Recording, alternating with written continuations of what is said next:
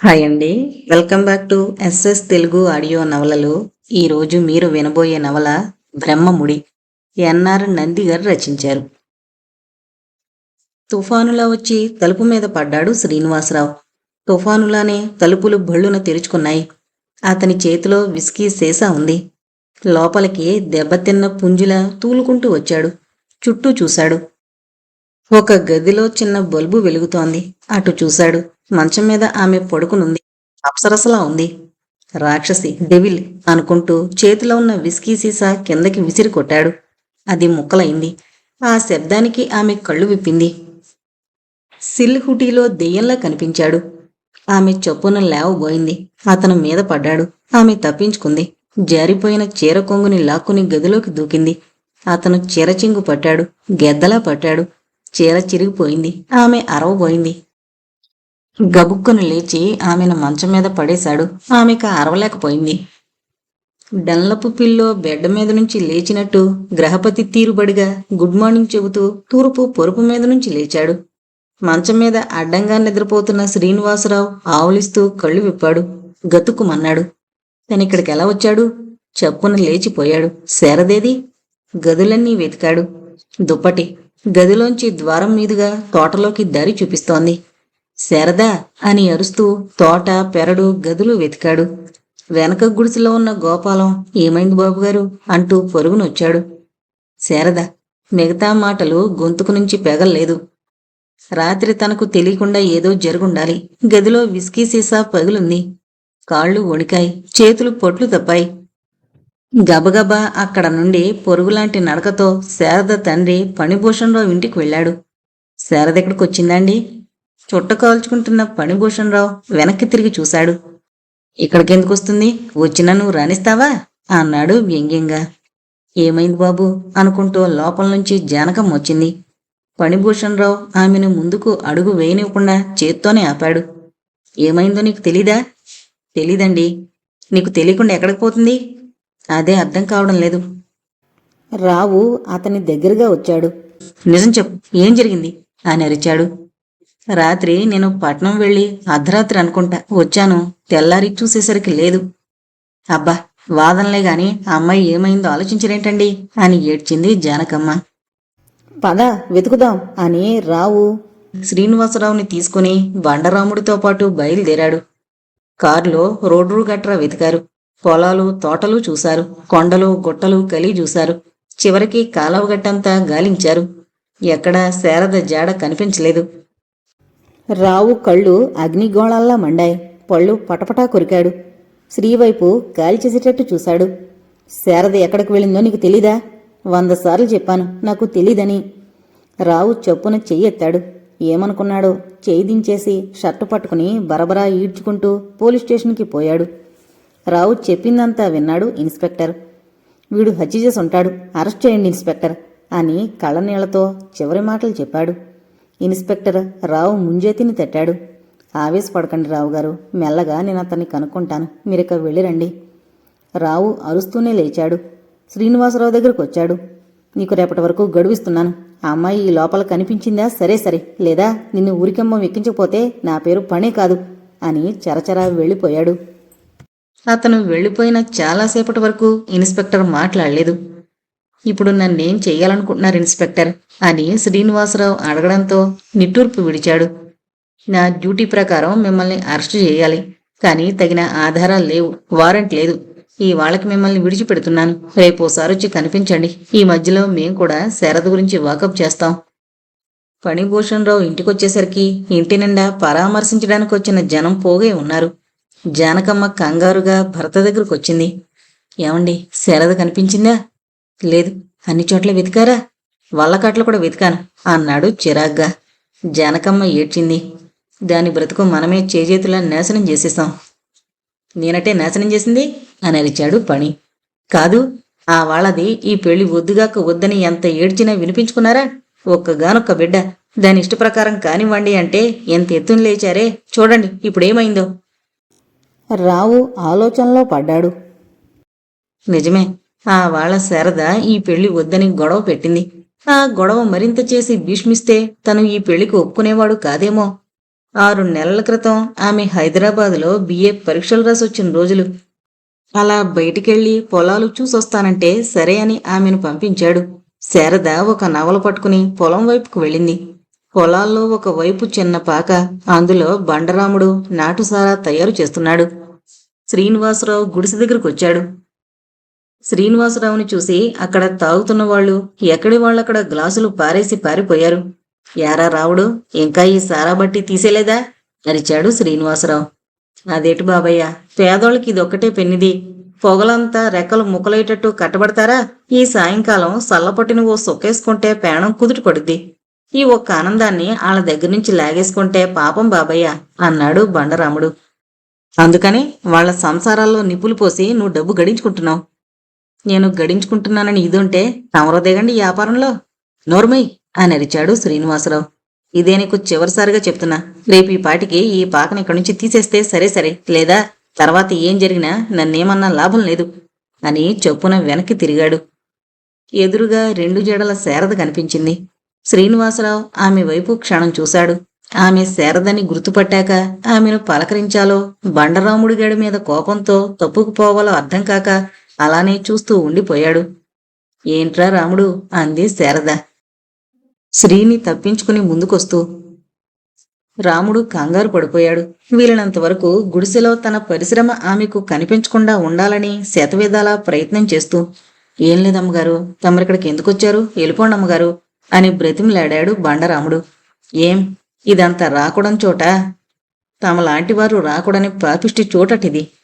అందుకని తలా ఒక గ్లాసు విషమిచ్చి చంపుతున్నాడు అన్నాడు శ్రీని వెనక్కి తిరిగి. శారద శ్రీవైపు చూసింది. అయితే మీరెందుకొచ్చారు అంది చిరునవ్వుతో. అట్టడగండి అమ్మాయి గారు అన్నాడు బండరాముడు. నోరు మీరా వెదవాయ్. శారద బండరాముణ్ణి కసిరింది. అసలు ఇక్కడ ఏంటిదంతా? ఈ కొండలు, పొయ్యి, గ్లాసులు. సారా వండి పొంచుతున్నాడు.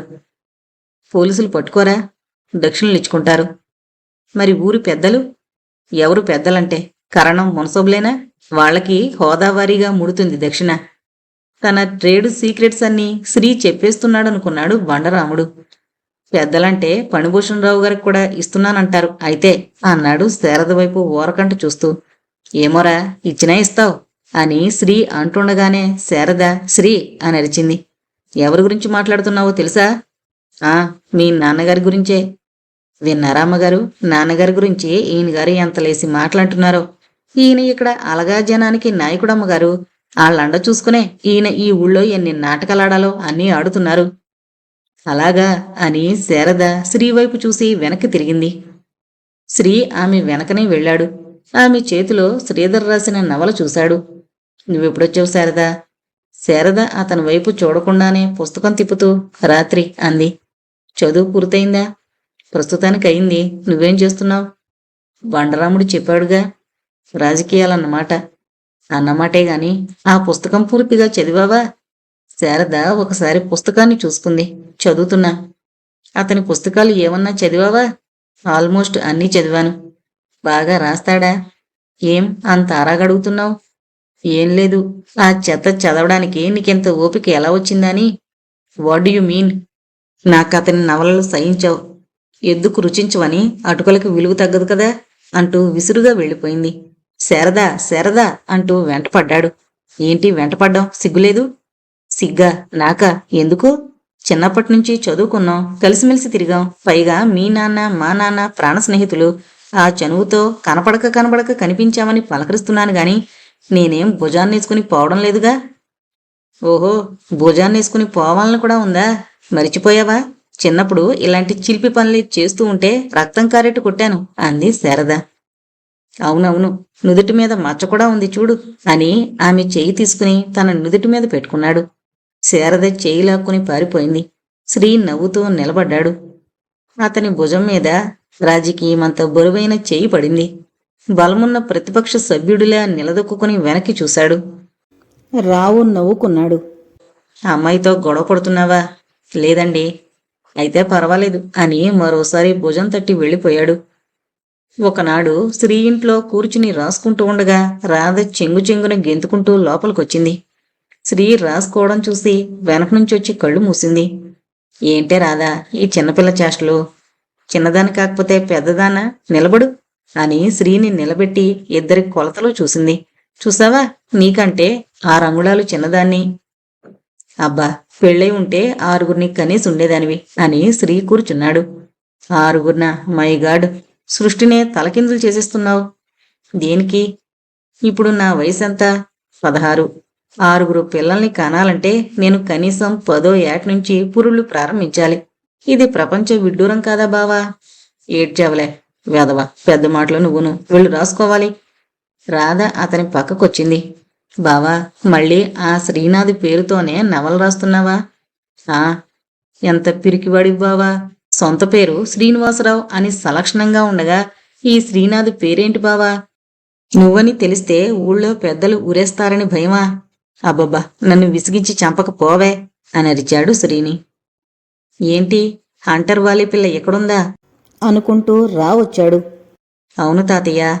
నేను తాతయ్యనటే. బంధుత్వంలో బాబాయివి కావచ్చు, మరి పంచాయతీ ప్రెసిడెంట్గా ఊరి పెద్దవి, అందువల్ల ఊరందరికీ తాతయ్యవి, నాకు డిటోవి. పెద్ద కబుర్లు మని బయటికెళ్ళు. మీరు కూర్చోండి అని రావుకి కుర్చీ చూపిస్తూ రాధను బయటకు పంపించి తలుపులు దగ్గరకు వేసొచ్చాడు. చెప్పండి. ఏం లేదు శ్రీ, నేను మీ నాన్న ప్రాణ స్నేహితులమని నీకు తెలుసుగా. శ్రీ తల ఊపాడు. వాడు ఎన్నోసార్లు నాతో అంటుండేవాడు, పని నువ్వు నేను ఎప్పుడు వియ్యంకులమవుతాన్రా అని. వాడు బ్రతికుండగా అంత పని చేసేద్దాం అనుకునేవాణ్ణి, కానీ వాడేదో కొంప మునిగిపోతున్నట్టు పైకి పోయాడు అని కళ్ళు తుడుచుకున్నాడు. శ్రీ అతని వైపే చూస్తున్నాడు. నా అభిప్రాయం నీకు అర్థమైందనుకుంటాను. మరి మా ఇంటి అల్లుడు అవడానికి ఏ రోజు నిర్ణయిస్తావు? శ్రీ చిరునవ్వు నవ్వాడు. మాట తిరగేశారు. శారదను ఈ ఇంటి కోడలు చేసుకోవాలని అనుకుంటా నాన్న అభిప్రాయం. అవును, వాడికి శారదను కోడలుగా చేసుకోవాలని, నాకు నిన్ను అల్లుని చేసుకోవాలని. ఏమంటావు శ్రీ? ఏదో తీయటి ఆలోచనల్లో కొట్టుకుపోతున్న శ్రీ ఉలిక్కి పడ్డాడు. మీ ఇష్టం, శుభం అని లేచిపోయాడు. ఈ నెల 30వ తేదీ రాత్రి 11 గంటలకు ముహూర్తం బావుందండి అన్నాడు శాస్త్రులు రావుతో. అప్పుడే బయటనుంచి వచ్చిన శారద ఏంటి నానా అంది. నీ పెళ్లి ఏర్పాట్లమ్మా అంది జానకమ్మ. శారద గతుక్కుమంది. అక్కడే మాట్లాడకుండా మేడ మీదకి వెళ్ళిపోయింది. ఆమె వెనకాలే జానకమ్మ కూడా వెళ్ళింది. నా పెళ్లికి ఇప్పుడంత తొందర ఏంటమ్మా అంది శారద. లగ్నాలు లేవమ్మా, ఈ ముహూర్తం దాటిందా? పుష్కరం వస్తే మళ్ళీ 3 ఏళ్ల వరకు ముహూర్తాలు లేవట అంది జానకమ్మ. ఏం 3 ఏళ్ళాగితే? మనం ఆగుతాం, కానీ ఆ అబ్బాయి ఒంటరిగాడు. ఎవరా ఒంటరబ్బాయి? శ్రీనివాసరావు. శారద ఉలిక్కి పడింది. ఎవరు? శ్రీనివాసరావు. శ్రీనా అని రెట్టించి అడిగింది శారద. అవునే, అతనికి ఇష్టమైంది. అతని ఇష్టాలు కాదు నాకు కావాల్సింది. నాకిష్టమో కాదో తెలుసుకోనవసరం లేదా? అంటే అంటే నీకు అతనంటే ఇష్టం లేదా? అతనంటే ఇష్టం లేకపోవడం కాదు, నా పెళ్లి అతనితో ఇష్టం లేదు. అసలు నా పెళ్లి విషయం నన్ను కనుక్కోకుండా నిశ్చయం చేయడానికి మీకు అధికారం ఉందంటే అది మీరు నన్ను కన్న అధికారమేగా. శారద, ఏంటమ్మా నువ్వనేది అనుకుంటూ రావచ్చాడు. నాకు ఈ పెళ్లి ఇష్టం లేదు, చేసుకోను అంది శారద ఖచ్చితంగా. ఎందుకు అంత ఖచ్చితంగానే అడిగాడు పని. రేపు మీకు కలగబోయే మనవడో మనవరాలో నా అదుపాజ్ఞంలో పెరుగుతారు కాబట్టి. అంటే తల్లిదండ్రులుగా మాకు ఏ బాధ్యత నీ గురించి లేదంటావు? అదే నేను అడుగుతున్నాను నాన్న. నాకు కలగబోయే సంతానం పట్ల నాకు ఏ బాధ్యత లేదంటావా? ఏం నీ బాధ్యత? తల్లిదండ్రులు తెచ్చిన సంబంధం కాదన్నవా? నీ బాగోలు ఇంతప్పటి నుంచి చూస్తూ కళ్ళలో పెట్టుకుని పెంచి పెద్ద చేసిన నా మాట కాదన్నవా? నా ప్రశ్నని నువ్వు తిప్పడుగుతున్నావు నాన్న. ఇంతప్పటి నుంచి నా బాగోగులు చూస్తూ కళ్ళల్లో పెట్టుకుని పెంచిన నీ కూతురి మాటను కాదండమేనా మీ బాధ్యత? నన్ను ఎందుకు అర్థం చేసుకోరు? అర్థం చేసుకోకపోవడానికి ఇదేం అర్థం కాని సమస్య అయితే కదా. చెప్పు, ఈ పెళ్లికి నీ అభ్యంతరం ఏమిటి? జానకమ్మ మధ్యలో కలిగించుకుంది. అబ్బా, మీరు ఊరుకోండి, మీరు మరింత కంగారు పెట్టేస్తున్నారు దాన్ని. కంగారు పెడితే కంగారు పడిపోవడానికి అదేం చిన్నపిల్ల కాదే. మైనారిటీ తీరిపోయి 2 ఏళ్లయింది. శారదకు ఈ ఎత్తి పొడుపు ములులా గుచ్చుకుంది. ఆ మాత్రం గుర్తున్నందుకు సంతోషం. మేజర్నయ్యాక నాకు స్వతంత్రం వచ్చిందని కూడా మీకు తెలిసే ఉండాలి కదా. అబ్బా, ఏంటండి మీరు ఆప్తాంతం? మీరెళ్ళండి, దానికి మెల్లగా నచ్చజెప్పి ఒప్పిస్తాను అంది జానకమ్మ. నచ్చజెప్తే ఒప్పుకునేందుకు నేనేం చిన్నదాని కాదమ్మా. మైనారిటీ తీరిపోయిందట. నేను ఆఖరిసారిగా చెప్తున్నా, నాకు ఈ పెళ్లి ఇష్టం లేదు, ఇష్టం లేదు, ఇష్టం లేదు. చేస్తారు మీ ఇష్టం. అంటే నా ఇష్టానికి వ్యతిరేకంగా చేస్తే చేస్తాననేగా నీ బెదిరింపు? పళ్ళు బిగించాడు రావు. ఆత్మహత్య చేసుకునేంత భయస్తురాల్ని కాదు నాన్న. అమ్మా శారద, ఎందుకే ఈ వాదనలు మంకుపట్టును? పోనీ నీకు అతనిష్టం లేదు, చెప్పు, నీకిష్టమైన సంబంధమే చూస్తాం అంది తల్లి. నోర్ముయ్ అని అరిచాడు రావు. ఎవడే నీకు పెద్దరకమిచ్చాడు? దానికిష్టం లేకపోతే మరో సంబంధం చూస్తుందట. ఇచ్చిన మాట తప్పడానికి నీ మొగుడేం చెమట కాదే. మర్యాద మట్టిలో కలిసిపోతూ ఉంటే చూస్తూ ఊరుకోవడానికి వీడు పణిభూషణ్ రావే. శారద కూడా ఆ పణిభూషణ్ రావు కూతురే, ఆ విషయం మర్చిపోకండి. నోర్ముయ్ అని రావు చెయ్యెత్తాడు. ఏమండి అంటూ అడ్డుపడింది జానకమ్మ. ఏం ఆగిపోయావేం, కొట్టు నాన్నా అని శారద తండ్రి చేతులు పట్టుకుంది. నాన్న, 20 ఏళ్ల క్రితం నాకు ఈ జన్మనిచ్చావు. ఈ 20 ఏళ్ళు నాకే లోటు కలగనివ్వకుండా నా భావాల్లో నన్ను స్వతంత్రంగా పెరగనిచ్చావు. నేను ఏదడిగినా కాదనలేదు, నన్ను ఏ కొసానా శంకించలేదు. ఇప్పుడు చివరిసారిగా ఒకే ఒక కోరిక కోరుకుంటున్నాను నాన్న. నాకు నా 100 ఏళ్ల జీవితాన్ని ప్రసాదించు నాన్న. భగవంతుడా అంటూ జానకమ్మ ఏడ్చింది.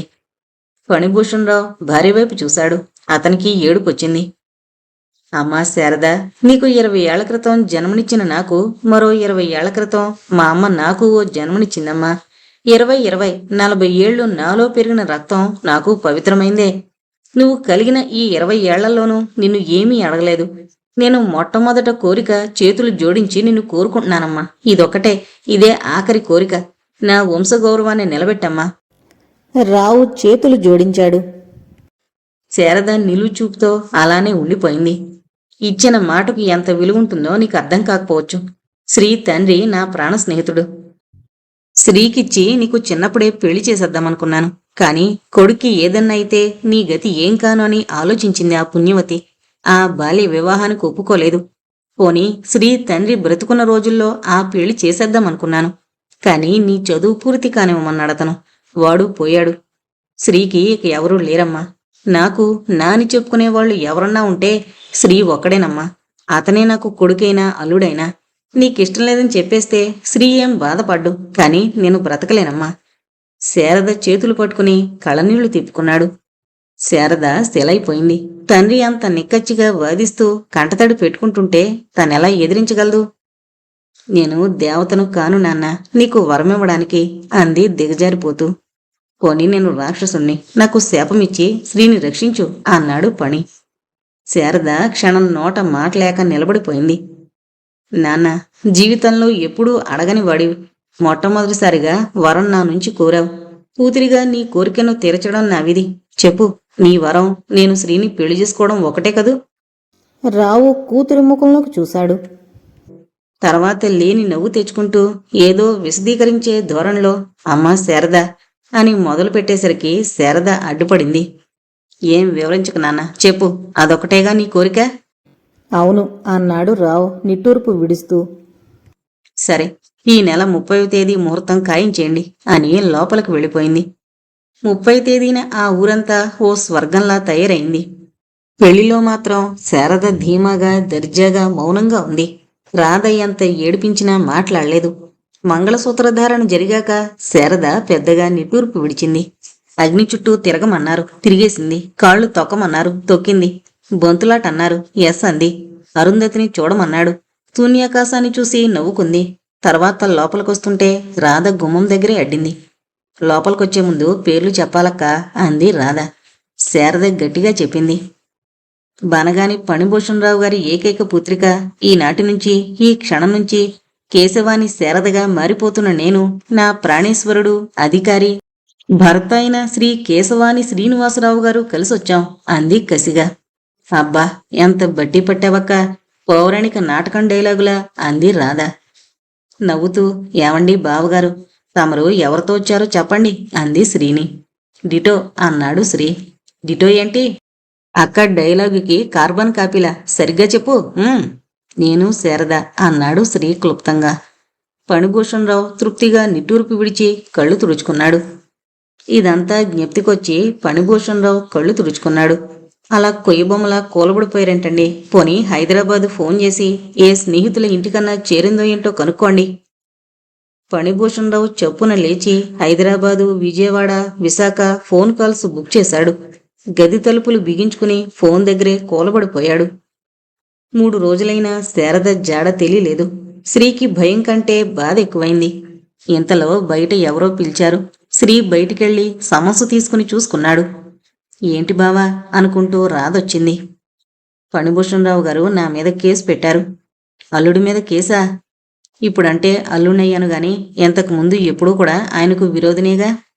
ఏంట్రా ఇదంతా అనుకుంటూ రాధ తండ్రొచ్చాడు. ఏముంది మావయ్య, పాత విరోధం తిరగబడింది. అసలు మనకు ఆ సంబంధం వద్దు మొర్రు అంటే వినిపించుకున్నావు కాదు. తండ్రికి మించిన పొగరుంది ఆ పిల్లకి. ఒక్కనాడైనా నిన్ను నిలబడి నీళ్లు తాగనిచ్చిందట్రా. డబ్బున్న వాళ్ళైతే ఉన్నవాళ్లతో చేసుకోవలసింది. మధ్య మన ప్రాణం తీయడం దేనికి అన్నాడు రాధ తండ్రి గోపాలరత్నం. సరే, అయింది ఎలాగో అయ్యింది. ఇప్పుడు పీకల మీదకొచ్చింది. ఏం చెయ్యాలి అంది రాధ. ఏం చేస్తాడు? వీడే ఆ పిల్లను ఏదో చేసేసి ఉంటాడని రుజువు చేస్తాడు. దాంతో వీడు జైలుకి, మనకి ఏడుపు. సరే, ఈ ఫణిభూషణరావు ఎంతవరకు ఎగురుతాడో నేను చూస్తాను. పదరా, పట్నం వెళ్ళొద్దాం. దేనికి? మంచి లాయర్ నొకరిని చూసి ఆ పని బ్రతుకు మొదటి కోర్టులో బట్టబయలు చేద్దాం. వద్దు మావయ్య, నాకే లాయరు వద్దు. వద్దంటే ఎలారా? రేపు శిక్ష పడితే అగురించేదెవరు? శిక్ష ఎందుకు పడుతుంది? శారదను నేను ఏదైనా చేస్తే కదా. నువ్వేం చేయలేదంటే మేం నమ్ముతాం. కోర్టు నమ్మొద్దు. మొండివాదన వేయక నడు. కోర్టులో వాదించి పరువు తీసుకుంటావా? ఇప్పుడు పొరువెక్కడుందిరా? పొరువే ఉన్నా పోతే ఆ పనిది పోవాలి. అర్ధరాత్రి కాడ ఎవరితోనో చెప్పా పెట్టకుండా ఎవరితోనో లేచిపోయిందని ఎదురు వాదించాలి. మావయ్య, శారద మీద అలాంటి అపనింద వేయడం. అవతల పీకల మీదకి వచ్చేస్తుంటే అపనింద అంటూ ఆడదాల్లా భయపడతావేంట్రా? అయినా నీకేమిట్రా అపనింద? వస్తే ఆ పనికొస్తుంది, లేదా ఆ పిల్లకొస్తుంది. అదే జరగకూడదు మావయ్య. అంటే ఆ పిల్ల తిరిగొస్తే ఏలుకుంటావా? శ్రీ సమాధానం ఇవ్వలేదు. ఏరా, ఏలుకుంటావా? మాట్లాడవేం? తప్పేముంది? ఓరి త్రాష్టుడా, అర్ధరాత్రి ఎవరితోనూ చెప్పకుండా ఎక్కడికో పోయిన ఆడది తిరిగొస్తే ఏలుకుంటావా? చిచ్చి, ఇంత చెవటం అనుకోలేదురా. ఒకవేళ ఆ విధంగా చేస్తే నీ ముఖం చూసేది లేదు అని గోపాలరత్నం సరుణ తిరిగి వెళ్ళిపోయాడు. రాధ శ్రీవైపు చూసింది. కాసేపు రెస్ట్ తీసుకుంటాను, నువ్వింక వెళ్ళు రాధా. రాధ ఒక్క నిట్టూర్పు విడిచింది. బావా, శారదక్క తిరిగొస్తే ఇంటికి రానివ్వో? అలా ఎందుకనుకుంటున్నావు రాధా? తన మనసు బాగుండక ఏ ఊరన్నా వెళ్ళిందేమో. దానికి అంతా ఇంత రాద్ధాంతం ఎందుకు చేస్తున్నారో అర్థం కావడం లేదు. ఎక్కడికి వెళ్ళినా నీకు ఉత్తరం రాయొచ్చుగా. రాయదు. తన సంగతి నాకు బాగా తెలుసు. రాధ లేచి నిలబడింది. నాన్నకి ఆవేశం తప్ప ఆలోచన తక్కువ. ఆయన మాట వెనక బావా. అక్కొస్తే తప్పక ఇంటికే తీసుకురా. అయిన వాళ్ళంతా విడిచిపెట్టేస్తారని భయం నీకొద్దు. నేనొస్తూ ఉంటాను. శ్రీ తలెత్తి ఆమె వైపు చూశాడు. అవును బావా, చిన్నప్పటినుంచి నువ్వు నాకు తెలుసు. అలాంటిది ఇంత చిన్న విషయానికి నిన్నెలా వదులుకుంటాను? శ్రీ చిరునవ్వు నవ్వాడు. పిచ్చిరాదా, వాళ్ళు సమాజం కోసం భయంతో బతికేవాళ్ళు. నీకు పెళ్ళయ్యాక ఈ సమాజం అంటే ఏంటో తెలుస్తుంది. అప్పుడు నువ్వే నన్ను అసహించుకోవచ్చు. నిన్ను అసహించుకోవడమా ఈ జన్మలో జరిగే పని కాదు. సరే, అంత అభిమానం ఉంటే నాకంతే చాలు. వెళ్ళురాదా, మీ అమ్మ ఎదురు చూస్తూ ఉంటుంది అని ఆమెను పంపించేసి శారద గురించి ఆలోచిస్తూ పడుకున్నాడు. కోర్టులో సాక్షుల విచారణ జరుగుతూ ఉంది. ముందు రావుని పిలిచారు. గ్రామంలో మీకు శ్రీనివాసరావు ప్రత్యర్థ అన్నాడు డిఫెన్స్ లాయర్. కాదు. అతన్ని మీరు నయానా భయానా లొంగదీయడానికి ప్రయత్నం చేశారా? అతను నాకు విరోధి కాంది ఎందుకు లొంగ తీసుకోవడానికి ప్రయత్నం చేయడం? అతను నా స్నేహితుడి కొడుకు, దూరపు బంధువు. లొంగదీయాలంటే 1,00,000 మార్గాలున్నాయి. అందుకు నా ఒకగానొక కూతుర్నిచ్చి పెళ్లి చేసి దాని గొంతుకు కోయినవసరం లేదు. తర్వాత సాక్షిగా జానకమ్మను పిలిచారు. తనకి అల్లుడి మీద ఏ కొసానా అనుమానం లేదని చెప్పింది. అంత మంచివాడు మరొకడు ఉండడని సర్టిఫికెట్ కూడా ఇచ్చింది. గోపాలరత్నం తన సాక్ష్యంలో శారద మహా మొండిపిల్లని చెప్పాడు. ఈ విషయం మీకు శ్రీనివాసరావు చెప్పాడా? మీరు ఊహించారా? అతను చెప్పను లేదు, నేను ఊహించను లేదు. ఆమె చేస్తున్న పనులను బట్టి ఈ నిర్ణయానికి వచ్చాను. మీ అమ్మాయిని శ్రీనివాసరావుకి ఇవ్వాలని అనుకున్నారా? అనుకునేవాణ్ణి, కానీ శ్రీతో ఎప్పుడూ చెప్పలేదు. తర్వాత రాధను బోన్లో నిలబెట్టారు. ఆమె అంతమంది జనాన్ని నిలదీసి ప్రశ్నించే లాయర్ని చూసి హడలిపోయింది. మీరు శ్రీనివాసరావుని ప్రేమించారా? ప్రేమ అంటే అంటే అంటే పెళ్లి చేసుకోవాలని అనుకున్నారా? పెళ్లి నేనెలా చేసుకుంటానండి? మా నాన్నగారు చెయ్యాలి గాని. మీ నాన్నగారు శ్రీనివాసరావు గారికి ఇచ్చి చేస్తానంటే ఒప్పుకునేవారా? ఎలా ఒప్పుకుంటానండి, మా అమ్మకు తెలియకుండా? ఒకవేళ వారు చేసుకోమని అన్నారనుకోండి, చేసుకునేవారా? ఎలా చేసుకుంటానండి వాళ్ళు అనకుండా? ఒకవేళ అన్నారనుకోండి, చేసుకునేవారా? ఎలా అనుకుంటానండి, మా బావ ఒప్పుకోకుండా? మీ బావగారు ఒప్పుకున్నారనుకోండి, చేసుకునేవారా? ఎలా చేసుకుంటానండి, నా మనసు ఒప్పుకోకుండా? మీ మనసు ఒప్పుకుంది అనుకోండి, చేసుకునేవారా? నా మనసు ఎలా ఒప్పుకుంటుందండి నేను అడగకుండా? ఒకవేళ అడిగారనుకోండి, అన్నీ అనుకోండి అనుకోండి అంటున్నారు, మరి నేను పెళ్లి చేసుకోలేదని మీరెందుకు అనుకోరండి? లాయరు తెగమకు పడ్డాడు. శారద గారి గురించి మీకేం తెలుసో చెప్తారా? శారద ఫణిభూషణరావు గారు జానకమ్మ గార్ల ఏకైక పుత్రిక. బిఏ చదివింది, అందంగా ఉంటుంది. పెళ్లిగాక ముందు 2 జడలు వేసేది, అయ్యాక వేలుముడి వేసింది. వంటలొచ్చు, ఇంగ్లీషు, తెలుగు, హిందీ భాషలొచ్చు. అమ్మా, కాంపోజిషన్ కాదు నేను అడిగింది. శ్రీనివాసరావు ఆమె సఖ్యంగా ఉండేవారా అని. సఖ్యం అంటే? సరదాగా కబుర్లు చెప్పుకోవడం వగేరా. నేను చూడలేదు. అయినా నేను వాళ్ళు అలా సఖ్యంగా ఉన్నప్పుడు ఎందుకు వాళ్ళ మధ్యకు వెళతాను? శారద గారిని శ్రీనివాసరావు గారు ఎప్పుడైనా కొట్టడం తిట్టడం గాని? ఎందుకు కొడతారు, ఎందుకు తిడతారు? అదే నేను అడిగేది. ఆమె ఏమన్నా కుక్క, పిల్ల కొట్టడానికి? ఇక మీరు వెళ్ళొచ్చు. లాయరు విసుగెత్తిపోయి ఆమెను పంపించేశాడు. తర్వాత సాక్షిగా ముద్దాయిని ప్రశ్నించడానికి జడ్జిని అనుమతి అడిగాడు లాయరు. జడ్జి గ్రాంట్ చేశాడు. శారద గారికి మీకు ఏ విషయంలోనైనా ఎప్పుడైనా అభిప్రాయ భేదాలొచ్చాయా? అడిగాడు లాయర్. చాలా విషయాల్లో అన్నాడు శ్రీనివాసరావు క్లుప్తంగా. ఏంటో చెప్పగలరా? ఒక గ్రంథం అవుతుంది. మాకు ఓపుకుంది, చెప్పండి. శ్రీనివాసరావు ఒక నిట్టూర్పు విడిచాడు. ఫణిభూషణరావు గారికి నాకు గ్రామ సమస్యల్లో తగాదాలు ఉండడం నిజమే. అవి ఎలా వచ్చాయంటే ఖచ్చితంగా ఎవరం చెప్పలేం. అయితే నాకు తెలిసిన విషయాలు మాత్రం చెప్తాను అంటూ శ్రీ వెనకటి విషయాలు చెప్పడం మొదలుపెట్టాడు. ఆ గ్రామాన్ని 7 పంచాయతీ లెంబర్లు పరిపాలిస్తున్నారు. లెంబర్లందరికీ పెద్ద అధ్యక్షుడు. అతని పేరు శ్రీ ఫణిభూషణరావు.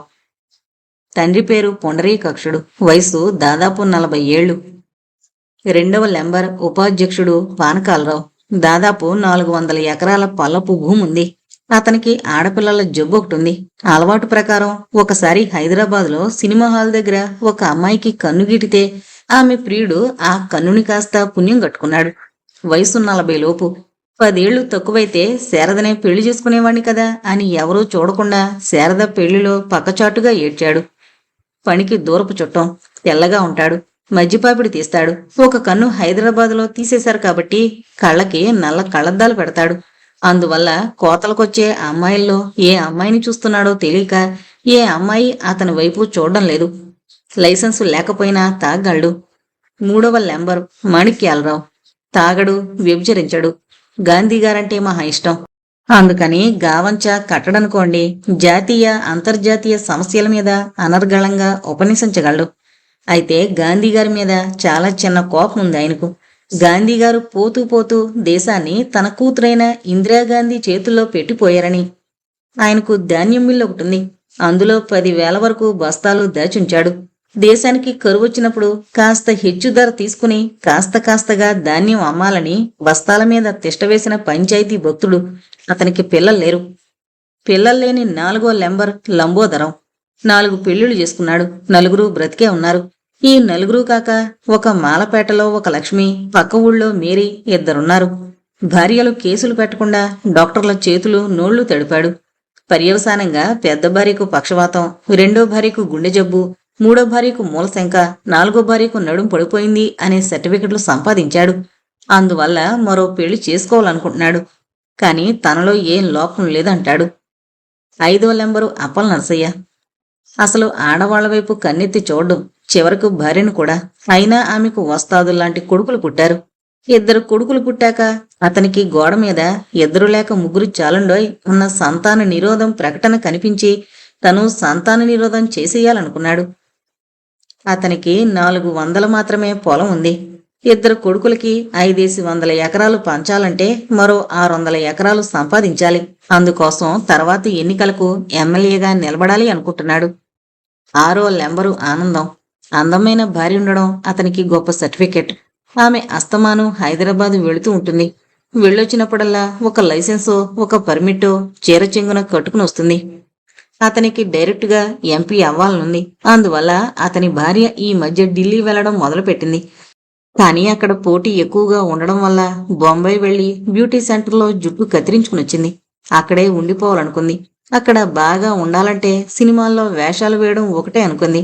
ప్రయత్నాలు చేసి 1-2 చిత్రాల్లో చిత్రం మహారాణి పాత్రలు వేసింది. 7వ నెంబర్ లేడీ లెంబర్. ఫణిభూషణరావు గారి భార్య జానకమ్మ నామినేటెడ్ మెంబర్. అందువల్ల ఆమె ఎప్పుడూ ఈ సమితి ముఖం చూడలేదు. సభ్యత్వం మాత్రం నిలిచిపోయింది. ఈ 7 లెంబర్లు కలిసిమెలిసి ఒక ఉమ్మడి కుటుంబంలా పైకుంటారు. ఈ 7 లెంబర్లు ఎప్పుడూ ఒక తాటి మీద నడవరు. తెగిపోతుందని భయం. ఒక్క శ్రీనివాసరావుని చూసినప్పుడు మాత్రం ఒక గుటికి చేరతారు. ఒక రోజున శ్రీ పంచాయతీ ఆఫీసుకు వెళ్ళాడు. అతన్ని చూడగానే చుట్టలు కాల్చుకుంటున్న లెంబర్లు ఓ గూటి కిందకి చేరారు. రావోయ్ శ్రీ అని రావు ఆహ్వానించాడు. ఒక విషయం అడగాలనొచ్చాను అన్నాడు శ్రీ ముక్తసరిగా. అడుగు. అడిగించుకోవడానికేగా మేమిక్కడుంది. గ్రామంలో చెరువు ఎండిపోయింది. సహజం. ఈ ఎండలెలా ఉన్నాయి మరి? ఆ మధ్య గ్రామానికి నీటి సప్లై చేస్తామని, పంపులేస్తామని డబ్బు వసూలు చేశారు కదా, ఆ ప్లాన్ ఎంతవరకు వచ్చింది? జిల్లా పరిషత్ కార్యాలయం దగ్గర నుంచి పంచాయతీ ఆఫీస్ వరకు అన్నాడు పానకాలరావు. గ్రామానికి నీటి సప్లై ఎప్పుడవుతుంది? అడగడానికి నువ్వెందుకు వచ్చావయ్యా అన్నాడు లంబోదరం. ప్రజలు పంపించారు అన్నాడు శ్రీ కవ్వింపుగా. ఏవయ్యా ఆనందం, నువ్వు పంపించావా అన్నాడు రావు. అంత తెలివి తక్కువ పని నేనెందుకు చేస్తాను? నువ్వు పంపించావా అప్పలనసయ్యా? చచ్చా, నువ్వు పంపించావా అని పని లెంబర్లందర్నీ పేరు పేరుని అడిగాడు. ఎవరికి వారే అబ్బే మేం పంపలేదంటే మేం పంపలేదు అన్నారు. వీళ్ళు కాదు అన్నాడు శ్రీ. వీళ్ళు ప్రజలు కారా? అది మీరే చెప్పాలి మరి. 4 ఏళ్ల క్రితం ఊళ్ళో పంపులు వేయమని ₹1,00,000 శాంక్షన్ చేశారు. అది అమలుపరచడానికి ఇంత ఆలస్యం దేనికి? ఆ డబ్బు మరోదానికి ఖర్చు అవుతుంది అన్నాడు అప్పలనరసయ్య పుసుకున. దేనికి? మరిడమ్మ బావుల మీద కేసు ఇస్తున్నాం. వాటి మీద కేసేంటి? వాటిని హరిజనులకు ప్రభుత్వమేగా ఇచ్చింది. అందుకే బాబు, ప్రభుత్వం ఇలాంటి చెడ్డ పనులు చేస్తూ ఉంటే అరికట్టడానికి కోర్టుంది. ప్రజానికమా మజాకా? అలాగా, అయితే కేసు వివరాలు చెప్తారా? నీకెలా చెప్తామయ్యా, నువ్వు లెంబర్గా ప్రతిపక్షమోడివి అన్నాడు అప్పలనరసయ్య. సరే అయితే అని శ్రీ వెనక్కి తిరిగిపోయాడు. ఆ వెళ్ళడం తిన్నగా మరిడమ్మ గుడి దగ్గరికి వెళ్ళాడు. అక్కడ మెరక మీద సేద్యం చేసుకుంటున్న హరిజనుల్ని చూశాడు. ఈ మెరక హరిజనులకు రావడం చాలా కాకతాళీయంగా జరిగింది. ఒక రోజున శ్రీ ఇంట్లో కూర్చుని ఏదో నవల రాసుకుంటూ ఉండగా ఒక కుంటి మనిషి ఇంటి ముందుకొచ్చి నిలబడ్డాడు. శ్రీ బయటకొచ్చి చూస్తే చిన్నతనంలో తనతో చదువుకున్న బలరాం. కాలుపోయిన అతన్ని చూడగానే అసలు ఎలా పోయిందో క్షణంలో ఊహించేశాడు. ఈ ఉన్నవాళ్ల సంపదలు సర్వనాశనం కాకుండా ఉండేందుకు శత్రువులతో పోరాడి తను అవిటివాడయ్యాడు. అవిటివాడు కావడంతో మిలిటరీ నుంచి ఇంటికి పంపించేశారు. పంపిస్తూ తన స్వగ్రామంలో ఏదైనా పోరంబోకు భూముంటే వెతుక్కోమన్నారు. అలా వెతుక్కుంటే 5 ఎకరాలు ఇస్తారట. ఈ విషయం చెప్పుకుని బలరాం ఏడ్చాడు. శ్రీ క్షణం ఆలోచించాడు. మరిడమ్మ గుడి దిగువన దాదాపు 100 ఎకరాల పోరంబోకు భూముంది. అది ఇప్పించాలనుకున్నాడు. బలరామే కాకుండా మరికొందరు మిలిటరీ వాళ్లను హరిజనుల్ని తోడు చేసి ప్రభుత్వానికి అప్లికేషన్ పంపించాడు. కొన్నాళ్ల తర్వాత ఆ భూమిని మిలిటరీ వాళ్లకు హరిజనులకు ప్రభుత్వం ఇచ్చింది. శ్రీనివాసరావు మరిడమ్మ గుడి కింద భూమిని మిలిటరీ వాళ్లకు ఇప్పిస్తున్నాడని పంచాయతీ పెద్దలకు తెలిసింది. ఏడిశాడు. ప్రభుత్వం అంత త్వరగా ఈ వెధవల్ని కరుణిస్తుందా అనుకున్నారు. కరుణించింది అనగానే ఆ దౌర్భాగ్యుల చేతికి రావద్దు అనుకున్నారు. తీరా వచ్చేసి వాళ్లు సేద్యాలు మొదలు పెట్టగానే లబో దిబోమని మరిడమ్మకేదో అన్యాయం జరిగిపోతుందని శోకాలు మొదలు పెట్టారు. చిన్న కోర్టులో కేసు వేసి ఓడిపోయారు. ఇప్పుడు హైకోర్టులో వేయబోతున్నారు. పోనీ అదేమన్నా బంగారం పండే మాగాణ అంటే అది కాదు. అక్కడికి కాలవ నీరు ఎక్కదు, వర్షం నీరు నిలవదు. శ్రీ ఆ 50 ఎకరాలు చదును చేయించి తన 2 నవలలకొచ్చిన పారితోషికంతో బోరింగ్ సెట్ వేయించాడు. 1 ఏడాది పంట వాళ్ల చేతికొచ్చేసరికి పంచాయతీ పెద్దల వంటికి మరింత కారణం రాసుకున్నట్టు అనిపించింది. ఈ విషయం వాళ్లతో చెప్పాలా వద్దా అని కాసేపు తటపటాయించాడు శ్రీ. అతన్ని చూసి బలరాం కుంటుకుంటూ వచ్చాడు. ఏంటి బాబు అలా ఉన్నారు? శ్రీ చెప్పాడు. ఇప్పుడెలా బాబు? చచ్చుదో పుచ్చుదో ఒక ఆసరా దొరికిందనుకున్నాం. ఇది లాక్కుంటే మేం ఏమైపోతాం? ఏం భయం లేదు. ముందు కలెక్టర్ గారికి రాద్దాం.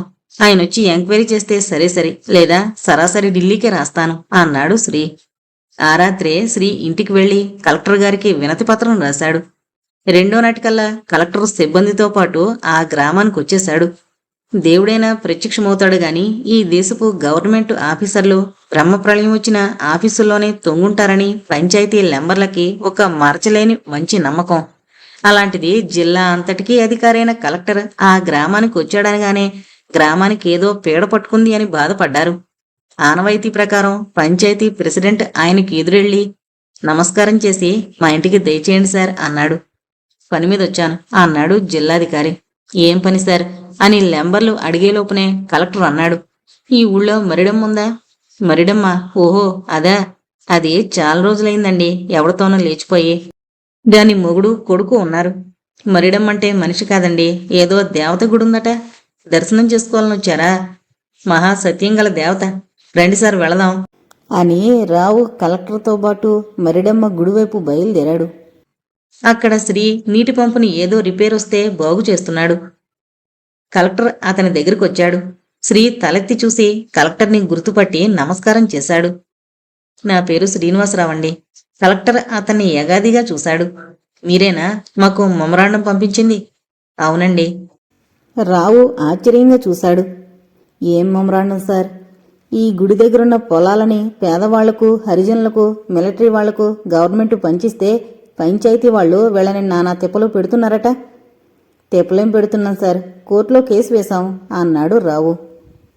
దేనికి వేయడం? ప్రభుత్వమేగా వీళ్ళకిచ్చింది. ఒక్క విషయం సార్, ఎన్నో ఏళ్లుగా ఈ మరిడమ్మ గుడి దగ్గరున్న భూమిని మరిడమ్మ జాతరకు ఉపయోగిస్తున్నాం. ఇప్పుడు ఈ నేల మీద సేద్యం చేస్తే జాతర చేయడానికి వీలవదు. జాతర ఎప్పుడవుతుంది? సంక్రాంతి పోయాక సార్. అంటే అప్పటికి కోతలైపోతాయిగా, మీరు నిర్భ్యంతరంగా ఇక్కడే జాతర చేసుకోవచ్చునే. కానీ ఆ భూమంతా మరిడమ్మ గుడికి సంబంధించిందండి. మా తాత ముత్తాతల కాలం నుంచి ఆ గుడికి సంబంధించిన 100 ఎకరాలు మా పేరనే ఉన్నాయి. ఒక విధంగా చూస్తే ఈ గుడి పొలాలు మా స్వంత ఆస్తి. అలాంటి దానిని ప్రభుత్వం బంజర్లంటూ ఎవరికో ధర్మం చేయడం భావ్యం కాదు. మీ తాత ముత్తాతల కాలం అన్నారు, చూశారు. అన్ని కాలాల ఫైల్స్ తిరగేసి చూశాను. దేంట్లోనూ ఈ గుడి గాని, ఈ గుడి కట్టిన స్థలం గాని, ఈ గుడి దిగువనున్న భూమి గాని ఏ ఒక్కరి పేరునా లేవు. ప్రభుత్వం నేల మీద ఎవరో ఎప్పుడో ఈ గుడి కట్టేశారు. ఈ గుడి, ఈ భూమి అంతా ప్రభుత్వాందే. ప్రభుత్వం అంటే ప్రజలు, ప్రజల భూమిని ప్రజలకే ఇచ్చింది ప్రభుత్వం అన్నాడు కలెక్టర్. కలెక్టర్ శ్రీనివాసరావు దగ్గరకు వచ్చాడు. మిస్టర్ శ్రీనివాసరావు, మీ పని మీరు చేసుకోండి, మీ పొలాలకేం భయం లేదు అన్నాడు. ఇక్కడ నాకేం పొలం లేదండి అన్నాడు శ్రీ. మరిక్కడ పని చేస్తున్నారు? ఈ పంపు సెట్టు బాగు చేసి నీరు పెడుతున్నానండి. అది మా రాజే డబ్బెట్టుకొని మాకు ధర్మం చేశారండి అన్నాడొకడు. కలెక్టర్ శ్రీని అభినందనపూర్వకంగా చూశాడు. అలాగా, వెరీ గుడ్. ఈ 50 ఎకరాలే కాదు, మిగతా పూర్వంబోకు భూమి కూడా భూమి లేని పేదలకి అలాట్ చేసేందుకు ప్రయత్నం చేస్తాను అని కలెక్టర్ శ్రీ భుజం తట్టి వెళ్లిపోయాడు.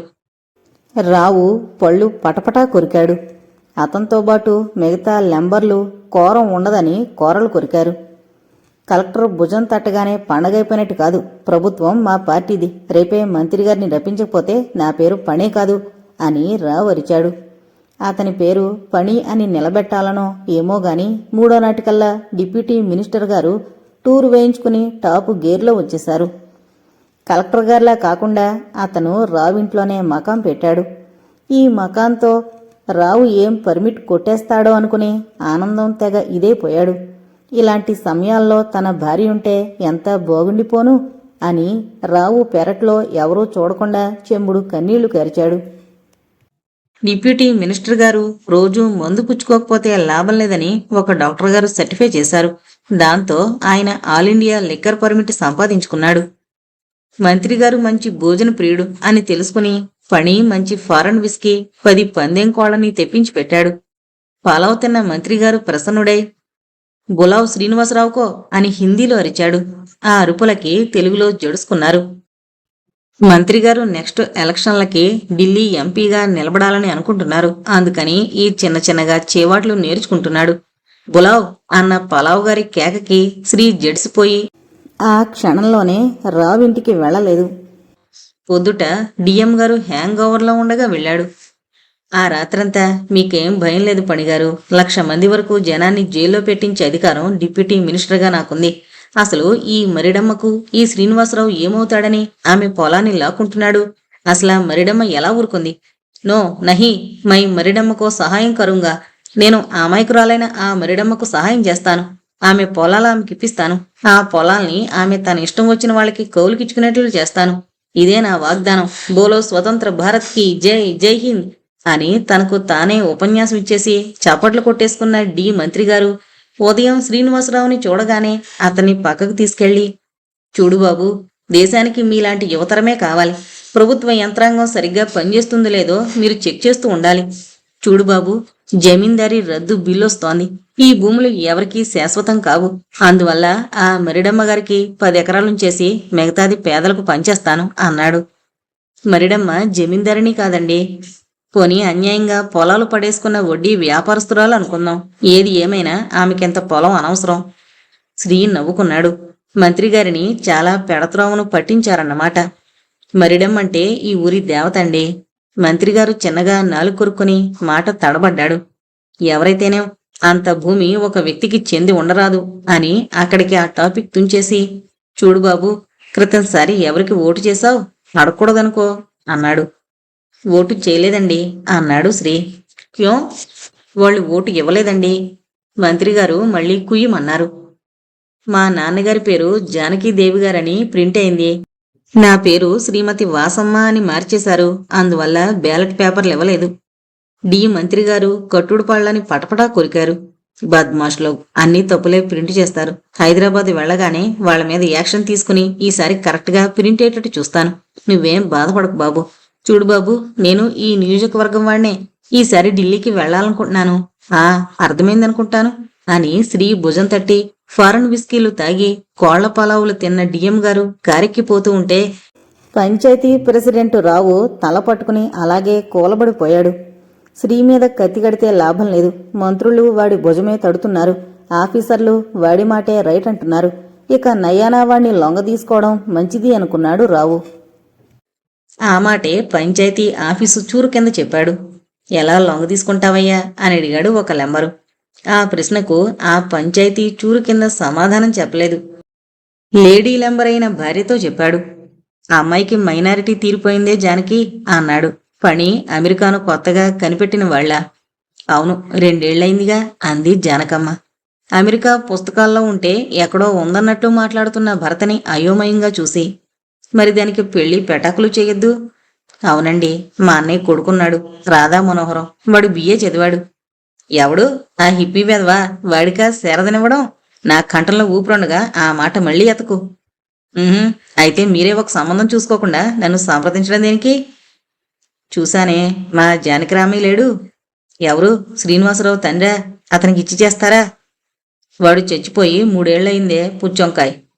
మరి శారద అభిప్రాయం ఏమిటో? దానికో అభిప్రాయం అంటూ ఉంటుందా? మీకుండవని అందరికీ ఉండమంటారా? అయినా అతనికి ఏం ఆస్తిపోస్తులున్నాయని? అతనికెందుకే ఆస్తి? అల్లుడైతే మన ఆస్తంతా అతనికి చెందదా? ఊళ్ళో ఉన్నాడు. మనం అడిగితే ఇల్లరకం కూడా ఉంటాడు. ఇక ముందు వెనక అంటావా? మనం నిలబడితే సరి. అయినా సంబంధాలకంత తొందర పనికిరాదండి. పిచ్చిదానా, పిల్లలతో ఆడుకుని చాలా రోజులైందే. ఇక సంతాన యోగం లేదని అలోపతులు హోమియోపతులు ఖచ్చితంగా తేల్చి చెప్పేశారు. మనవడన్నా వస్తే వాడితో ఊసిపోతుంది కదే. మరి ఆ అబ్బాయి అభిప్రాయం ఏంటో కనుక్కోవద్దు? ఇదిగో ఇప్పుడే వెళ్ళి కనుక్కుంటాను అని రావు బయలుదేరాడు. రావు తిన్నగా శ్రీనివాసరావు దగ్గరికెళ్ళి పెళ్లి సంప్రదింపులు జరిపాడు. శ్రీ ఎటూ చెప్పలేని సందిగ్ధంలో పడ్డాడు. చివరికి తల ఊపాడు. రావు వెళ్ళిపోయాక శ్రీ తిన్నగా మేనమామ ఇంటికి బయలుదేరాడు. శ్రీ చెప్పిందంతా మేనమామ గోపాలరత్నం మౌనంగా విన్నాడు. సరే, ఒప్పేసుకున్నావుగా, పెళ్లి చేసుకో అన్నాడు గోపాలరత్నం కోపాన్ని అణుచుకుంటూ. అదేంటి మావయ్య? అవునరా, ఆయన ఇష్టప్రకారం ఆయన నీ దగ్గరకు వచ్చాడు. నీ ఇష్టప్రకారం నువ్వు ఒప్పేసుకున్నావు. ఇక మాతో పని ఉంది. అదేంటి బాబు, నీకు తెలీదంటే ఒక మాట. ఆ పనిగారికి తెలియద్దు? తిన్నగా వెళ్ళి పెళ్ళాడబోయే మనిషిని అడుగుతాడా? ఈ ఊళ్ళో నీ తరపున మేం ఉన్నామని తెలీదా పెద్ద మనిషికి అని నిష్ఠూరంగా మాట్లాడింది రాధ తల్లి లక్ష్మి. మన పెద్దరకం గురించి అతనికేం తెలుస్తుందే? మన బంగారం మంచిదైతేగా. అయినా ఎందులోనూ కలిసిరాని పని మనలాంటి మామూలు వాళ్లతో వియ్యమందడానికి స్వయంగా వచ్చాడంటే ఇందులో ఏదో గూడు పుటాణి ఉందని నువ్వు ఊహించలేదా? లక్ష్మి శ్రీ దగ్గరగా వచ్చింది. నువ్వు ఒప్పుకునే ముందు ఒకసారి మా మావయ్య గారిని కూడా సంప్రదిస్తాను అనుంటే మా హోదా ఎంత పెరుగుండేది. క్షమించత్తయ్య, ఆ విషయం అంతగా ఆలోచించలేదప్పుడు. మీ అభ్యంతరం ఉండదని అనుకున్నాను. సరే, నీ ఇష్ట ప్రకారం సంబంధం ఖాయం చేసుకున్నావు కాబట్టి నువ్వే అదేదో కానిచ్చుకో. అదేంటి మామయ్య, మీరు లేకుండా నేనెలా వెళ్తాను? నాకేం తెలుసు, వెళ్ళి ఆ పనితో చేతులు కలిపి ఇంటెలుడు అవ్వు అని గోపాలరత్నం చరచరా వెళ్ళిపోయాడు. నేను మాత్రం వస్తాను బాబోయ్ పెళ్లికి అనుకుంటూ రాదొచ్చింది. నాన్నదంతా సోడబుడ్డి కోపం. గ్యాస్ పోగానే చల్లారిపోతాడు. నీకెందుకు, నువ్వు వెళ్ళి బావా, నేను పెళ్లి కొడుకుని చేస్తాగా. పెళ్లికి రామని అంత ఖచ్చితంగా చెప్పిన గోపాలరత్నం శ్రీని పెళ్లి కొడుకుని చేయడానికి భార్యను పంపించాడు. అమ్మలక్కలు 10 మంది చేరారు. శుభలేఖ పట్టుకుని రాదొచ్చింది. గొంతుకు సర్దుకుని అందరికీ వినబడేలా అరిచింది.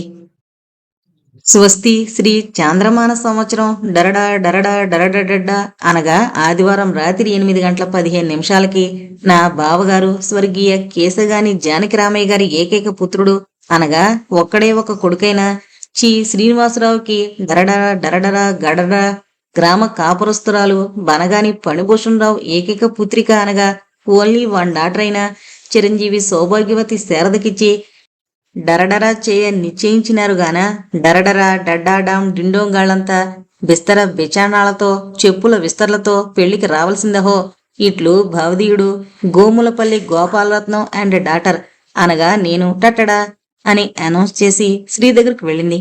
ఏం బావా, పెళ్లి బొట్టు పెట్టనా? ఏంటే నీ గోల అంది ఒక ముత్తైదువ.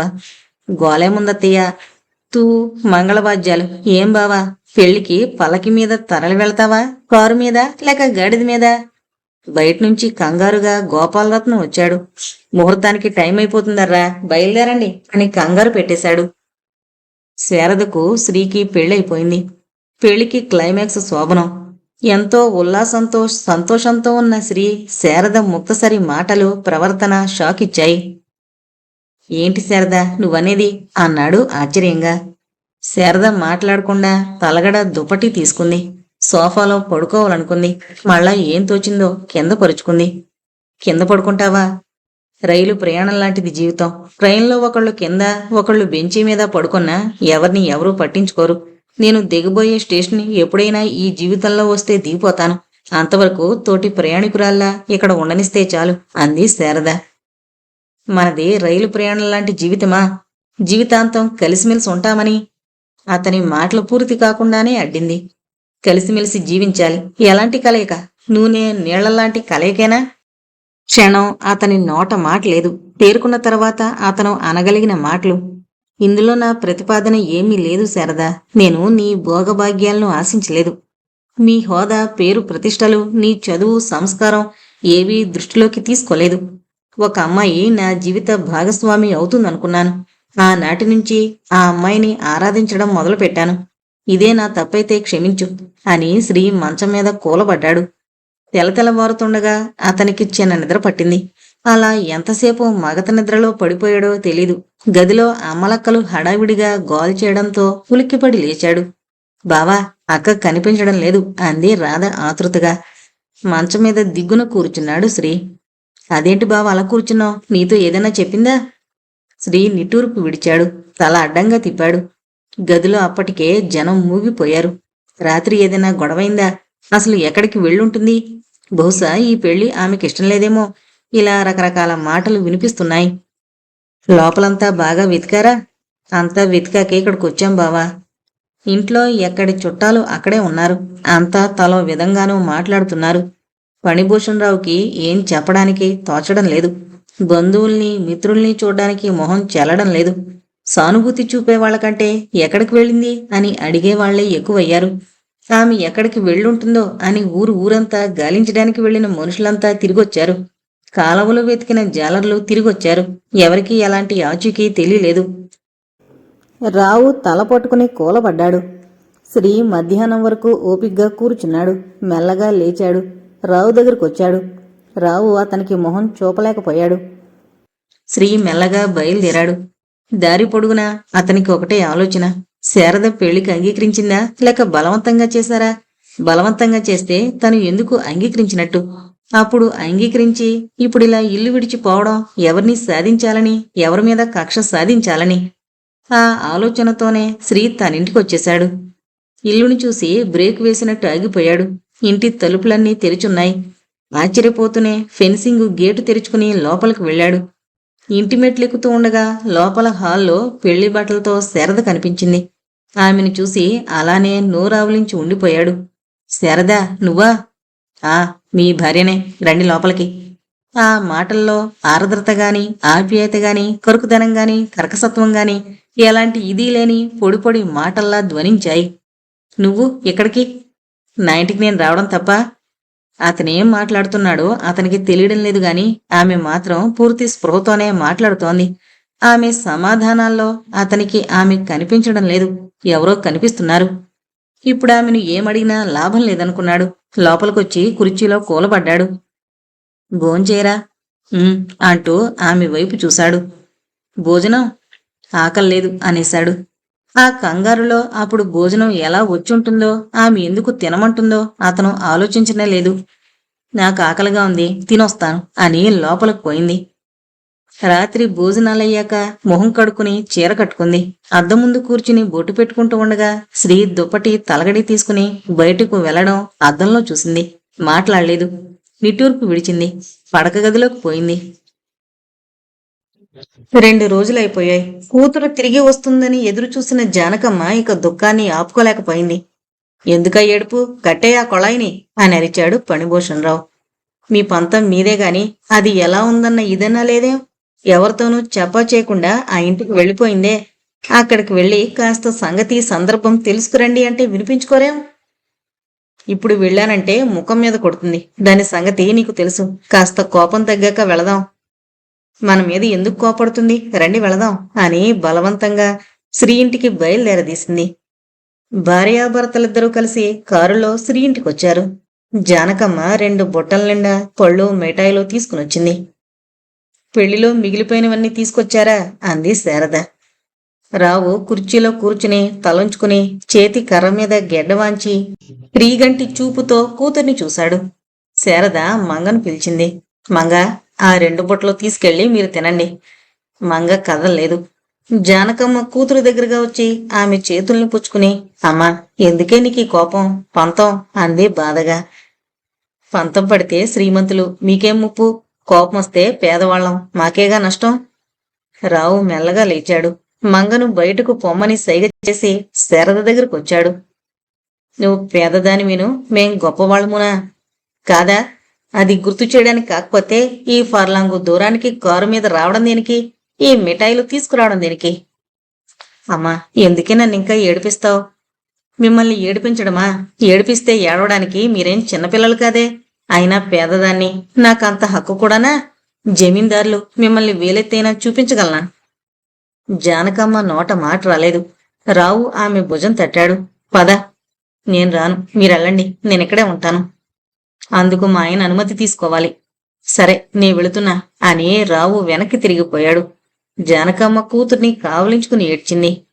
అమ్మా, నిన్ను నవమాసాలు మోసి కని పెంచానే, అల్లారు ముద్దుగా పెరిగావు. ఇక మాకు సంతాన భాగ్యం లేదు.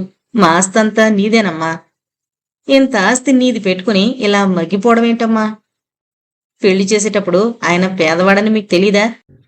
పేదవాళ్ళింటికి కోడలనయ్యే నేను కూడా పేదదాన్నవుతానని అప్పుడు మీరు ఊహించలేదా? అతన్ని ఎలరకం తెచ్చుకోవాలనుకున్నామమ్మా. ఓహో, మీ భాగ్యమంతా ఆయనకిచ్చి ఆ స్త్రీతో ఆయన్ని కట్టేద్దామనుకున్నారా? అంత డబ్బుకి దాసుడైపోయే మనిషిని నేనెలా గౌరవించగలననుకున్నారు? క్షమించు, మీ భోగభాగ్యాలు మాకేం అవసరం లేదు. వెళ్ళు, అవతలైన తొందరపడుతున్నారు. అంతేనా అంది జానకమ్మ. ప్రస్తుతానికంతే. జానకమ్మ కళ్ళు తుడుచుకుని కూతుర్ని విడవలేక వెళ్ళింది. వాళ్ళు వెళ్లిన అరగంటకి శ్రీ వచ్చాడు. మీ అమ్మా నాన్నగారు వచ్చారట? ఆ అంది శారద క్లుప్తంగా. సమితి ఆఫీస్ దగ్గరున్నాను, కబురు పంపించలేకపోయావా? ఇంట్లోకి ఇన్ని దోమలొస్తున్నాయి, ఈగలొస్తున్నాయి, కుక్కలొస్తున్నాయి, వీటి గురించి కూడా కబురు పంపించాలా అంది శారద తీవ్రంగా. శ్రీ మాట్లాడలేదు. మెల్లగా బయటకు పోయాడు. రాధ పెద్దగా అరుచుకుంటూ పొరుగునొచ్చింది. బావోయ్, బావా, నీ కొత్త నవలలు ప్రింట్ వచ్చాయి, ఇవిగో. లోపల నుంచి శ్రీ వచ్చాడు. శ్రీ పార్సిల్ విప్పుకుంటూ ఉండగా రాధ లోపలికి పరిగెత్తబోయింది. అక్కోయ్, బావ కొత్త నవలలు వచ్చాయి. శ్రీ చొప్పున ఆమె నోరు మూసేశాడు. ఆమెతో చెప్పకు. ఏం తెలీదా? తెలీదు, నువ్వు చెప్పకూడదు. అదేంటి బావా, ఏంటి రహస్యం? అదంతేలే. సరే బాబు, భార్యాభర్తల మధ్య ఎన్నో గొడవలుంటాయట. మధ్యకి ఎవరన్నా వస్తే ఇద్దరు కంబైన్డ్గా మీద పడిపోతారట. అసలే నేను అల్పప్రాణిని, నాకెందుకొచ్చిన గొడవలే? శ్రీనాథ్ పుస్తకాలు విప్పి చూసుకున్నాడు. బావా, నాకు 2 పుస్తకాలు ఇవ్వాలి అని అతను ఇవ్వకుండానే లాక్కుని పొలంలోకెళ్ళి చదువుకుంటా అని పారిపోయింది.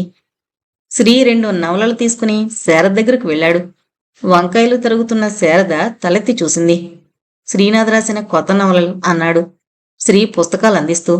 శారద చప్పున లేచిపోయి చేతులు తుడుచుకుని పుస్తకాల్ని అందుకోబోయింది. ఆమె ఉత్సాహాన్ని చూసి శ్రీ ఉండబట్టలేక, శ్రీనాథ్ని అభిమాన రచయిత అన్నాడు. శారద అతని ముఖంలోకి చూసి చేతులు చప్పున వెనక్కి లాగేసుకుంది. మీ ఉద్దేశం? పెళ్లి కాకముందు ఒకసారి పొలం దగ్గర నీ చేతిలో శ్రీనాథ్ నవల చూశాను. అయితే అతని ఎదురుగా వస్తే ఏం చేస్తావు? గతుక్కుమంది శారద. అందుక అభిమాన రచయిత అన్నారు? అవును, అతను నా అభిమాన రచయితే కాదు, ఎదురుగా వస్తే నెత్తిన పెట్టుకుంటాను అని హాల్లోకొచ్చి గోపాలాన్ని కేకేసింది. గోపాలం పడుతూ లేస్తూ వచ్చాడు. ఒరే, నువ్వు వెంటనే విజయవాడ వెళ్ళి శ్రీనాథ్ గారి కొత్త పుస్తకాలు ఏంటేంటొచ్చాయో అవన్నీ కొనుక్కురా. గోపాలం తల గోక్కుని శ్రీ దగ్గరకు వచ్చాడు. బాబయ్య, డబ్బు. శ్రీ నవ్వుకుని డబ్బిచ్చాడు. శారద రయ్యని వెనక్కి తిరిగింది. మీరు దేనికి డబ్బు ఇవ్వడం? డబ్బు లేకుండా విజయవాడ ఎట్లా వెళ్ళడం అమ్మగారు? శారద నోట మాట రాలేదు. అవును, డబ్బేది? తనది అని చెప్పుకోగలిగే డబ్బు తన దగ్గర ఏముంది?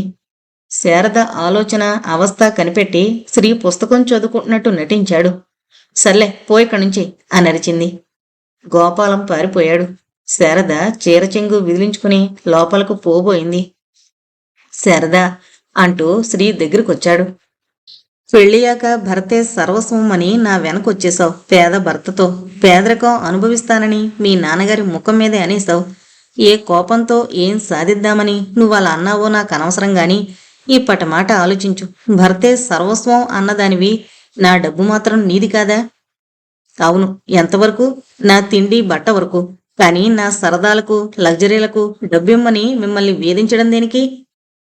భారీగా నిన్ను సుఖపెట్టడం నా విధి ధర్మం. నువ్వు పుస్తకాలు చదివి ఆనందిస్తానంటే ఆ ఆనందాన్ని తీర్చడం నా విధి కాదా? అలాగా, నా ఆనందాల్ని అంచనా వేసి ఖరీదు చెల్లించడం మీ శక్తికి మించిన పని అనుకుంటా. నేను కారు కావాలంటాను, ఎయిర్ కండిషన్డ్ ఇల్లు కావాలంటాను, ప్లేన్లో కాశ్మీరు వెళతానంటాను. ఆ ఆనందాల్ని తీర్చగలరా? మీ శక్తికి మించిన పనిని నెరవేర్చమని మిమ్మల్ని వేధించడం గృహిణిగా భారీగా నాకు భావ్యం కాదనుకుంటాను. శ్రీ మాట్లాడలేకపోయాడు. ఇంత ఖరీదైన సరదాలు సంతోషాలు నాకొద్దు. నా మట్టుకు నేను డబ్బు సంపాదించుకోగలను. అందుకు మీరు అంగీకరించగలరా? ఎలా గడించగలవు డబ్బు? ఏం చదువుంది, శక్తి ఉంది, ఉద్యోగం చేస్తావా? తప్ప? కానీ ఇక్కడ నీకు తగిన ఉద్యోగం ఏం దొరుకుతుంది? ఉద్యోగాల్లో తగింది తగనివి అనే ఉన్నాయా? రేపొకసారి పొలానికి వెళితే సరి, సాయంకాలానికల్లా డబ్బు. కోతలకొస్తావా? మీకు చిన్నతనమా? శారదా అని అరిచాడు శ్రీ. ఆవేశంలో ఏదో అంటున్నావు. వాదించకండి. మీరు నా భర్త, అధికారి. మీ అనుమతి తీసుకునే ఏ పనన్నా చెయ్యాలి. చెప్పండి, దీనికి మీరు అంగీకరిస్తారా? నీ ఇష్టం అని వెళ్ళిపోబోయాడు. అలాగని వెళ్ళిపోతే ఎలా? అర్జీ మీద సంతకం పెట్టమని అర్థించాను. అవుననో కాదనో ఒక్క మాట చెప్పి వెళ్ళండి. భర్తగా నాకు నీ మీద అధికారం ఉందనన్నావు. నేను వద్దని ఆజ్ఞాపిస్తాను, వింటావా? వంటింటి కుందేలను చేసి ఆడించడానికి మీకేం అధికారం ఉందని మళ్ళీ నువ్వే అంటావు. ఉపన్యాసం అనవసరం. రేపటి నుంచి నేను కోతలకి పొలానికి వెళ్తాను. వెళ్ళు వద్దు అనే మాటల్లో ఒకటి చెప్పండి. సరే, నా అధికార ముద్ర నీ చేతికిస్తున్నాను. నీ అర్జీ మీద నువ్వే ముద్ర కొట్టుకో అని చరచరా బయటకు వెళ్ళిపోయాడు. మర్నాడు శారద కచ్చాపోసి చీరకట్టి సెగపూలు చుట్టి కొడవలి చేతబట్టి కోతలకి బయలుదేరుతూ ఉండగా ఎదురుగా రాదొచ్చింది. ఇదేంటక్క, ఇదేం వేషం? ఫ్యాన్సీ డ్రెస్ పెరడా? కాదండి, అమ్మగారు కోతలకు వెళుతున్నారు అన్నాడు గోపాలం. ఏం కోతలు? వంకాయ కోతలా, బెండకాయ కోతలా? కాదండి, చేలో కోతలకి. చేలో కోతలకా? Very good. సోషలిజం ధనవంతుల దగ్గర నుంచే పుట్టుకొస్తుంది. ఏమక్క, ఒక్క కొడవలే పట్టావు, సుత్తి కూడా పట్టుకోలేకపోయావా? శారద ఎవరినీ లెక్క చేయలేదు. కొడవలు తీసుకుని వెళ్ళిపోయింది. శ్రీ పడక కుర్చీలో బల్లలా అతుక్కుపోయాడు. రాధ అతని దగ్గరకొచ్చింది. ఏం బావా, లోటు బడ్జెట్ ఏర్పడిందా? అక్కని కోతలకు పంపిస్తున్నావు? నన్ను విసిగించుకో, వెళ్ళు రాదా. ఇట్టా రండమ్మగారు అని మంగ రాధని పక్కకు తీసుకెళ్ళింది. ఏంటి అసలు సంగతి? మంగ రాధ చెవిలో ఏవేవో చెప్పింది.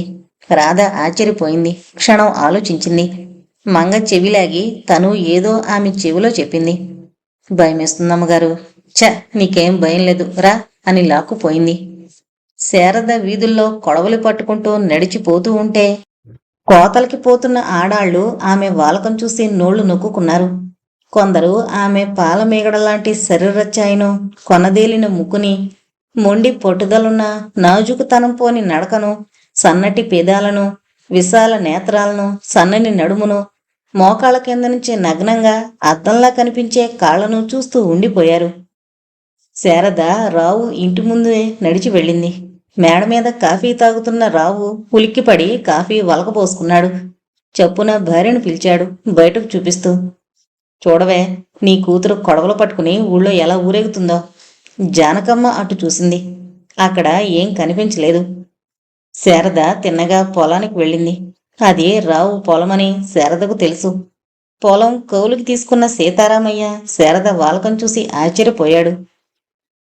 పని కావాలి బాబాయ్, కోతలు కోస్తాను. ఏంటి, నువ్వు కోస్తావా? ఏం తప్పేముంది, మేం పేదవాళ్ళం. ఊరంతటికీ మూతుబరైన రావుగారి దగ్గర పనిచేసి డబ్బు సంపాదించుకోవడంలో తప్పులేదుగా. తలాతోక అర్థం కాని సీతారామయ్య ఆమెను బ్రతిమలాడాడు. కాసేపు కోపడ్డాడు, కాసేపు కసిరాడు, కాసేపు ఏడ్చాడు, చివరికి పనిచ్చాడు. శారద పొలంలోకి దిగింది. కోతలు కోస్తున్న ఆడాళ్లు ఇంతెంత కళ్ళు చేసుకుని చూస్తున్నారు. ఇంతలో రాధ మంగ వచ్చారు. మంగను రాధ పొలం దగ్గరికి వెళ్ళమంది. తనెళ్ళి సీతారామయ్యతో మాట్లాడి చెట్టుకి కూర్చుని పండు తింటోంది. అదేమిటర్రా అలా నా వైపు చూస్తారు, కోతలు కొయ్యరా అంది శారద తన వైపే పట్టి పట్టి చూస్తున్న కూలీలతో. వాళ్ళు మరింత తప్పుకుని దూరంగా పోయి నిల్చున్నారు. అరే, అలా నిలబడతారేం? పని చేయకపోతే డబ్బెలా వస్తుంది? అదెలా అరుగుతుంది? ఒక ముసలి కూలి శారద దగ్గరకు వచ్చింది. అమ్మా, తమరు పెద్దింటోరు, చదువుకున్నారు, లక్షాధికారుల బిడ్డ. తమరికి ఇలాంటి పనులేంటమ్మగారో? ఏం చదువుకున్న వాళ్ళు పనిచేయకూడదా? అలాంటి హోదాలు గౌరవాలు ఇచ్చి జ్ఞానం లేని సొంటల్ని చెమటల్ని గెద్దనికించారా మీరు? అధికారం చేజిక్కించుకుని వాళ్ళు మిమ్మల్ని చంపుకు తింటున్నారు. ఇదంతా మీరు అలగాజేను అనుకుంటున్న మీరు చేసిన పని. చేయండి పని అని అరిచింది శారద. హడలిపోయిన కూలీలు ఆమెకు దూరంగా పోయి కోతలు మొదలు పెట్టారు. ఇంతలో రావు భార్యతో పాటు వచ్చాడు. శారద పొలంలోకి దిగి కోతలు కోస్తోంది. ఎండకి చెమట పట్టేసి అస్తమాను ముఖం చీర చెంగుతో తుడుచుకుంటోంది. శారద అని అరిచాడు రావు. రాధ అతని దగ్గరకు వచ్చింది. ఏకాగ్రతతో పనిచేస్తోందక్క, డిస్టర్బ్ చేయకు బాబాయ్. ఎండ తీవ్రమైందని సీతారామయ్య కోతలు కోస్తోన్న శారదకు గొడుగు పట్టాడు. గట్టు మీద రావును చూసి చప్పున అతని దగ్గరికొచ్చి అతనికి నీడ పట్టాడు. జానకమ్మ బురదలో నడుచుకుంటూ కూతురి దగ్గరికి వెళ్ళింది. అమ్మా శారద, ఎంత బతుకు బతికి చివరికి కోతల్లోకి దిగావా? నీకేం తక్కువని ఈ కూలి పని? వ్యాయామం తక్కువనొచ్చింది, చేయనివ్వండి పిన్ని అంది రాదొచ్చి. శారద, ఆ కొడవలి పారేసి బయటకొస్తావా రావా అని రావు గట్టు మీద నుంచి అరిచాడు. పెళ్ళయ్యాక నన్ను ఆజ్ఞాపించే హక్కు నా భర్త ఒక్కరికే ఉంది రావుగారు. శారద, ఏంటే తండ్రినే పేరెట్టి పిలుస్తావా? పెళ్లి చేసి చేతులు కడుక్కున్నాక మీతో నాకు ఇంకేంటి సంబంధం? అందుకనేనా ఇలాంటి వెధవ పని చేసి నా పేరు ప్రతిష్టల్ని గంగలో కలుపుతున్నావు? మీకు నాకు సంబంధం తీరిపోయిందనుకున్నాక మీ పరువు ప్రతిష్టలో నా వల్ల ఎలా పోతాయి? నా పనుల వల్ల నా భర్త పరువు పోతే నాకు చిన్నతనం గాని. ఎవడే నీ భర్త? కేశవాని శ్రీనివాసరావు బాబాయ్. అల్లుడి పేరే మర్చిపోయారా? ఏమీ మాట్లాడలేకపోయిన రావు సీతారామయ్య మీదకి ఎగిరాడు. నువ్వు దీనికి పనెందుకిచ్చావు? ఏం, అతనికి కౌలు పొలం, ఆయనకి ఇష్టం వచ్చిన వాళ్ళకిస్తాడు, మీరెవరు అడగడానికి? రావు శారద మాట వినిపించుకోలేదు. సీతారామయ్య షర్టు పట్టుకుని గుంజి దాన్ని తక్షణం పనులుంచి తీసేస్తావా లేదా అన్నాడు. సీతారామయ్య వణికిపోయి గొడుగు శారదకిచ్చేశాడు. శారద గొడుగు ఒక చేత్తో పట్టుకుని రెండో చేత్తో రావు చేతుల్లో నుంచి సీతారామయ్యను విడిపించింది. తప్పు లేకుండా పనులుంచి తీసేస్తే ఏమవుతుందో తెలుసా? జానకమ్మ తల బాదుకుని ఏడ్చింది. శారద గొడుగు ఆమెకు అందించింది. ఎందుక వెధవేడుపు, వెళ్ళి నీ పుట్టింట్లో ఏడు. నీ మొగుడు పరువుని పొలం గట్ల మీద ఊచకోత కోసేసే మనవరాలికి పురుడు పోసారని మీ నాన్న దగ్గరికెళ్ళి ఏడు అని రావు ఆమె చేతుల్లోంచి గొడుగు తీసుకున్నాడు. మధ్య ఆవిడెందుకు తిడతారు అంది శారద గొడుగు రావు చేతుల్లోంచి లాక్కుని. అది నా భార్య, నువ్వెవరు అడగడానికి అని రావు శారద నుంచి గొడుగు లాగేసుకున్నాడు. ఒకళ్ళ చేతుల్లో నుంచి మరొకళ్ళు గొడుగు లాగేసుకోవడం రాధ చూసింది. చివరికి రావు చేతుల్లో నుంచి గొడుగు లాగేసుకుని పారిపోయింది. వంటలో కుస్తీ పడుతున్న శ్రీని బావా బావా పొలం దగ్గర తండ్రి కూతుళ్ళకి సివిల్ వారు జరుగుతోంది అంటూ కంగారుగా రాధ రావడంతో భోజనం క్యారియర్లో సర్దేసి రాధ వెనక్కి వెళ్ళాడు. టిఫిన్ క్యారియర్తో ఎదురుపడిన శ్రీని రాధను చూసి రావు అన్నం తెచ్చావా నాయనా అన్నాడు సౌమ్యంగా. అవునండి అన్నాడు శ్రీ మరీ సౌమ్యంగా. అంత పెట్టమారి భరతవయ్యావన్నమాట. అంటే అక్క పుంజుమారి భార్యా బాబాయ్ అంది రాధ. రావు మాట్లాడకుండా భార్యను తీసుకుని చరచరా వెళ్ళిపోయాడు. ఇప్పుడు సీతారామయ్య రాధ చేతుల్లో నుంచి గొడుగు తీసుకుని శ్రీకి పట్టాడు. కూలీలందరూ శ్రీని చుట్టుముట్టి సీనుబాబు సీనుబాబు అనుకుంటూ అతని దగ్గరకు పొరుగున వెళ్లి అతన్ని చుట్టుముట్టారు. శారదకు ఒళ్ళు మండింది. అంత గొప్ప ప్రజానాయకుడా ఆయన? కాలితో బురద మీద గట్టిగా తన్నింది. బురద ముఖం మీద చిమ్మింది. ఆ కోపంతో కొడవలి కిందకేసి కొట్టింది. అది వేలికి తగిలింది. తెగి రక్తం చిమ్మింది.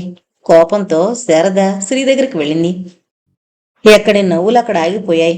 ఎవరి మట్టుకు వాళ్ళు పొలాల్లోకి జారుకున్నారు. సీతారామయ్య ఇప్పుడు ఆమెకు గొడుగు పట్టాడు.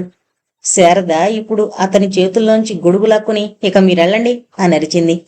వీళ్ళందరి ముందు నన్ను షేమ్ చెయ్యాలనేగా మీరు అన్నం వండి పొలానికి తీసుకొచ్చారు. పొలానికి రాగాలేని సిగ్గు నేను అన్నం తెస్తే వచ్చిందా అని క్యారియర్ విప్పుతూ రా తిందువుగాని అని క్యారియర్ విప్పాడు. మనకి మంచి ఆకలిగా ఉంది ప్రాణం అని రాధ క్యారియర్ దగ్గరకు వస్తూ ఉండగా శారద క్యారియర్ని కోపంతో విసిరి కొట్టింది. శ్రీ కోపాన్ని ఆపుకోలేక శారద అంటూ చెయ్యెత్తాడు. చుట్టూ జనం అటే చూస్తున్నారు. శ్రీ చొప్పున చేయి దించేసుకున్నాడు. తను చేసిన పని ఎంత నీచమైందో శారద గుర్తించింది. నోళ్లు వెళ్లబెట్టుకుని చూస్తున్నారు కూలీలు. శారదకు ఒళ్ళు చచ్చిపోయినట్టు అనిపించింది. గొడుగు శ్రీకి అందించింది. ఏమండి అంతా ఇటే చూస్తున్నారు. క్యారియర్ చేయి జారిపోయినట్టు నేను అన్నం ఎత్తుతూ ఉంటాను. మీరు చిరునవ్వు నవ్వండి ప్లీజ్, మీకు దండం పెడతాను. శారద చేతులు సగం వరకు ఎత్తింది. చేతికున్న దెబ్బను చూశాడు. శారద చెయ్యి వెనక్కి లాగేసుకుంది. ఏమండి నవ్వండి. నవ్వు బావా అంది రాధ ఎగతాళిగా. శ్రీ నిజంగానే నవ్వాడు పకపక. సాయంకాలం శారద ఇంటికొచ్చింది. టేబుల్ మీద డెటాల్ బుడ్డి, బోరిక్ పౌడరు, దూది, బ్యాండేజ్ ఉన్నాయి. కింద ఒక చీటి ఉంది.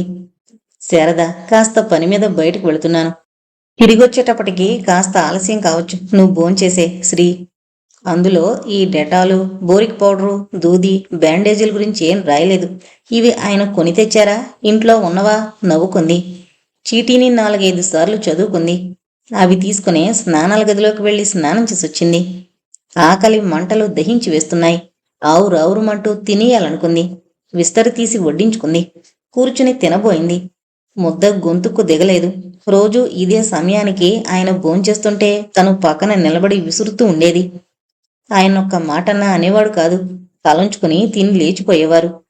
ఇక భోజనం చేయలేకపోయింది. చేతులు కడుక్కుని విస్తరి పారేసింది. టేబుల్ మీద డెటాల్ బుడ్డి వెక్కిరిస్తున్నట్టు అనిపించింది. మెల్లిగా వెళ్లి డెటాల్తో వేలు శుభ్రం చేసి కట్టుకుంది. కలం తీసి చీటీ రాసింది. మీ నోటీసు చూశాను. మీరు చీటీలో రాయని పనొకటి చేశాను. వేలికి డ్రెస్ చేశాను. అందుకు క్షమించవలెను శారద.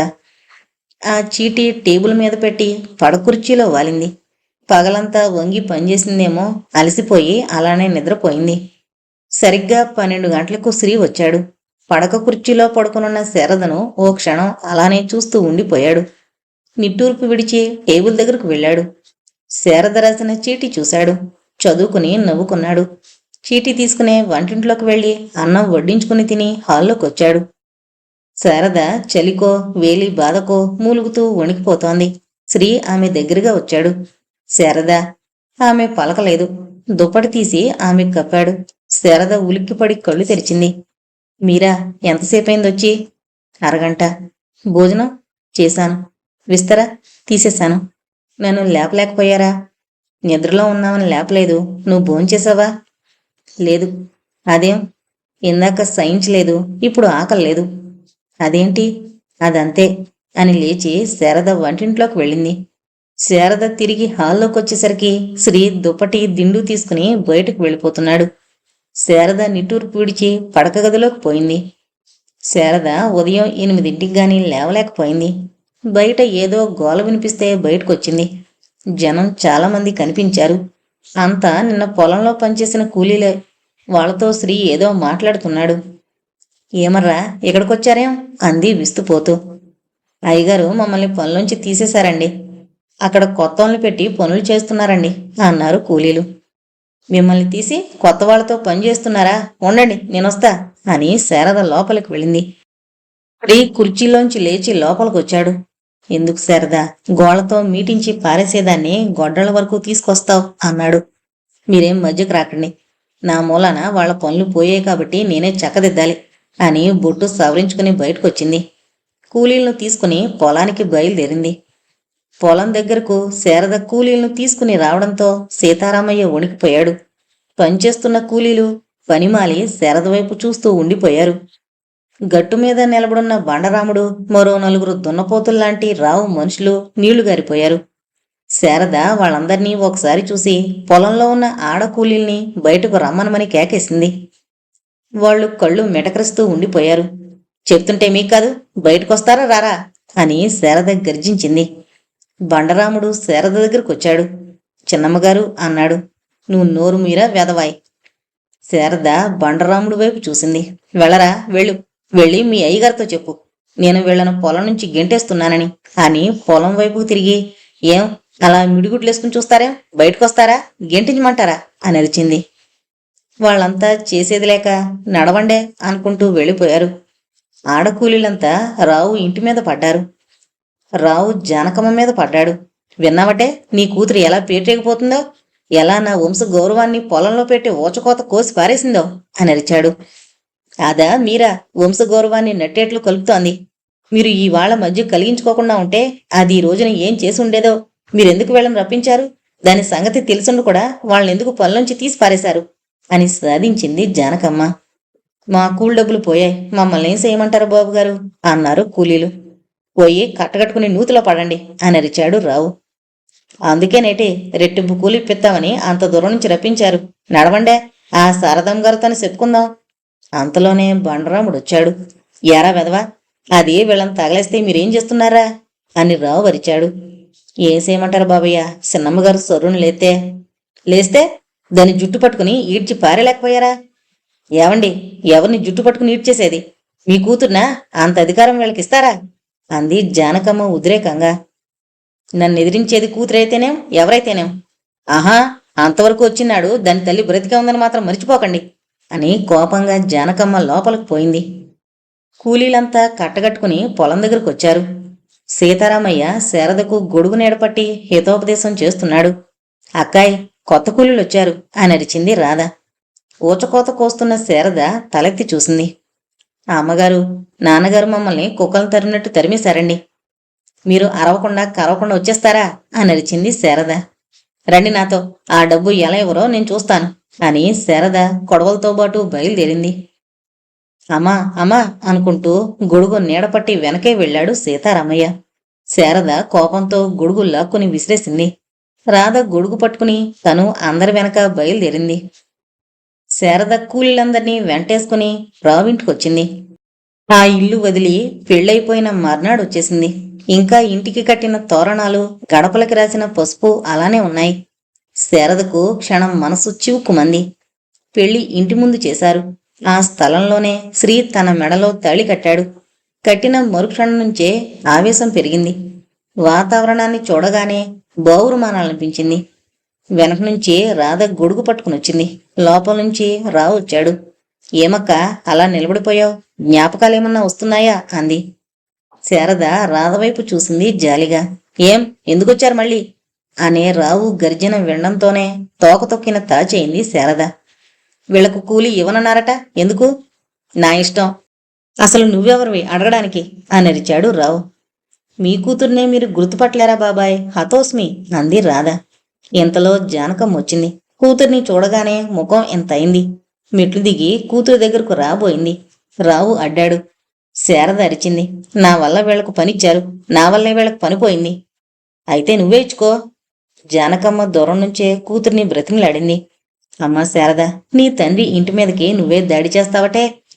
న్యాయం దగ్గర తల్లిదండ్రులు, అక్క చెల్లెళ్ళు, అన్నదమ్ములు అంతా ఒకటే. వాళ్ళ కూలి వాళ్ళకిస్తారా ఎవరా?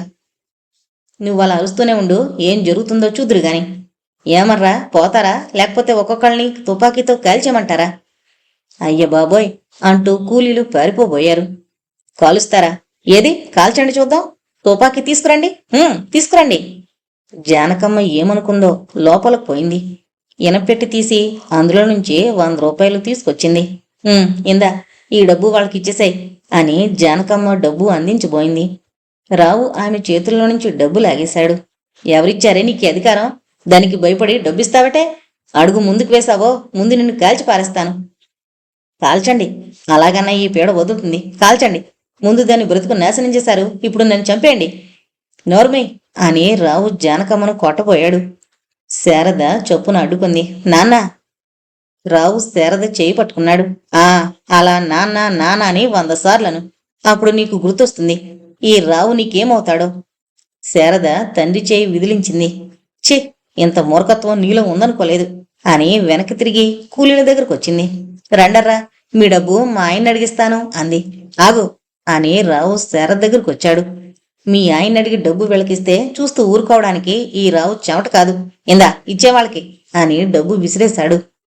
కూలీలు డబ్బు మీద పడి ఎవరికి దొరికింది వాళ్ళు తీసుకున్నారు. బాబాయ్, అసలైన పౌరుషం అంటే అది. పై ఎలక్షన్లకి ఎమ్మెల్యేగా నిలబడ్డానికి ఇప్పుడు నీకు అర్హత వచ్చేసింది. కానీ ఎంత పౌరుషం ఉంటే మంత్రి పదవి మాత్రం రాదు అంది రాధ. రావు లోపలికి చరచరా పోయాడు. శ్రీనివాసరావు దాళవా పంటకి పొలం దున్నుకుంటున్నాడు. గోపాలంగాడు పారతో మన్ను పెకిలిస్తూ శారద గురించే చెప్తున్నాడు. శ్రీ మాట్లాడడం లేదు. బండరాయి మీద కూర్చుని వేరుశనక్కాయలు నములుతూ రాధ కొడుతోంది. రావు బండరాముడితో పాటు వచ్చాడు. బాబోయ్, పంచాయతీ ప్రెసిడెంట్ గారు వస్తున్నారు అని కేకేసింది రాధ.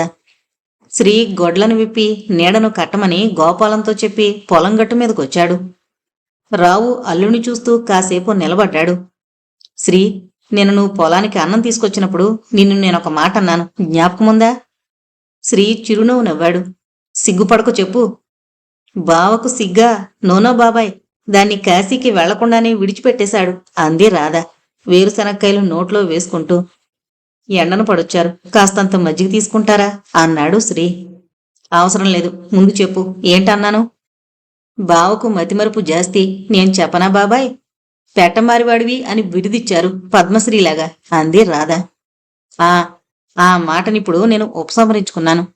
అదేం అన్నాడు శ్రీ వ్యంగ్యంగా. పెట్టమారి వాళ్లకు కూడా నిన్ను చూసి సిగ్గేస్తుంది. అబ్బా, ఈ విషయం కనిపెట్టడానికి ఎందరూ పెట్టమారి వాళ్లను వాకప్ చేశారు బాబాయ్. రాధా, కాస్తంత నోరు మూసుకుంటావా? అలాగే బావా, కానీ బాబాయ్ ఆ మాట ఎందుకన్నారో చెప్పని. ఎందుకు అంది రాధ. ఎందుకా? ఆ అమ్మాయిని ఇతని చేతుల్లో పెట్టానా? భర్తగా సర్వాధికారాలు వచ్చాయి ఈయనకు.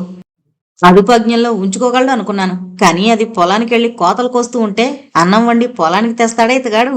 ఈవేళది అలగా జనాన్ని వెంటేసుకుని నా ఇంటి మీదకి దాడి చేస్తుంది. ఊళ్ళో వాళ్ళు ఎంత లేవుడి చేస్తున్నారో తెలుసా? నా భార్య ఇలా చేస్తే ఏం చేసి ఉండేవాణ్ణో తెలుసా? తెలీదు బాబాయ్, చెప్పు అంది రాధ. 4 వడ్డించి ఇలాంటి మొగరాడినటయ్యా కంటావు అని దాని పుట్టింటికి తగలేసి ఉండేవాణ్ణి. బావ కూడా అలానే చెయ్యాలంటారా అంది రాధ. శ్రీవైపు తిరిగి, అయితే నువ్వు కూడా ఇలాంటి మొగరాడినటయ్యా కంటావు అని అక్కను బాబాయ్ ఇంటికి తరిమే బావా. శ్రీకి కోపం రాలేదు, చిరునవ్వు నవ్వాడు. అయితే సరే, మీరే తీసుకెళ్లి ఆమెకు బుద్ధి చెప్పి పంపించండి అన్నాడు శ్రీ. అది చేతగాకే కదయ్యా నేను నీ దగ్గరకొచ్చింది. శ్రీ, అది అల్లారు ముద్దుగా పెరిగిందయ్యా. ఆప్తుడు అని నీ చేతుల్లో పెట్టాను. అది కాస్త మొండిది నాలానే. పంతం ఎందుకు పట్టిందో తెలీదు. ఇలా పరువుని రచ్చకీడిస్తే నాతో పాటు నువ్వు కూడా అపహాస్యాల పాలవుతావు కదా. ఎందుకు దానలా పేట్రేగనిస్తావు అని శ్రీ దగ్గరగా వచ్చి అనునయంగా అన్నాడు. బండరాముడు మధ్యలో కలిగించుకున్నాడు. నా పెళ్ళామే అట్టాంటి పనిచేసుంటే నువ్వేం చేస్తావోయ్ అని రాధవ్వాడి దగ్గరకొచ్చింది. ఏ కీలు కాకీలు ఇరిచేసి ఖైమా చేసేసి ఉండేవాణ్ణి. ఈ సలహా కూడా బాగానే ఉంది, పాటించమంటావా బాబాయ్? ఛీ వెదవా ఇలాంటి బోడి సలహాలు ఇవ్వడానికట్రా నిన్ను వెంటరమ్మంది పోయి ఇక్కడి నుంచి అని అరిచాడు రావు. బండరాముడు పొలంలోకి పోయి గోపాలం ఎదురుగా కూలబడ్డాడు. ఒరే రాముడు రాముడు ఆగరోయ్, నీతో పనుంది అంటూ రాధవ్వాడి వెనక పడింది. అల్లుడు, ఒక మాట అడుగుతాను, నిజం చెప్తావా? ఏంటి? పెళ్ళయి ఎంతకాలమైంది కదా, అమ్మాయికి ఇంకా వేవిళ్ళవి ఏం రాలేదా? శ్రీ నవ్వాడు. అటు మీ వంశంలో గాని ఇటు మా వంశంలో గాని ఒక సంతానమే కలగడం ఆచారం కదా. వస్తాడు, కాస్త అటు ఇటులో వస్తాడు మా వంశోద్ధారకుడు. చూడు బాబు, మీ అత్తగారికి ఇక సంతాన ప్రాప్తి లేదు. శారదొక్కతే నా ఆస్తికంతకి వారసురాలు. నేను ఎవరిని దత్తత చేసుకోను. అంటే నా ఆస్తంతా మీ ఇద్దరిదే కదా. అలాంటిది ఆ వేళ శారద ఆట్టూటంటూ నగలునట్రా నా మొఖాన పడేసి ఎలా వెళ్ళిపోయిందో. అసలు అదెందుకలా చేసిందంటావు? మీ ఇంట్లో 20 ఏళ్లు పెరిగిన అమ్మాయి గురించి 6 నెలలు పరిచయం ఉన్న నన్నడితే నేనేం చెప్పగలను అన్నాడు శ్రీ. రావు లా పాయింట్కి దొరకకుండా, ఆ 20 ఏళ్ల మమకారం వల్లనేనయ్యా. అది ఆ వాళ్ళ ఏం చేస్తున్నా, అందరిలో ఎదిరించిపోయినా, ఈవాళ నాన్న ఇంటి మీదకి దాడి చేసినా, పొలాల్లో పడి నా పొరుగు మర్యాదల్ని ఊచకోతకొస్తున్నా మాట్లాడలేకపోతున్నాను. 6 నెలల పరిచయంలో నీకంత మమకారం ఉండకపోవచ్చు. నువ్వు కాస్త కఠినంగా చెప్పి దాన్ని అదుపులో ఉంచరాదు? లాభం లేదండి. 20 ఏళ్ల పరిచయం గల మిమ్మల్నే ఆమె ఎదిరించి ఎదురు తిరుగుతోంది. 6 నెలల పరిచయం ఉన్న నేను అడ్డగిస్తే ఇంకేమన్నా ఉందా అని చెంప తడుముకున్నాడు. అయితే ఇదంతా నువ్వు కావాలనే చేస్తున్నావన్నమాట. నేనా? అవును, నువ్వే ఈ అలగా జనానికి నాయకుడివి. నన్ను ఎదిరించే వాళ్ళంతా నీ కాప్తులు. దాన్ని కూడా నువ్వే ఎగదోసి నా మీదకి ఉసుగొలిపావు. నా వేలితో నాకన్నే పొడుస్తున్నావు. ఇంత పగడ్బందీగా వ్యవహారాన్ని చక్కబెట్టావు. అల్లుడివైపోయావు గాని లేకపోతే నిన్ను శ్రీ రావు దగ్గరగా వచ్చాడు. మీరు పొరపాటు పడుతున్నారు. మీకు నాకు ఉన్న తగువు మీరు ఊహించుకుందే. ఒకవేళ భేదాభిప్రాయం ఉంటే అది సాంఘికమైంది. సాంఘికమైన గొడవని సంసార పక్షంలో అది మీ అమ్మాయి ద్వారా తీర్చుకునేటంత బలహీనుణ్ణి కాను. ఆహా, అంత బలవంతుడు అన్నమాట. సరే, నీకున్న బలం ఎంతటిదో చూపించు. నాకున్నది నేను చూపిస్తాను అని రావు వెనక్కి తిరిగాడు. ఎదురుగా శారద టిఫిన్ క్యారియర్ పట్టుకుని వచ్చింది. కామందు ఫణిభూషణ్ రావు గారు ఏదో బెదిరిస్తున్నట్లున్నారు. నాకు బెదిరింపులు చేతకావు. చేతనైంది చేతలో చూపిస్తా. అంతవరకు రానివ్వకండి. అంటే కూని చేస్తారా అంది శారద. శారద అని వారించాడు శ్రీ. మీరూరుకోండి. నా మీద ఈయనకేంటి అధికారం? నేను కోతలకెళ్తాను, ఇళ్ళకి డ్యాన్సులు చేస్తాను. అభ్యంతరం ఏమన్నా పెడితే మీరు పెట్టాలి గాని ఈయనెవరు అంటూ శ్రీ దగ్గరకొచ్చి రండి అంటూ టిఫిన్ క్యారియర్ విప్పింది. రావు టిఫిన్ క్యారియర్ వైపు శారద వైపు చూస్తూ ఉన్నాడు. ఇవాళ కూరలు లేవు, ఆవకాయ మాత్రమే తెచ్చాను అంది శారద శ్రీకి అన్నం వడ్డిస్తూ. శ్రీ శారద వైపు చిరునవ్వుతో చూశాడు. రావు అన్నం వైపు ఆవకాయ వైపు చూస్తూ ఉండిపోయాడు. అతని మనసు కరిగింది. పంచభక్ష పరమాణాలు తినాల్సిన కూతురు ఆవకాయతో కాలం వెళ్ళబుచ్చుతుందా? ఇంత దరిద్ర్యాన్ని అనుభవిస్తోందా? అది చెప్పుకోలేక తనని బాధించాలని ఇలా ప్రవర్తిస్తోందా? శ్రీకి ఏం తక్కువ లేదే. 10 ఎకరాలు పండిస్తున్నాడు. వచ్చిన డబ్బు ఏం చేస్తున్నాడు? కూతురికి సరైన చీరలు కూడా కొనలేదా? రావు పొలం గట్టు మీదున్న బండ్రాయి మీద సాలోచనగా కూలబడ్డాడు. మీరు భోంచేశారా అన్నాడు శ్రీ రావుని చూస్తూ. దరిద్రులందరికీ ధర్మం చేసి చేసి మీకిదో అలవాటైపోయింది. ఎవరు కనిపించినా భోంచేశారా అని అడగడం, మాట్లాడకుండా తినకూడదు అంది శారద. నేను దరిద్రుణ్ణా అని రావు ఒంటికాల మీద లేచాడు. మిమ్మల్ని ఎవరన్నారు ఫణిభూషణ్ రావు గారు? మా ఆయన ధర్మబుద్ధిని వారిస్తున్నాను. ధర్మబుద్ధి అని రావు బలంగా నేల మీద తన్ని వెళ్ళిపోయాడు. అతను వెళ్ళిపోవడం చూసిన రాధ, బాబాయ్ బాబాయ్, వచ్చిన పని అయిపోయిందా అని అరిచింది. రావు ఏం సమాధానం చెప్పకుండా పోవడంతో రాధ శారదను చూసి అక్కోయ్ అనుకుంటూ వచ్చింది. ఆయన్నెందుకు శారద అలా ఏడిపిస్తావు అన్నాడు శ్రీ. మీకనవసరం, అది మా కుటుంబ విషయం. ఏంటక్కోయ్ మీ కుటుంబ విషయం? నువ్వే కదా అంటున్నావు బాబాయ్తో నీకెలాంటి సంబంధము ఇహ లేదని అంది రాధ. అంటే ఈయనెవరు వీలెత్తి చూపడానికి? చంపేశావు. ఆయన నీ ప్రాణేశ్వరుడొక్క, మర్చిపోయావా? శారద చప్పున లేచిపోయింది. ప్రాణేశ్వరుడు అని అసహ్యంగా ముఖం పెట్టుకుని అక్కడి నుంచి వెళ్ళిపోయింది. రావు కబురందుకుని సీతారామయ్య పడుతూ లేస్తూ అతనింటికి వెళ్ళాడు. సీతారామయ్యకు రావు 100 రూపాయలు ఇచ్చాడు. ఇవాళ వారం కూలి ఇస్తావుగా? ఈ 100 ఆ తలతిక్కదానికి కూలీగా ఇవ్వు అన్నాడు రావు. తలతిక్కదెవరు బాబుగారు అన్నాడు సీతారామయ్య అర్థం కాక. అలా తలతిక్కగా చెప్తే ఆయనకేమర్థమవుతుంది అనుకుంటూ జానకం వచ్చింది. ఇదిగో ఈ 2 చీరలు మీరిచ్చినట్టే దానికివ్వండి అని 2 పట్టు చీరలు అందించింది. రావు చీరలు లాగేసుకున్నాడు. తెలివి తెల్లారినట్టే ఉంది. ఇంత ఖరీదైన చీరలను చూసిందంటే ముఖానేసి కొడుతుంది. 100 రూపాయలు వారం దినాల కూలి అంటే నమ్ముతుందా? ఎందుకు నమ్మదు?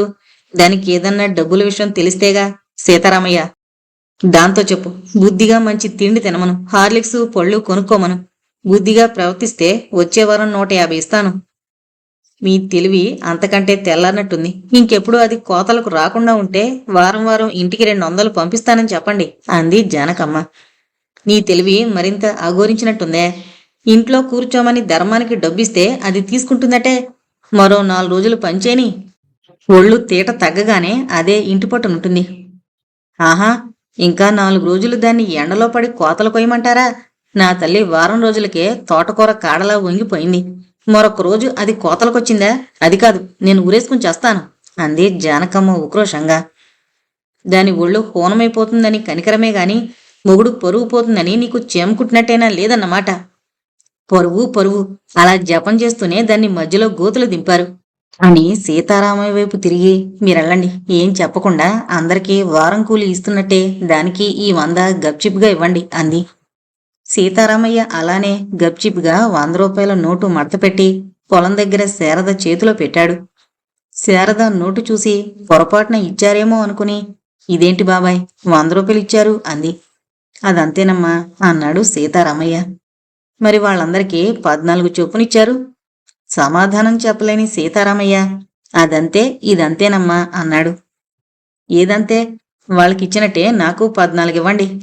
అమ్మా, ఇది అమ్మా నాన్నగారు నీకివ్వమనిచ్చారమ్మా అని పుసుకున్న నిజం చెప్పేశాడు సీతారామయ్య. వాళ్ళేమంటే మీరు తగుదనమ్మా అని తెచ్చారా? కూతురు కష్టపడుతోందని కనికరించి ఇంత డబ్బు వారం కూలీగా ఇచ్చారే. వీళ్ళు ఒక తల్లి కన్నబిడ్డలే, వాళ్ళకి మాత్రం వద్దా? వెళ్ళి చెప్పండి, అందరికీ తలా 100 ఇమ్మని అంది శారద. ఇక్కడ డబ్బులు చెట్టేం లేదని వెళ్ళి చెప్పు అని అరిచాడు రావు ఇంట్లో సీతారామయ్యతో. ఉంది, ఆ చెట్టు వేసింది వీళ్లే. వాళ్ళేసిన చెట్టు కాయల్ని వాళ్ళకివ్వడానికి ఈయన గుణిపిస్తాడు దేనికి అంది శారద పొలంలో. దానికి జీవశాస్త్రం ఏం తెలుసు? చెట్టుకి విత్తనం వేసింది నేను, భూమి నాది, నీరు నాది, ఎడ్లు నావి, నాగలి నాది. 2 చెమట బొట్టు రాల్చినంతలో చెట్టు వాళ్ళదైపోతుందా? హిస్టరీ చదివింది, హిస్టీరియా తెచ్చుకోవద్దని దాంతో చెప్పు అని అరిచాడు రావు. సీతారామయ్య చిత్తం అంటూ పొలానికి పరుగు తీశాడు. ఇదే ఆయన ఆఖరు మాట, వెళ్ళి అడిగిరండి అంది శారద. అవును అవును అవును అని ఖచ్చితంగా అన్నానని వెళ్ళి చెప్పు అని అరిచాడు రావు.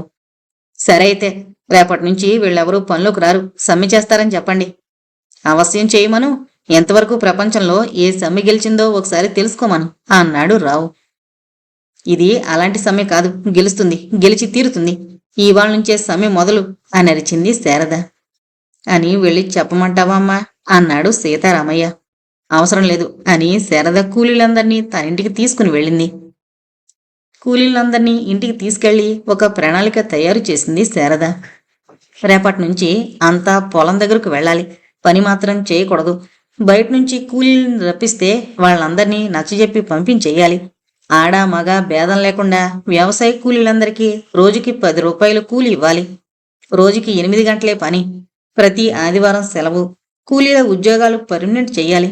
ఇలా 20 క్లాజులు పెట్టి నోటీసు తయారు చేసింది శారద. అది చదివి కూలీలకు వినిపిస్తూ ఉండగా రాదొచ్చింది. అంతా బాగానే ఉందమ్మగారు, రేపటికి మా తిండి మాట ఏంటి అంది ఒకరితి. పొస్తులుండండి, గాంధీగారు, పొట్టి శ్రీరాములు గారు అన్నేసి రోజులు పొస్తులుండలేదు అంది రాధ. అయ్యి బాబోయ్, పొస్తులే అంది కడుపుతో ఉన్న ఒక ఆమె. ఒక రోజుకి ఏం కాదులే అంది శారద. ఒక రోజులో సమ్మె గెలుస్తుందేటమ్మగారు అంది మంగ. గెలవాలే అంది రాధ. గెలిచేటంతవరకు విశ్రమించరాదు. అంతా ముఖాలు చూసుకున్నారు, ఇది జరిగే పనేనా అన్నట్టు. 300 ఏళ్లు ఈ జమీందారీ పద్ధతికి బలైపోయారు. 3 రోజులు లేదా 30 రోజులు పట్టుదలతో పని సాధిద్దాం అంది శారద. అవును, ఎంతకాలమన్నా మనం పట్టుదలతో పొస్తులుండి పని సాధిద్దాం అంది గంగ. నీకేటే, పానకాలరావు బాబు నెలకింత పడేస్తారు. కూలికి రాకపోయినా నీకు గుడుసుద్ది, మాకెట్టా అని చెప్పింది పార్వతి. నీకు మాత్రం ఆ కృష్ణమూర్తి బాబు లేడా? ఏడాదికి సరిపడా భత్యం ఇవ్వడం లేదా? అంది గంగ ఉక్రోషంగా. రాధ శరత్ దగ్గరికి వచ్చింది. అక్కోయ్, వీళ్ళ సీక్రెట్లన్నీ చెప్పేసుకుంటున్నారు, కాసేపు ఊరుకో, ఇంకా ఎలా తేల్తారో చూద్దాం అంది రాధ. ష్ అంటూ శారద అందర్నీ వారించింది. ఛీ, వెధవ దెబ్బలాట్లు మీరును, మీకు డబ్బేగా కావాల్సింది, నేనిస్తానట్రా, మీరు ఎంతకాలం సమ్మెలో పాల్గొంటే అంతకాలమును. అంత డబ్బు ఎక్కడ్నుంచి తెస్తావక్క అంది రాధ. ఏం, ఫణిభూషణరావు ఆస్తి నాది కాదా? దాని మీద కేసు వేసి వీళ్ళకిస్తాను. బేష్, ప్రొసీడ్ అని రాధ వెళ్ళిపోయింది నవ్వుకుంటూ. ఆ వేళకి సమావేశం వాయిదా పడింది. శ్రీనివాసరావు ఇంటికి రాత్రి 8 గంటలకొచ్చాడు. శారద వంట చేసి సిద్ధంగా ఉంచింది. శ్రీ స్నానం చేసి భోజనాన్ని కూర్చున్నాడు. భోజనం అయ్యాక శారద అడిగింది. ఏమండి, మీకు లేబర్ యాక్ట్ గురించి తెలుసా? పొలంలో గోపాలం ద్వారా సమ్మె సంగతి తెలుసుకునున్న శ్రీ ఎందుకు అన్నాడు ఏం తెలియనట్టు. రేపట్నుంచి వ్యవసాయ కూలీలు సమ్మె చేస్తున్నారు. న్యాయ శాసనానికి విరుద్ధమైందైతే మరో దారి చూడాలి అంది. నా గదిలో కొన్ని పుస్తకాలున్నాయి, చూడు. శారద అతని గదిలోకి వెళ్ళింది. గది నిండా బీరువాలు, అందులో రకరకాల పుస్తకాలు. Physics, chemistry, economics, psychology, Indian history, world history గాక నాటకాలు, నవలలు, కవితలు, ఆత్మకథలు, ఒకటేంటి రకరకాల పుస్తకాలు, ఇంగ్లీషు, తెలుగువి ఉన్నాయి. శారద ఆశ్చర్యపోతూ ఒక పుస్తకం తీసింది. అది ఫ్రెంచ్ పుస్తకం. అర్థం కాలేదు. ఈయనకు ఫ్రెంచ్ భాష కూడా తెలుసా అనుకుంది. ఒకవైపున శ్రీనాథన్ నవలలు కనిపించాయి. తను చదవని 2 కొత్త నవలలు కనిపించాయి. ఆవేదన, నివేదన పుస్తకాలు తీసింది. వాటితో పాటు బయటకొచ్చింది. కనిపించాయా అన్నాడు శ్రీ. శారద క్షణం నిశ్శబ్దం తర్వాత చాలా పుస్తకాలున్నాయి, అవన్నీ ఎవరివి అంది. కొన్నాను. చదివారా? శారద అతని దగ్గరగా వచ్చింది. మీరెంతవరకు చదువుకున్నారు? ఇంతవరకు అంటూ ఫుల్ స్టాప్ పెట్టలేదు. ఇంకా చదువుతున్నాను జీవితాన్ని. అది కాదు, మీకు ఏ ఏ భాషలొచ్చు? శ్రీ నుంచి జ్ఞా వరకు. ఫ్రెంచ్ ఊసుబోక నేర్చుకున్నాను. నాతో ఎప్పుడూ చెప్పలేదేం? ఎందుకు చెప్పడం? నేనింత గొప్పవాణ్ణని నిన్ను నమ్మించడానికా? నమ్మకమో అపనమ్మకమో ఎందుకు చెప్పలేదని అడుగుతున్నాను. చెప్తే ఏం చేసేదానివి? అది మీకు అనవసరం. ఇంత విజ్ఞానాన్ని మీలో ఉంచుకొని ఎందుకు పనికిరాని రైతుల పొలాల్లో పడి మామూలు మనిషిలా కష్టపడతారా? నువ్వు బిఏ చదివావు, ఇవాళ నువ్వు కష్టపడుతున్నావుగా పొలాల్లో. నా మాట వేరు. ఏంటా వేరు? నా తలకాయ్ అని పుస్తకాలు 2 చికాగ్గా విసిరికొట్టి గదిలేకపోయి ఏడుస్తుంది. కాసేపయ్యాక ఏమనుకుందో కళ్ళు తుడుచుకుని మళ్ళీ శ్రీ దగ్గరకొచ్చింది. రేపట్నుంచి సమ్మె చేస్తున్నాం, ఇందులో మా తప్పేమన్నా ఉందా అంది మెల్లగా. నీకెలా అనిపిస్తోంది? లేదని అనిపిస్తోంది. అయితే చెయ్యి. మీరు నాయకత్వం వహిస్తారా? నా నాయకత్వం దేనికి? మీరంతా కలిసికట్టుగా న్యాయమని తోచింది అడుగుతున్నారు. ఒక్కొక్కళ్ళు ఒక్కొక్క నాయకులే కదా. అంతేనా మీ సలహా? రేపు పోలీసులొస్తే అరెస్టు చేస్తారని భయమా? కాదు. అంత భయముంటే సమ్మెందుకు చేయడం? సమ్మె నేను కావాలని చేయడం లేదు. నాన్న పంతం చూశాక పట్టుదల హెచ్చింది. నాది తప్పని మీకనిపిస్తే చెప్పండి, మానేస్తాను. ఒప్పంటే నాకు నైతిక బలం వస్తుంది. అరెస్ట్ అయినా భయపడ్ను, జైలు శిక్ష పడినా జంకను. శ్రీ ఆమె చెయ్యి తట్టాడు చిరునవ్వుతో. మొట్టమొదటిసారిగా తగిలిన పురుష స్పర్శ ఆమె ఒళ్ళు జలదరించింది. అతని ముఖంలోకి చూస్తూ ఉండిపోయింది. శ్రీ అదే చిరునవ్వుతో ఆమె దృష్టి నుంచి తప్పించుకుని దుప్పటి తలగడా తీసుకుని బయటకు వెళ్ళిపోయాడు. శారద నిట్టూర్పు విడిచి శ్రీ వైపే చూస్తూ పడక కుర్చీలో కూలబడింది. వ్యవసాయ కూలీలు సమ్మె మొదలుపెట్టారు. 3 రోజులైంది. ఆ జిల్లా మొత్తానికే మూతుబరైన ఫణిభూషణరావు సొంత కూతురే ఈ సమ్మె జరిపిస్తోందని తెలియగానే ఈ చోద్యం చూడ్డానికి పక్క వాళ్ళ నుంచి జనం బొళ్ళు కట్టించుకుని రాసాగారు. ఒక అందమైన అమ్మాయి, నాజూకుల నవలామణి, సుకుమారాల తనులత మధ్య ఈ సత్యాగ్రహాన్ని, సహకార నిరాకరణోద్యమాన్ని సాగిస్తోందని తెలిసి సెలవుల్లో ఇళ్లకొచ్చిన విద్యార్థులు సైకిళ్ల మీద, బస్సుల్లోనూ ఆ ఊరికి రాసాగారు. నిన్న మొన్నటి వరకు శారద కూడా స్టూడెంటే అని తెలిసి ఎక్స్ స్టూడెంట్స్ కూడా పొరుగున బోలో స్వతంత్ర భారత్కి జై అనుకుంటూ వచ్చి పడ్డారు. వాళ్లు కూడా కొన్ని శిబిరాలు పొలం గట్ల మీద వేశారు. దేశ భవిష్యత్తు మన విద్యార్థుల భుజ స్కంధాల మీద ఉంది. మనమే ఈనాడు వెనకాడితే ఈ పెద్దలు మనకి భవిష్యత్ అనేది లేకుండా చేసి పారేస్తారు. మన శరద గారు ఇవాళ ఈ సత్యాగ్రహం ప్రారంభించారంటే అది మన విద్యార్థి లోకానికే గర్వకారణం అని ఒక విద్యార్థి నాయకుడు లెక్చర్ దంచాడు. విద్యార్థుల్ని చూడగానే శరదకు మళ్లీ కాలేజీ దినాలు గుర్తొచ్చాయి. ఈ సమ్మెను ఎలాగైనా జయప్రదం చేయాలని వాళ్లతో చెప్పింది. విద్యార్థులు పొలోమంటూ రోడ్డు మీద పడ్డారు. బస్సుల్ని ఆపేశారు. వెళ్లే చిన్న కార్ల నుంచి చందాలు వసూలు చేశారు. రైలు బళ్లను ఆపాలనుకున్నారు గాని ఆ ఊరికి దగ్గరగా ఎక్కడా రైల్వే వాళ్లు స్టేషన్ కట్టలేదు. ఇది అన్యాయం అనిపించింది కొందరు విద్యార్థులకు. మొదటి రోజున ఇది మా కుటుంబ సమస్య అన్నాడు రావు. రెండో నాడు ఈ సమ్మె పక్క పొలాలకు కూడా పాకడంతో గ్రామ సమస్య అన్నాడు. కాని మూడో నాడు విద్యార్థులు రంగంలోకి దూకడంతో అది రాష్ట్ర సమస్య అయిపోయింది. పత్రికలు సంపాదకీయాలు రాశాయి. చూడవే నీ కూతురు 15 ఏళ్ల నుంచి రాజకీయాల్లో మగ్గిపోతున్నాను. అది 10 దినాలై దీనిలోకి దూకి ఎంత పేరు సంపాదించేసిందో. నా పొరుగుని పొలంలోనే కాకుండా పత్రికల్లో కూడా ఎలా ఎక్కించేసిందో చూడు దాని ఫోటో అని పత్రిక భార్య ముందు విసిరేశాడు.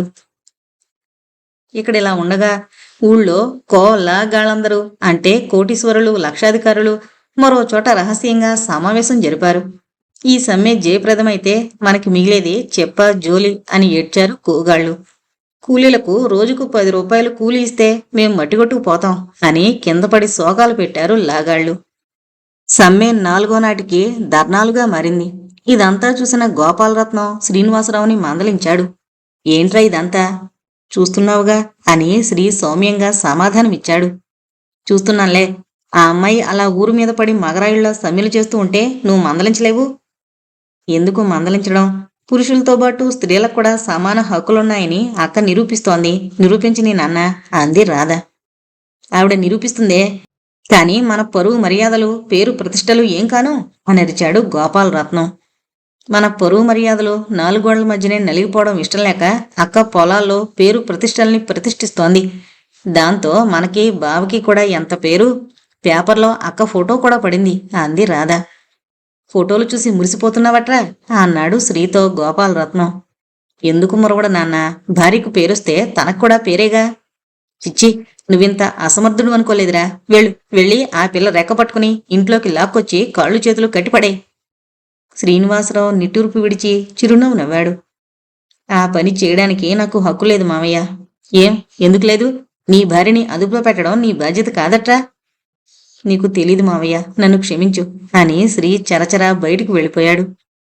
సమ్మె 5వ నాటికి మరీ ఉధృతం కావడంతో రావు కిందకి దిగొచ్చాడు. రౌండ్ టేబుల్ కాన్ఫరెన్స్ అన్నాడు. శారద, మంగ, గంగ, పార్వతి బయలుదేరారు. విద్యార్థి నాయకుడు కూడా వస్తానని పట్టుబట్టాడు. అతన్ని తీసుకువెళ్లారు. అధికార పక్షం నుంచి రావు, జానకమ్మ, బండరాముడు వచ్చారు. రాధ అంతకుముందే అక్కడికి చేరింది. శారద చూపించిన ఒక్కొక్క కోరికే చర్చకొచ్చింది. రోజుకి 8 గంటలే పని అంది. ఓకే అన్నాడు రావు. కూలీలను పర్మనెంట్ చెయ్యాలి అంది శారద. అది చెప్పలేనన్నాడు రావు. పోనీ చెయ్యండి, ప్రతి ఏడాది మనకి కోతలకి కూలీలు కావాలి కదా అంది జానకమ్మ. దానిలో ఉన్న చిక్కులు నీకేం తెలిసే? వాళ్ళని పనిలోంచి తొలగించలేం. బోనస్లు ఇవ్వాలి, ప్రావిడెంట్ ఫండ్ ఇవ్వాలి. ఎన్ని గొడవలు! ఈ విషయాలు శారదకు గాని కూలీలకు గాని తెలీదు. అలా అండంతో అవి కూడా కావాలని పట్టుబట్టింది. అరిచి చచ్చిన ఇవ్వను, మాట మాత్రంగా కూలీలను పర్మనెంట్ చేస్తాను కావాలంటే అన్నాడు రావు. కాసేపు వాద ప్రతివాదాలు. చివరకు శారద సరే అంది. రోజు కూలి 10 రూపాయలు అంది మంగ. 2 పావలా అన్నాడు రావు. పోనీ 9 అంది శారద. 2 రూపాయలు 30 పైసలు అన్నాడు రావు. 8 అంది శారద. 2.40. 7.5 అంది శారద. అంటే నెలకి 225. చచ్చినా ఒప్పుకోను. రూపాయి ధర ఇప్పుడు ఎంతుంది, మీకు లాభాలెంత అని వివరాలు చెప్పింది శారద. ఎకరానికి 20 బస్తాల ధాన్యం పండుతోంది మీకు. కౌలుకు తీసుకున్న వాళ్ళకి సగం ఇచ్చేస్తే ఎకరాకి 10 బస్తాలు మీకు. అంటే ఎకరాకి సాలుకి 400 రూపాయలు.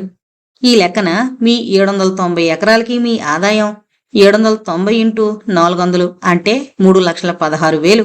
అంటే నెలకి 26,000. ఇంత రాబడున్న మీరు వీళ్ళకి నెలకి 200 ఇవ్వడానికి ఏడుస్తారా అంది శారద. ఇంత చకచక లెక్కలు చెప్పిన శారదను చూసి రాధ చకితురాలైంది. నువ్వు హిస్టరీ చదివావు కదా, లెక్కలింత గబగబా ఎలా చెప్పగలిగావక్క అంది. బట్టి పట్టుకొచ్చింది, నువ్వు మధ్యలో మాట్లాడుకో అని వారించాడు రావు. శారద వైపు తిరిగి, అయితే నా వాదన వినండి. మనిషికి 200 చొప్పున 200 కూలీలకు నెలకి 200 ఇంటూ 200 అంటే 40,000 ఇవ్వాలి. నా ఆదాయం నెలకి 26,000 అన్నావు. మీకు నేను 40,000 ఇవ్వాలి అంటే నెలకి నేను 14,000 నష్టపోతున్నానన్నమాట.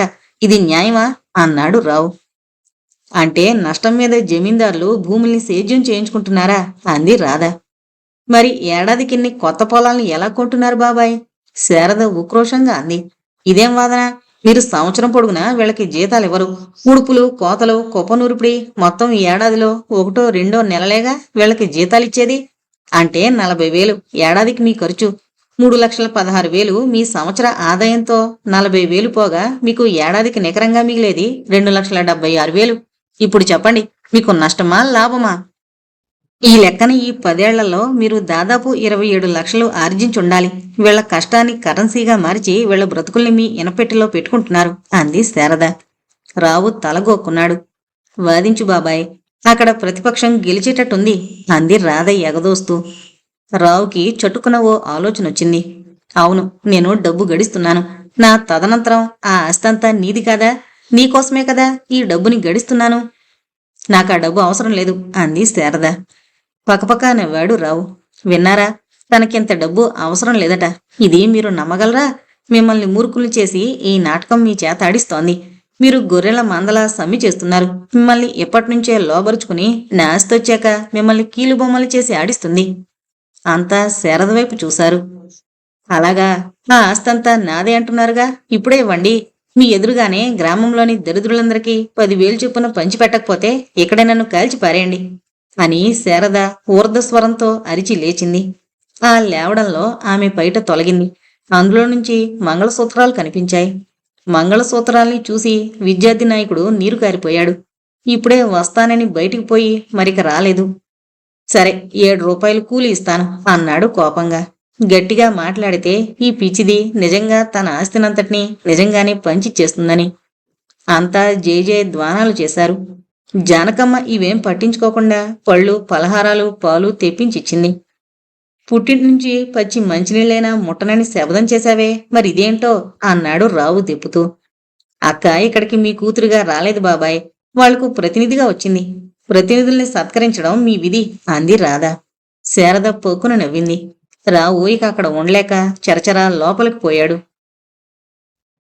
రావు వ్యవసాయ కూలీలకు రోజుకి 7 రూపాయలు ఇవ్వడానికి నిర్ణయించాడని తెలిసి ఊళ్ళోని లాగాళ్లందరూ అత్యవసర సమావేశం జరిపి వాళ్లు మాత్రం చేస్తే ఇవ్వకూడదని నిర్ణయించుకున్నారు. అయితే సమ్మె చేస్తామని వాళ్ల కూలీలు కొందరు గొడవ చేశారు. రావు ఆ కూలీల దగ్గరకు వెళ్లాడు లోపాయికారిగా. మీరు గొడవ చేయండర్రా, నేను 7 రూపాయలు ఇస్తున్నాను, వాళ్ళెందుకెవరు, ఇచ్చేంతవరకు సత్యాగ్రహం చేయండి అని సలహా ఇచ్చాడు. ఈ విషయం లాగాళ్లకు తెలిసింది. అన్నా, మన జాతికే ఎసరు పెడుతున్నాడే రావు, ఇతనికి బుద్ధి చెప్పాలి అనుకున్నారు ఉమ్మడిగా వాళ్ళంతా. ఎలా చెప్పాలి? పంచాయతీ ఎలక్షన్లు దగ్గరకొస్తున్నాయిగా, దాంట్లో వీడి పరువు మర్యాదల్ని పిండి మరలో పెట్టి ఆడించినట్టు ఆడించెయ్యాలి అని నిర్ణయించుకున్నారు. ఒకనాడు శ్రీ భోంచేసి పొలానికి వెళుతూ ఉండగా గురువులు పడుతూ లేస్తూ వచ్చాడు. బాబయ్య, మరిడమ్మ గుడి పొలాన్ని జప్తు చేస్తున్నారండి అని వగరుస్తూ చెప్పాడు. ఎందుకు? ఏమోనండి, కోర్టోళ్ళు ఏయో ఆర్డర్లు ఇచ్చారంట. శ్రీ గురువులతో బయలుదేరాడు. శ్రీ మరిడమ్మ గుడి పొలాల దగ్గరికి వచ్చేటప్పటికి అక్కడ బండరాముడు, 4 వస్తాదులు, కోర్టు అమీనా అక్కడున్నారు. పొలంలోకి ఎవరినీ దిగనీయకుండా కర్రలతో జడిపిస్తున్నారు. ఏంటిది అని అడిగాడు శ్రీ కోర్టు అమీనాని. ఈ ఊరు పంచాయతీ వాళ్ళు ఈ భూముల మీద కేసు పెట్టారండి. అది తేలే వరకు కోతలు కొయ్యకూడదని స్టే ఆర్డర్ ఇచ్చారండి. ఇదిగోనండి ఆర్డరు. అమీనా ఆర్డర్ చూపించాడు. శ్రీ ఆర్డర్ చదివి నిశ్చేష్టుడైపోయాడు. స్టే ఆర్డర్ కోర్టు ఇచ్చింది, కానీ ఈ రాముడు వీళ్ళు ఎందుకొచ్చారు ఇక్కడికి అన్నాడు శ్రీ. ఆర్డరు అమలు పరచడానికండి అన్నాడు బండరాముడు కసిగా. అది అమలు జరపడానికి కోర్టుంది, మధ్య మీరెవరు? వెళ్ళండి. పొలంలో అడుగు పెట్టారా మాట దక్కదు. ఏంటి చేసేసుకుంటారా? మరంతే కదటయ్యా అన్నాడు గురువులు. బండరాముడు పళ్ళు పటపటా కొరికాడు. అయ్యగారి కల్లుడైపోయాడు గాని శ్రీని బండరాముడు ఆ క్షణాన బుర్ర బదలుగొట్టేసి ఉండేవాడు. వాడు రౌడీలు కోపంగా అక్కడి నుంచి వెళ్ళిపోవడంతో గురువులు మొదలైన హరిజనులు శ్రీని చుట్టుముట్టేశారు. ఇదేం న్యాయం బాబయ్య, ఏడాది పొడుగునా రెక్కలు ముక్కలయ్యేటట్టు ఈ బంజర్లని బాగు చేశాం, సరిగ్గా ఫలసాయం చేతికొచ్చేసరికి తినొద్దని అడ్డెడుతున్నారు అని వాపోయారు. మీకేం భయం లేదు, మీరేమి ఈ భూముల్ని అన్యాయంగా ఆక్రమించలేదు కదా. కలెక్టర్ గారి పర్మిషన్ ఉంది, ప్రభుత్వం ముద్ర ఉంది, ఈ భూమి మీద మీకు హక్కు ఉంది. నేను ఇవాళే లారీ దగ్గరికి వెళ్ళి సంప్రదిస్తాను, మీరు నిశ్చింతగా ఉండండి. ఏం నిశ్చింత బాబయ్య, వారం రోజుల్లో కోతలు కోసేయాలి. కేసు మట్టుకి కేసు జరగనీయండి, కానీ ఎందుకు పనికి రాకుండా ఈ తిండి గింజల్ని ఎందుకిట్లా ఎవరికీ దక్కనీయకుండా చేయడం? అదే చిత్రం గురువులు. ప్రభుత్వం అవునన్నదానికి కోర్టు తిరస్కరిస్తుంది, కోర్టు సమ్మతించిన దాన్ని ప్రభుత్వం మరో బిల్లు పాస్ చేసి నోరు మూయించేస్తుంది. ప్రభుత్వంలో ఈ బిల్లు పాస్ చేయించేది మనం ఎన్నుకునే ప్రతినిధులే. ఈ ప్రతినిధుల స్వార్థానికి ఏమాత్రం ఎదురు దెబ్బ తగిలినా పాత చట్టాన్నే మారిచేస్తున్నారు అని శ్రీ వెళ్ళిపోయాడు. శ్రీ లాయర్తో సంప్రదించడానికి పట్నం వెళ్ళాడని తెలుసుకుని రావు శరత్ దగ్గరకు వచ్చాడు. నీతో ఒక ముఖ్యమైన సమస్య గురించి నీ సలహా అడగాలని వచ్చానమ్మా, తండ్రిగా కాదు, గ్రామ పెద్దగా. కూర్చోండి, కాఫీ తాగుతారా? కూతురుగా కాదు అంది శారద. నువ్వెలా ఇచ్చినా తాగుతానమ్మా, ఈ వాళ్ళకి 10 రోజులైంది సరైన తిండి తిని మంచి కాఫీ తాగి అని రావు ముందరి కాళ్లకు బంధం వేశాడు. శారద కాఫీ తెచ్చిచ్చింది. రావుకి ప్రాణం లేచొచ్చింది. అదేం పట్టించుకొని శారద ఏదో సలహా అన్నారు అంది. క్షణం ఊపిరి తీసుకుని రావు తను తెచ్చిన కాగితాల కట్ట విప్పాడు. ఒక కాగితం మీద పెద్ద స్కెచ్ ఉంది, మరో పెద్ద కాగితం మీద ఒక డ్రాయింగ్ ఉంది. ఒక పెద్ద సరస్సు, దాని చుట్టూ తారు రోడ్డు, రోడ్డుకి ఇరువైపులా మెర్క్యూరీ లైట్లు, సరస్సుకి చివర పెద్ద అత్యాధునికమైన బిల్డింగ్, మరో వైపున పెద్ద మైదానం, మైదానం చుట్టూ అందమైన ఫెన్సింగ్ మొక్కలు, ఒక పక్క అందమైన దేవాలయం. ఏంటిదంతా? బావుందా అన్నాడు రావు. పటంలో బాగుంది, దీన్ని తయారు చేయాలనుందమ్మా. ఎక్కడా? మన గ్రామంలోనే. ఓహో, పంచవర్ష ప్రణాళికలా అంది శారద స్కెచ్లు మూసేస్తూ. దీనికేనా నా సలహా అడిగారు? ఆ సరస్సుంది చూసావు, అది మత్స్య పరిశ్రమాభివృద్ధి కేంద్రం. ఆ బిల్డింగ్ ఫిష్ ఫ్యాక్టరీ. ఆ గుడుంది, అది పునర్నిర్మించాక మన మరిడమ్మ గుడి. కానీ అక్కడ ఎవరో సేద్యం చేసుకుంటున్నారు అంది శారద. అదే చెప్తోంది. ఆ గుడికి సంబంధించిన 100 ఎకరాల నేలలో 50 ఎకరాల సరస్సు, మిగతా 50లో 25 ఫ్యాక్టరీకి, 25 మరిడమ్మ జాతరకి. కానీ ఈ భూముల్ని మిలిటరీ వాళ్ళకి ఇచ్చింది ప్రభుత్వం. వద్దని మేము ఎంత మొత్తుకున్నా అటు ప్రభుత్వం గాని ఇటు ఈ ప్రజా నాయకులు గాని వినిపించుకోలేదు. ప్రజానాయకుడెవరు? ఇంకెవరు, మన శ్రీయే. అల్లుడని పిలిచి చెప్పాను, లాభం లేక పంచాయతీ వాళ్ళు ఇప్పుడు కోర్టులో కేసు వేశారు. ఓహో, ప్రభుత్వం ఏర్పరిచిన పంచాయతీ ప్రభుత్వం మీదే ఎదురు తిరుగుతుందన్నమాట. ఇందులో నా సలహా ఏంటి మధ్య? ఇదంతా శ్రీ చేస్తున్నాడమ్మా. ఇతను వాళ్ల వెనకాల ఉండబట్టే వాళ్ళంతగా పేట్రేగుతున్నారు. ఆ గురువులుగాడు నిన్న మొన్నటి వరకు నా పాలేరుగా ఉండే ఎదవా, నువ్వెంతంటే నువ్వెంత అని ఎదిరిస్తున్నాడు. ఇక రేపు నన్ను నడివీధిలో చొక్కా పట్టుకుని గుంజి లెంపకాయలు కూడా కొడతాడు. ఇదంతా ఎవరిచ్చిన కొమ్ములు? అల్లుడు కాబట్టి నోరు మూసుకోవాల్సి వచ్చింది. ఇంత మంచి ప్లాన్ వేసి గ్రామాన్ని పాశ్చాత్య పద్ధతుల్లో అభివృద్ధి చేద్దామనుకునేసరికి శ్రీ పంతం బట్టి నా ప్రణాళికలన్నింటినీ ఏట్లో కలుపుతున్నాడు. ఏమ్మా మాట్లాడవు? ఏం మాట్లాడాలి? ఇప్పుడు నీ తండ్రి పరువు కాదమ్మా పోతోంది, మన గ్రామం పరువు ప్రతిష్టలు గంగలో కలిసిపోతూ ఉంటే చదువుకున్న దానివి నువ్వు చూస్తూ ఊరుకుంటావా? గ్రామం అభివృద్ధి కావడం నీకు ఇష్టం లేదా? సరే, మీరెళ్ళండి, ఆయన వచ్చాక మాట్లాడతాను. అతను వినిపించుకోవడమ్మా, మహావాళ్లే వచ్చి చెప్పారు. పంతం తను గొప్పవాణ్ణని అహం. శారదకి కొంత కోపం వచ్చింది. ఆ పంతమేదో నేను చూస్తాను, మీరు వెళ్ళండి. రావు తన పాచిక పారిందని అక్కడి నుంచి వెళ్ళిపోయాడు. శ్రీనివాసరావు పట్నం వెళ్లి 2 రోజుల తర్వాత తిరిగొచ్చాడు. శారద ప్లాన్లన్నీ చూపించి తండ్రి వాదనంతా తన వాదనగా వినిపించింది శ్రీనివాసరావుకి. ఈ ప్లాను బాగానే ఉంది, కానీ దీన్ని అమలు జరపడానికి ఎంత అవుతుందో తెలుసా? ఎంతైతే మీకెందుకు, ప్రభుత్వమే ఇస్తుందిగా. ప్రభుత్వం దగ్గర అంత స్తోమతే ఉంటే రామపాద సాగరమే కట్టించుండేది. ఓహో, దానికోసం మీరు ప్రభుత్వానికి ఆదా చేస్తున్నారా? శ్రీ క్షణం మాట్లాడలేదు. నీ మనస్తత్వం ఏంటో అర్థం కావడం లేదు శారద. ఆ వాళ్ళ ఇలాంటి పేదవాళ్ల కోసం మీ నాన్నగారిని ఎదిరించి సమ్మె చేశావు. ఈ వాళ్ళ నేను అదే పని చేస్తుంటే ఆయన వైపు నుంచి మాట్లాడుతున్నావు. నిజానికి వాళ్ళకి మత్స్య పరిశ్రమ అభివృద్ధి చేయాలనే తలంపు ఎప్పుడు కలిగిందో తెలుసా? వాళ్ళు భూమి సంపాదించి బాగు చేసుకుని పంట పండించడానికి తయారైనప్పుడు. ఇప్పుడు ఫలసాయం వాళ్ళ చేతికొస్తున్నప్పుడు సరిగ్గా స్టే ఆర్డర్ తెచ్చారు. కాళ్ళ కింద పడి ఉండే వీళ్ళకి సొంతానికి భూములు అన్న అసూయే దానికి కారణం. ఇలా ఎంతకాలం ఈ పేదవాళ్లని వేధించుకుని తింటారు? ఎంతకాలం దేశ జనాభాలో 90 వంతుల మందిని కాళ్ళ కింద నొక్కుంచుతారు? అందుకని ఆ 90 మందిని వెనకేసుకొచ్చి విప్లవం లేవదీస్తారా? నేను లేవదీసేది విప్లవం కాదు, న్యాయాన్ని తిరస్కరించొద్దంటున్నాను. ఇందులో నువ్వు ఏ విధంగా జోక్యం కలిగించుకున్న సమస్య పరిష్కారం కాదు అని మాటలు తుంచేసి బయటకు వెళ్ళిపోయాడు. శ్రీనివాసరావు బయటకు వెళ్ళగానే జీపులో నుంచి ఇన్స్పెక్టరు, పోలీసులు దిగారు. సారీ శ్రీనివాసరావు గారు, మీ మీద అరెస్టు వారెంట్ వచ్చింది. నా మీద ఎందుకు? మీరిక్కడ కూలీల్ని ప్రోత్సహించి అలజడి రేపుతున్నారని.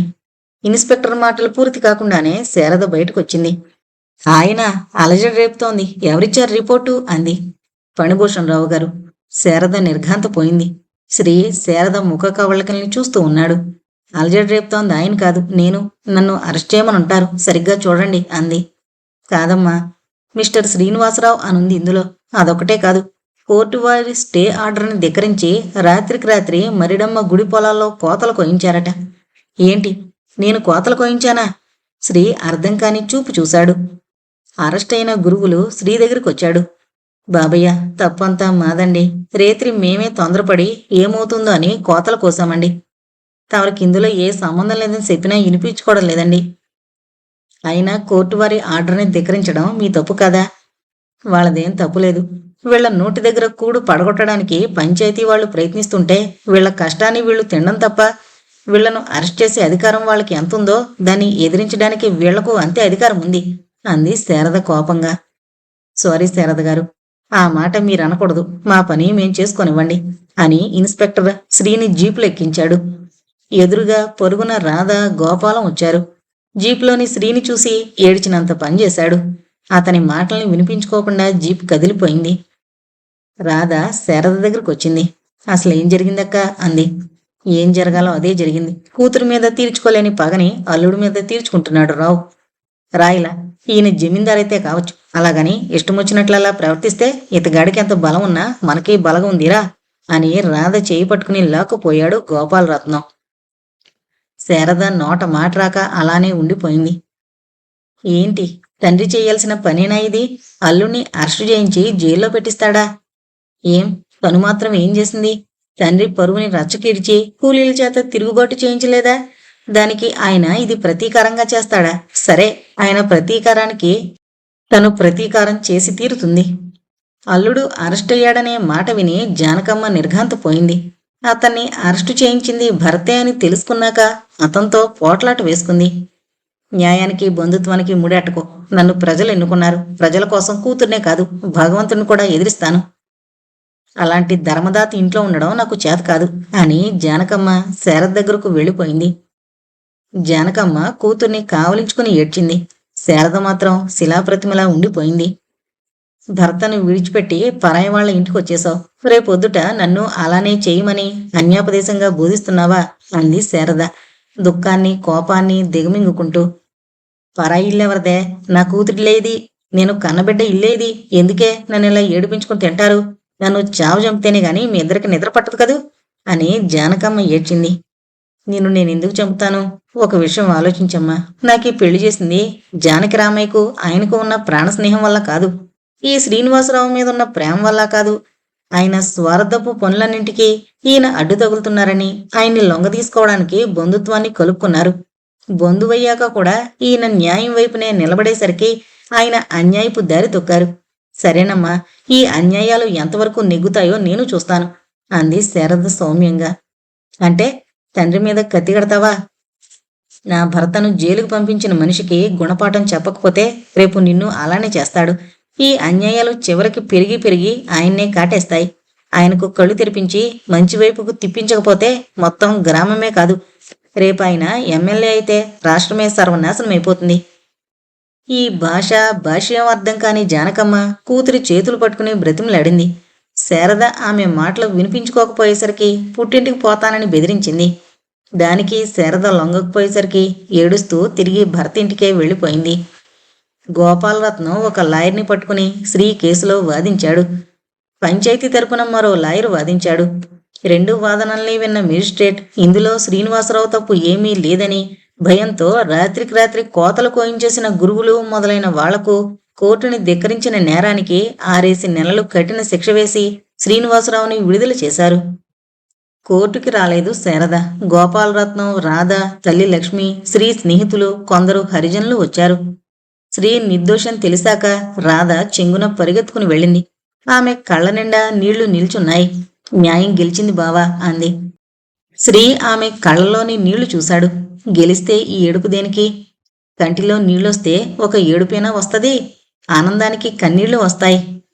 సరి చేసిన నిర్వాకం చాలుగాని నడవండి అని గోపాలరత్నం వాళ్ళని తీసుకుపోయాడు. గోపాలరత్నం బండి మీద తిన్నగా శ్రీని తనింటికి తీసుకువెళ్ళాడు. స్నానం అవి చేసి అక్కడే భోంచేయమన్నాడు. ఇంటికి వెళతాను మావయ్య. అక్కడెవరున్నారా? ఏం శారదలేదా? ఉంది మహాతల్లి. ఏ క్షణాన ఇంట్లో అడుగు పెట్టిందో అన్నీ అనర్థాలే.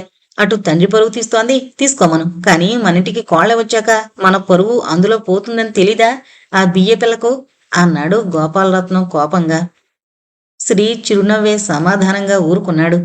లక్ష్మి శ్రీని లోపలికొచ్చి భోంచేయమంది. వద్దత్తయ్య, ఇంటికే వెళతాను అని శ్రీ తన ఆనంద నిలయానికి వెళ్ళాడు. ఆనంద నిలయంలో పిచ్చిదాన్లా శారద తిరుగుతోంది. శ్రీ నిర్దోషి అని విడిచిపెట్టేశారని గోపాలం, మంగ పరుగునొచ్చి ఆమెకు చెప్పారు. ఆమె ఆనందానికి అవధులు లేవు. ఆయన ఇంట్లోకి రాగానే ఏం చేస్తుంది తను? పొరుగున వెళ్లి కావులించుకుంటుందా? ఈ భావనకు సిగ్గుపడింది. ఏం చేస్తుందో తనకే తెలీదు. చింపిరి తల, ముఖం జిడ్డుబారుంది. శారద గబగబ వెళ్లి మొహం కడుక్కుని తలదూకుని బొట్టు పెట్టుకుంది. ఇంటి ముందర ఎలాంటి చొప్పుడైనా ఆయనే వచ్చేశారని గుమ్మంలోకి పరిగెత్తింది. శ్రీ ఎంతకీ రాకపోయేసరికి పిచ్చిదాన్లా కాలు కాలిన పిల్లిలా గదంతా తిరగడం మొదలుపెట్టింది. శ్రీ వచ్చాడు. అతన్ని చూడగానే శారద నవనాడులు కుంగిపోయాయి. కళ్ళు చెమగిల్లాయి. పొరుగు నడకలతో అతనికి ఎదురుగా వెళ్ళింది. వక్షం మీద వాలిపోయి బోవురుమనాలనుకుంది. కాని ఏం చేయకుండా అలా కొయ్యబొమ్మలా నిలబడిపోయింది. శ్రీ ఆమె ముఖంలోకి చూశాడు. రాధలానే ఆమె కళ్ళు చెమ్మగిల్లున్నాయి. ఏమని మాట్లాడ్డం? అతను ఆమె ఎదురుగా స్థాణువులా నిలబడిపోయాడు. మాటల్లేవు. చివరికి ముందుగా తేరుకుంది శ్రీనే. బాగున్నావా శారదా అన్నాడు. కన్నీళ్లే సమాధానం. శ్రీ నిట్టూర్పు విడిచి మడక కుర్చీ వైపు నడిచాడు. శారద అక్కడే నిలబడింది. శ్రీ కుర్చీలో పడుకుని కళ్ళు మూసుకున్నాడు. శారద మనసు చివుకుమంది. ఆయనకి తన మీద కోపమా? ఎన్నాళ్ళు తను కనిపించలేదని తన మీద అసహ్యం కలిగిందా? శారద ఒళ్ళు చచ్చిపోయినట్టనిపించింది. కళ్ళనీళ్లు తుడుచుకుని ఎవరితోనో మాట్లాడుతున్నట్టు స్నానం చేసి భోంచెదురుగాని రండి అని శారద గబగబా లోపలకు వెళ్ళిపోయింది. శ్రీ నిట్టూర్పు విడిచి లోపలికి వెళ్ళాడు. కొన్నాళ్ల తర్వాత ఒక రోజున శ్రీ పొరుగు నడకతో ఇంటికొచ్చాడు. తిన్నగా వంటింటి వైపు వెళ్ళాడు. శారద వంట చేసుకుంటుంది. శారదా అని అరిచాడు. ఇంత గట్టిగా ఎప్పుడూ అరవని శ్రీవైపు శారద చిత్రంగా చూసింది. ఈ పంచాయతీ ఎన్నికలకు నువ్వు నామినేషన్ దాఖలు చేశావా? శారద ఇంతేనన్నట్టు తల ఊపి పనిచేసుకుంటోంది. 3వ వార్డులో నిలబడుతున్నావా? అవును. అక్కడే నేను నిలబడ్డానని నీకు తెలీదా? శారద అతని వైపు ఆశ్చర్యంగా చూసింది. నాకు మీరెప్పుడు చెప్పారు? చెప్పాలా? తెలుసుకునవసరం లేదా? ఎలక్షన్లకి నామినేషన్ దాఖలు చేసే ముందు కనీసం ఎవరినైనా ఎందుకు అడగలేదు? ఎందుకు అడగాలి? ఫణిభూషణ్ రావు గారు మిమ్మల్ని అడిగే 3వ వార్డులో నిలబడ్డారా? ఆయన మాట వేరు. ఆయన నాకు ప్రత్యర్థిగా నిలబడ్డారు. నేను అలానే నిలబడ్డానని ఎందుకనుకోకూడదు? అంటే నువ్వు నా మీద మీ నాన్నగారి మీద కూడా ప్రత్యర్థిగా నిలబడ్డావన్నమాట. No comments. పంచాయతీ ఎలక్షన్లలో నిలబడ్డానికి అందరికీ అధికారం ఉంది. ఫణిభూషణ్ రావు గారు 2వ వార్డుకి సంబంధించిన మనిషి. తన వార్డును వదిలి మనం ఉంటున్న వార్డులో ఆయన ఎందుకు నిలబడ్డారు? ఎవరి మీద కక్ష సాధిద్దామని. మీరీ వార్డులో నిలబడ్డారో లేదో నాకు తెలీదు. ఆయన నిలబడ్డారు గనుక నేను నిలబడ్డాను. గెలుపు ఒకరికే వస్తుంది. ఎవరికొచ్చినా మన బంధువుల్లో 2 ఓడిపోవాలి. అది ఎవరికి సిగ్గు? ఓడిపోయే వాళ్లకు. నువ్వు గెలిస్తే నాకు సిగ్గు కాదా? అలాంటప్పుడు నామినేషన్ ఉపసంహరించుకుని మరో వార్డులో నిలబడండి. నేనెందుకు నిలబడాలి? ఇది నేను ఉండే వార్డు. ఇక్కడే నిలబడతాను. నేనుండేది ఈ వార్డులోనే. నేను నిలబడ్డానికి నాకు హక్కుంది అని శారద వంకాయలు వేపడం మొదలుపెట్టింది. శ్రీ కోపం పట్టలేకపోయాడు. ఆమె చెయ్యి పట్టుకుని లాగేశాడు. నువ్వు నామినేషన్ ఉపసంహరించుకుంటావా లేదా? శారద చేయి విదిలించుకుంది. అది కలలో మాట. శ్రీ చెయ్యెత్తి చెంప మీద కొట్టాడు. శారద నిర్ఘాంతపోయింది. శ్రీ ఆమె వైపు చూసి నిభాయించుకోలేకపోయాడు. తనెంత మూర్ఖంగా ప్రవర్తించాడు. శారద చిరునవ్వు నవ్వింది. థ్యాంక్స్, నా పంతాన్ని మరింత రేపారు. నేనిక రేపటి నుంచే ప్రచారం చేయించే నైతిక బలాన్ని నాకిచ్చారు అంది. పంచాయతీ ఎన్నికల ప్రచారం ముమ్మరంగా సాగుతోంది. మొత్తం 7 వార్డుల్లోనూ భూషణ్ రావు తన అభ్యర్థుల్ని నిలబెట్టాడు. అతనికి ఎదురు తిరిగిన కోలాగాళ్లంతా అతనికి ప్రత్యర్థుల్ని నిలబెట్టారు. రావు ఒక్కడు ఒకటైపోయాడు. ఇంత చాణక్యుడు లాంటి రావు లోపల జరిగిన గూడు పొటాణిని గుర్తించలేకపోయాడు. ఇదిలా ఉండగా హరిజనులు, సామాన్య కుటుంబీకులు శ్రీనివాసరావు మొదలైన వాళ్లను ఎగదోసి ఈ ఎన్నికల్లో బలవంతంగా నిలబెట్టించారు. ఎన్నికలకు నిలబడాలని శ్రీకి ఏ కొసానా లేదు. కానీ అలాంటి యువకులు, నిస్వార్థపరులు నిలబడితే గ్రామం బాగుపడుతుందని అతన్ని ఒప్పించారు. అందువల్ల తను 3వ వార్డులో నిలబడ్డాడు. రావు తనుండే 2వ వార్డులో నిలబడితే పానకాలరావు మీద ఓడిపోతాననే భయం చెప్పున 3వ వార్డులో నిలబడ్డాడు. అక్కడ శ్రీ, శారద, గోపాలరత్నం తనకి అన్నదండలిస్తారని ఆశపడ్డాడు. కానీ తీరా చూస్తే శారదే తనకు పెద్ద సమస్య కూర్చుంది. 3వ వార్డులో ఉన్నవాళ్లు చాలామంది బ్రాహ్మలు, చదువుకున్న వాళ్లును. వాళ్లంతా తనని సమర్థిస్తారని రావు ఆశ. కానీ బ్రాహ్మల్లో చాలామందికి నాన్ బ్రాహ్మిన్స్ మీద మంటగా ఉంది. వెనకబడిన కులాల వాళ్ళని ఉద్ధరించేందుకు ప్రభుత్వం కంకణం కట్టుకుంది. షెడ్యూల్డ్ కులాల వారికి ఎన్నో అవకాశాలు కల్పించింది. యూనివర్సిటీలో ఫస్టున పాస్ అయిన బ్రాహ్మలకు మెడికల్ కాలేజీలో సీట్లు లేవు. తక్కువ మార్కులతో పాస్ అయిన వెనకబడిన తరగతుల వాళ్ళకి సీట్లు ఇస్తున్నారు. తెలివితేటలున్న బ్రాహ్మణ కుర్రాళ్లు చేసేది లేక, ఎదిరించే శక్తి చాలక బ్రాహ్మణ పుట్టకనే తిట్టుకుంటూ బిఏలో చేరి గుమస్తాలవుతున్నారు. డాక్టర్లు, ఇంజనీర్లు అయ్యి దేశానికి పేరు ప్రఖ్యాతులు తేగల మేధావులు ఇలా కుళ్ళిపోవలసిందేనా అని బ్రాహ్మలు ఏడ్చారు. కుల, మత, జాతి వివక్షత లేని ప్రజాస్వామిక దేశంలో ఇవేం రూల్సో అర్థం కాక కసిక్కిపోయారు.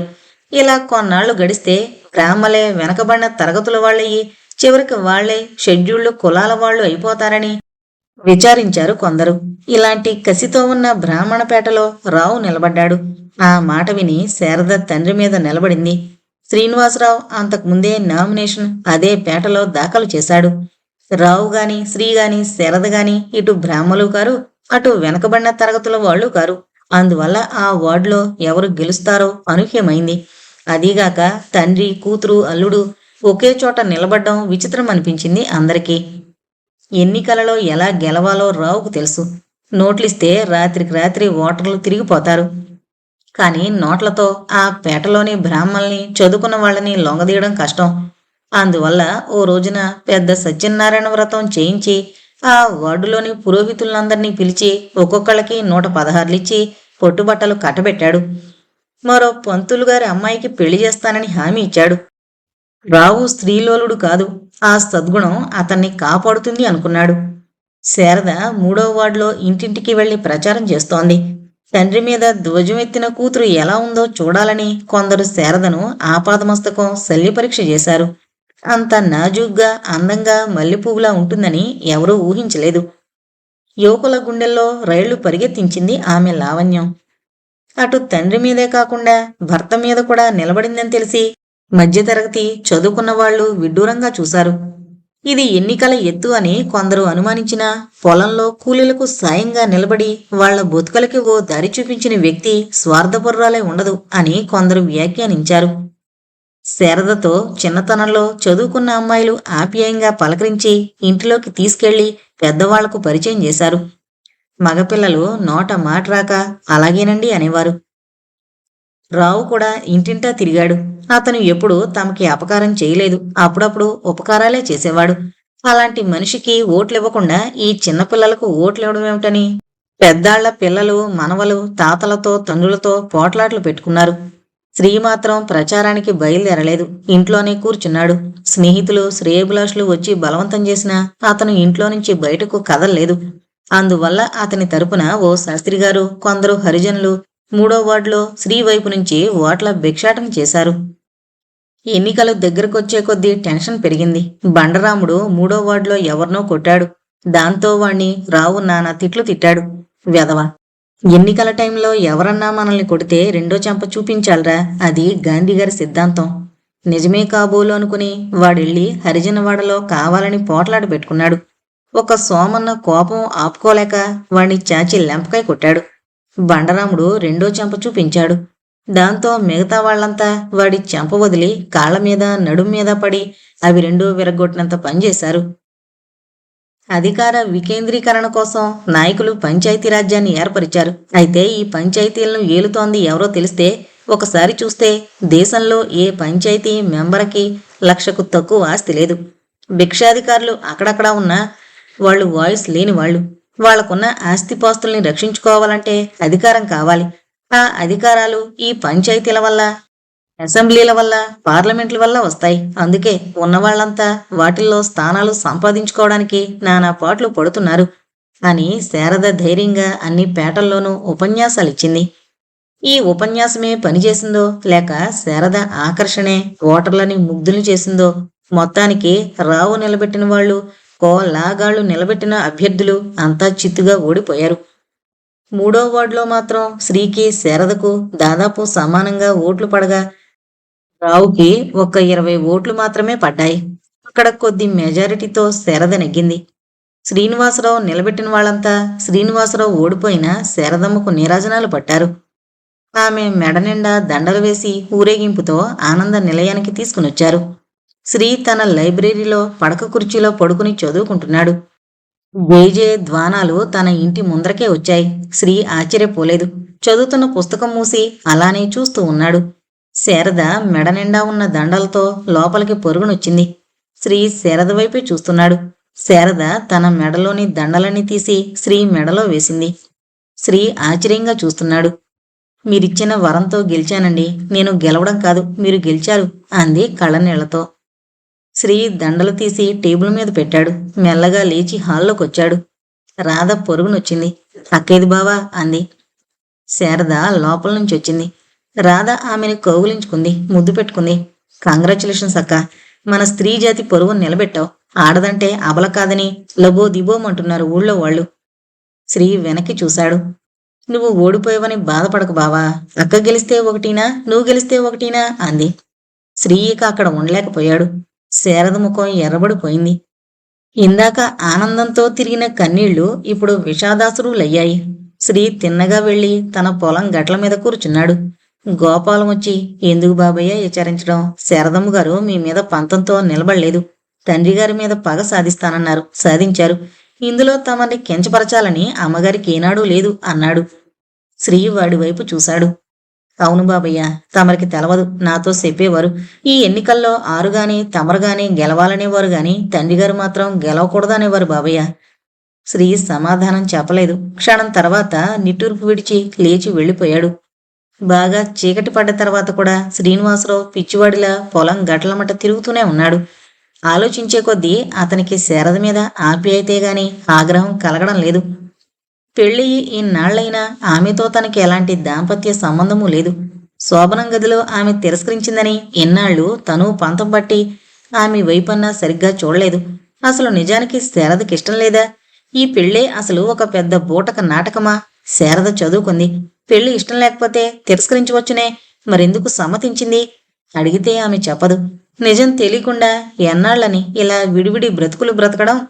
ఇవాళ ఏమైనా సరే శారదను అడిగేయాలని నిశ్చయం చేసుకున్నాడు. గబగబా అడుగులు వేసుకుంటూ ఇంటికి బయలుదేరాడు. తలుపు తట్టాడు శ్రీ. రాధ తలుపు తెరిచింది. రాధను చూసి శ్రీ ఆశ్చర్యపోయాడు. రాధా, నువ్వా? నువ్వెక్కడెందుకున్నావు అన్నాడు. అదేంటి బావా, ఇంకెక్కడుంటాను? ఎవరే అది? లోపల నుంచి లక్ష్మి కేకేసింది. బావమ్మ అంది. అప్పటికి గాని శ్రీకి స్పృహ రాలేదు. తనొచ్చింది తనింటికి కాదు, తన మావయ్య ఇంటికన్నమాట. గోపాలరత్నం, లక్ష్మి బయటకొచ్చి శ్రీని చూసి ఆశ్చర్యపోయారు. శ్రీ ఏదో బాధపడుతున్నాడని గోపాలరత్నం అతన్ని లోపలికి తీసుకువెళ్లాడు. చివరికి ఏమైందో చూసావట్రా? పెళ్లి కాకముందు ఒక్కసారి మమ్మల్ని సంప్రదిస్తే ఎంత బాగుండు. ఆ వాళ్ళ పొలంలోకి వెళ్ళింది. ఈ వాళ్ళ నీ మీద నిలబడి సాధించింది. అలాంటి పిల్లతో మావయ్య అని అరిచాడు శ్రీ. అబ్బబ్బా, అతను అసలే మతిపోయి ఉంటే మధ్య మీ దిప్పుళ్ళేంటి అంది లక్ష్మి. భోంచేశావు బాబు. శ్రీ మాటలకి తడుముకుని చివరికి చేశానని అబద్ధం చెప్పేశాడు. ఇలాంటప్పుడు ఏం మాట్లాడాలో శ్రీకే అర్థం కాలేదు. గోపాలరత్నానికి తెలియలేదు. రాధ అంతకంటే మాట్లాడలేదు. లక్ష్మి పాలు తీసుకురావడానికి లోపలికి పోయింది. అన్నం తిన్నావా? అబద్ధమాడుతున్నావు కదూ అంది రాధ శ్రీ చెవిలో. శ్రీ ఆమె వైపు ఆశ్చర్యంగా చూశాడు. ఇప్పుడే నేను సరదక్క దగ్గర నుంచి వచ్చాను. వెళ్ళు బావా ఇంటికి అంది. శ్రీ లేవబోయాడు. లక్ష్మి పాలు తెచ్చింది. శ్రీ బాగుండదని పాలు తాగేసి గబగబా ఇంటికి బయలుదేరాడు. శారద పూల మొక్కల పక్కన కుర్చీలో పడుకుని శూన్యాన్ని చూస్తోంది.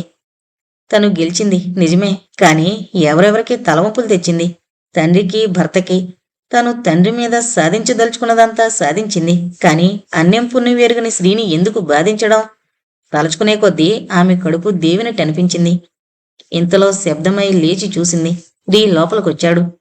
శారద మాట్లాడకుండా వంటింట్లోకి వెళ్లి 2 విస్తర్లు వేసింది.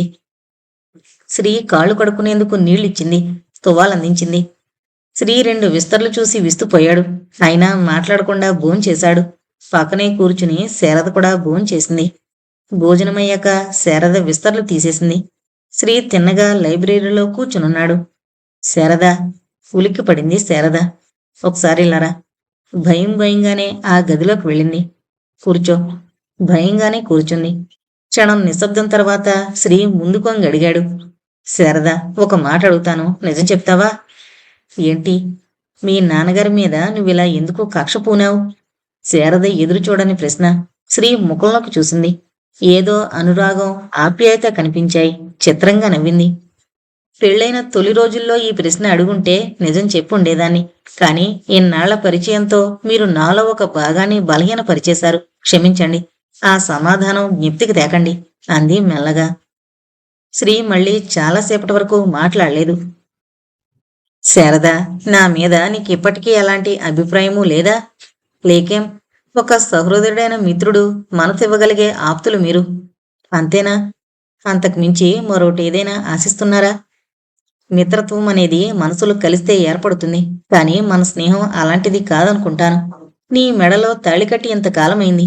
అయినా ఈనాటికి మనిద్దరి మధ్య భార్యాభర్తల బంధం లేదు. ఇక ఎప్పటికీ ఇంతేనా? శారద తలంచుకుంది. క్షమించండి. ఆ సంబంధాన్ని గుర్తుకు తెచ్చి నన్ను బలహీనురాల్ని చేయకండి. క్షణం నిశ్శబ్దం. తర్వాత శారదే అంది. భారీగా మీ జీవితంలో కడుగు పెట్టాను కాబట్టి ఇల్లాలుగా, గృహిణిగా నా బాధ్యతల్ని నెరవేర్చుకుంటున్నాను. శారీరకమైన బాధ్యత కూడా ఉందని మీరు అనుకుంటే మీ ఇష్టం. శ్రీ ఆమె వైపు తేరిపారా చూశాడు. మనసులేని ఈ శరీరాన్ని అనుభవించమంటావు? అంత నీచంగా నన్ను అంచనా వేయకు శారదా అని బాధగానే లేచి బయట గదిలో పడుకునేందుకు వెళ్ళిపోయాడు. ఎన్నికలైన వారం దినాల వరకు శ్రీ బాధగానే ఉన్నాడు. పగలంతా పొలంలో ఉన్న, రాత్రుళ్ళు ఇంటికి రాగానే స్నానం చేసి భోజనం ముగించి లైబ్రరీలో పడక కుర్చీలో పడుకునేవాడు. శారదలో ఎప్పుడూ కనిపించని భయం, పిరికితనం కనిపించసాగాయి. శ్రీ ఎదురుపడ్డానికి, మాట్లాడడానికి కూడా భయపడిపోయేది. రాదొస్తే ఎంతోమంది ఆప్తుల్ని చూసినట్టు చప్పున వెళ్లి లోపలికి తీసుకొచ్చి మనసు విప్పి మాట్లాడేది. ఇంకా ఎవరొచ్చినా మాట్లాడేది కాదు. ఒకనాడు శ్రీ పొలంలో ఉండగా చిన్ననాటి స్నేహితుడు సత్యం మిలిటరీ డ్రెస్లో వచ్చాడు. హలో రైతు అని పెద్ద గావుకేక పెట్టాడు సత్యం. శ్రీ సత్యాన్ని చూసి ఎక్కడ లేని ఆనందంతో అతని దగ్గరకు వచ్చాడు. ఇద్దరూ కావులించుకున్నారు. ఎప్పుడురా రావడం అన్నాడు శ్రీ. మధ్యాహ్నం వచ్చాను. నీకోసమని ఇంటికి వెళితే వెధవ పెళ్లి చేసుకున్నానని ఉత్తరమన్నా రాయలేదేన్రా? నీ అడ్రస్ తెలీదుగా. ఏడుసావ్. సరే, నువ్వు చేసుకున్న పెళ్లికి చిహ్నంగా ఇవాళ పట్నంలో పార్టీ అన్నాడు. పట్నంలోనా? మరి లేకపోతే ఈ డట్టి పల్లెల్లోనా? సాయంకాలం ఇంటికొస్తాను, రెడీగా ఉండు అని సత్యం శ్రీ మాటైనా వినిపించుకోకుండా వెళ్ళిపోయాడు. సాయంకాలం అన్న టైంకి కారేసుకుని శ్రీ ఇంటికొచ్చాడు. కారు శబ్దం విని శ్రీ బయటకొచ్చాడు. కారులో నుంచి దిగబోతున్న సత్యం శ్రీ కారెక్కి కూర్చోవడంతో ఉస్సురంటూ కారుని సిటీ వైపుకి పోనిచ్చాడు. సిటీలో ఒక పెద్ద ఇంట్లో సత్యం పార్టీ అరేంజ్ చేశాడు. పెద్ద పెద్ద వాళ్ళంతా వచ్చారు. అందరికీ శ్రీని పరిచయం చేశాడు సత్యం. శ్రీ అందరికీ కరచాలనం చేశాడు. పార్టీ మొదలైంది. అంతా గ్లాసుల్లో విస్కీలు పోసుకున్నారు, సోడాలు వేశారు. శ్రీ హడలిపోయాడు. అలవాట్లేదురా సత్యం అన్నాడు. ఈడియట్లా మాట్లాడుకు. సొసైటీలో తాగనివాడు ఫూల్ కింద జమ కడతారు. మాట వరసకైనా ఈ ఒక్కరోజు తాగు అని బలవంతం చేశాడు. విస్కీ వెగటుగా ఉంది. ముక్కుల్లో నుంచి, చెవుల్లో నుంచి వేడి గాలులు వీచినంత పనైంది. అయినా సత్యం మొహం చూసి తాగక తప్పలేదు.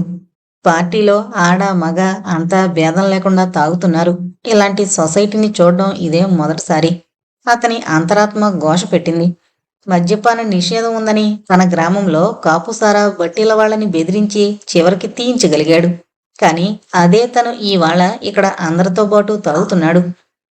మద్య నిషేధం ఉండగా ఎలా తాగలుగుతున్నారా అన్నాడు శ్రీ మరి అమాయకంగా. ఎలాంటి చొచ్చు ప్రశ్న వేశావురా? వీళ్ళందరికీ లైసెన్సులున్నాయి. అయినా వీళ్ళు తాగినా పర్వాలేదు అని హుషారు చేసి సత్యం అతనికి మరింత తాగించాడు. గ్లాసు పూర్తయ్యేసరికి అతనికి బండరాముణ్ణి బట్టి తీసేయమన్న రోజున కనిపించిన శారద కళ్ళ ముందు నవ్వుతూ కనిపించింది. ఉలిక్కి పడ్డాడు శ్రీ. గ్లాసులో సత్యం మరికొంత ద్రవం పోశాడు. శ్రీ వద్దంటూనే గ్లాసు పూర్తి చేశాడు. కళ్ళు తిరగడం ప్రారంభించాయి. ఇక అక్కడ ఉండలేకపోయాడు. లేచాడు. వెళ్ళిపోతాన్రా. ఎక్కడికి అన్నాడు సత్యం. ఇంటికి. పార్టీ పూర్తి కాని. పార్టీ పూర్తయ్యేసరికి 11:30 అయింది. ఈ మధ్యలో శ్రీ మరో గ్లాసు తాగేశాడు. కాళ్ళు ఇక నేల మీద ఆడడం లేదు. సత్యం నవ్వుతూ అతని చేతికి పూలమాల కట్టాడు. అతన్ని పట్టుకుని బయటకొచ్చాడు. సత్యం కారులో కూర్చున్నాడు. కళ్ళు తెరిచి చూసేసరికి ఇంటి ముందరున్నాడు. ఇంటిని చూడగానే శ్రీకి పిచ్చెక్కినట్టయింది. ఇంకా ఉందిరా విస్కీ అన్నాడు. సత్యం మిగిలిన విస్కీ బాటిల్ ఇచ్చేశాడు. శ్రీ ఒక్క గుక్కలో నోట్లో వేసుకున్నాడు. జాగ్రత్త రోయ్, మరీ ఎక్కువైతే కక్కుకుంటావు. దట్స్ ఆల్ రైట్, నువ్విక వెళ్ళు. వెళతాను, కానీ ఉదయం బండికే వెళ్ళిపోతున్నాను మరి. చిరియో అన్నట్టు వదిన్ని పరిచయం చేయలేదురా. చేస్తా మళ్ళీ వచ్చినప్పుడు అని శ్రీ మరికొంచెం తాగాడు. సత్యం కారు కదిలింది. శ్రీ ఇంట్లోకి తూలుతూ వచ్చాడు. తలుపు ఎక్కడుందో తెలియలేదు. సరిగ్గా కళ్ళు విప్పి చూశాడు. తలుపులానే కనిపించింది. దన్నని కాలుతో తన్నాడు. తుఫాన్లో తలుపులు భళ్ళున తెరుచుకున్నాయి. లోపల గదంతా మసగ్గా ఉంది. మసగ్గా ఉన్న గదిని చూడగానే అతని కళ్ళల్లో కోపం ప్రకోపించింది.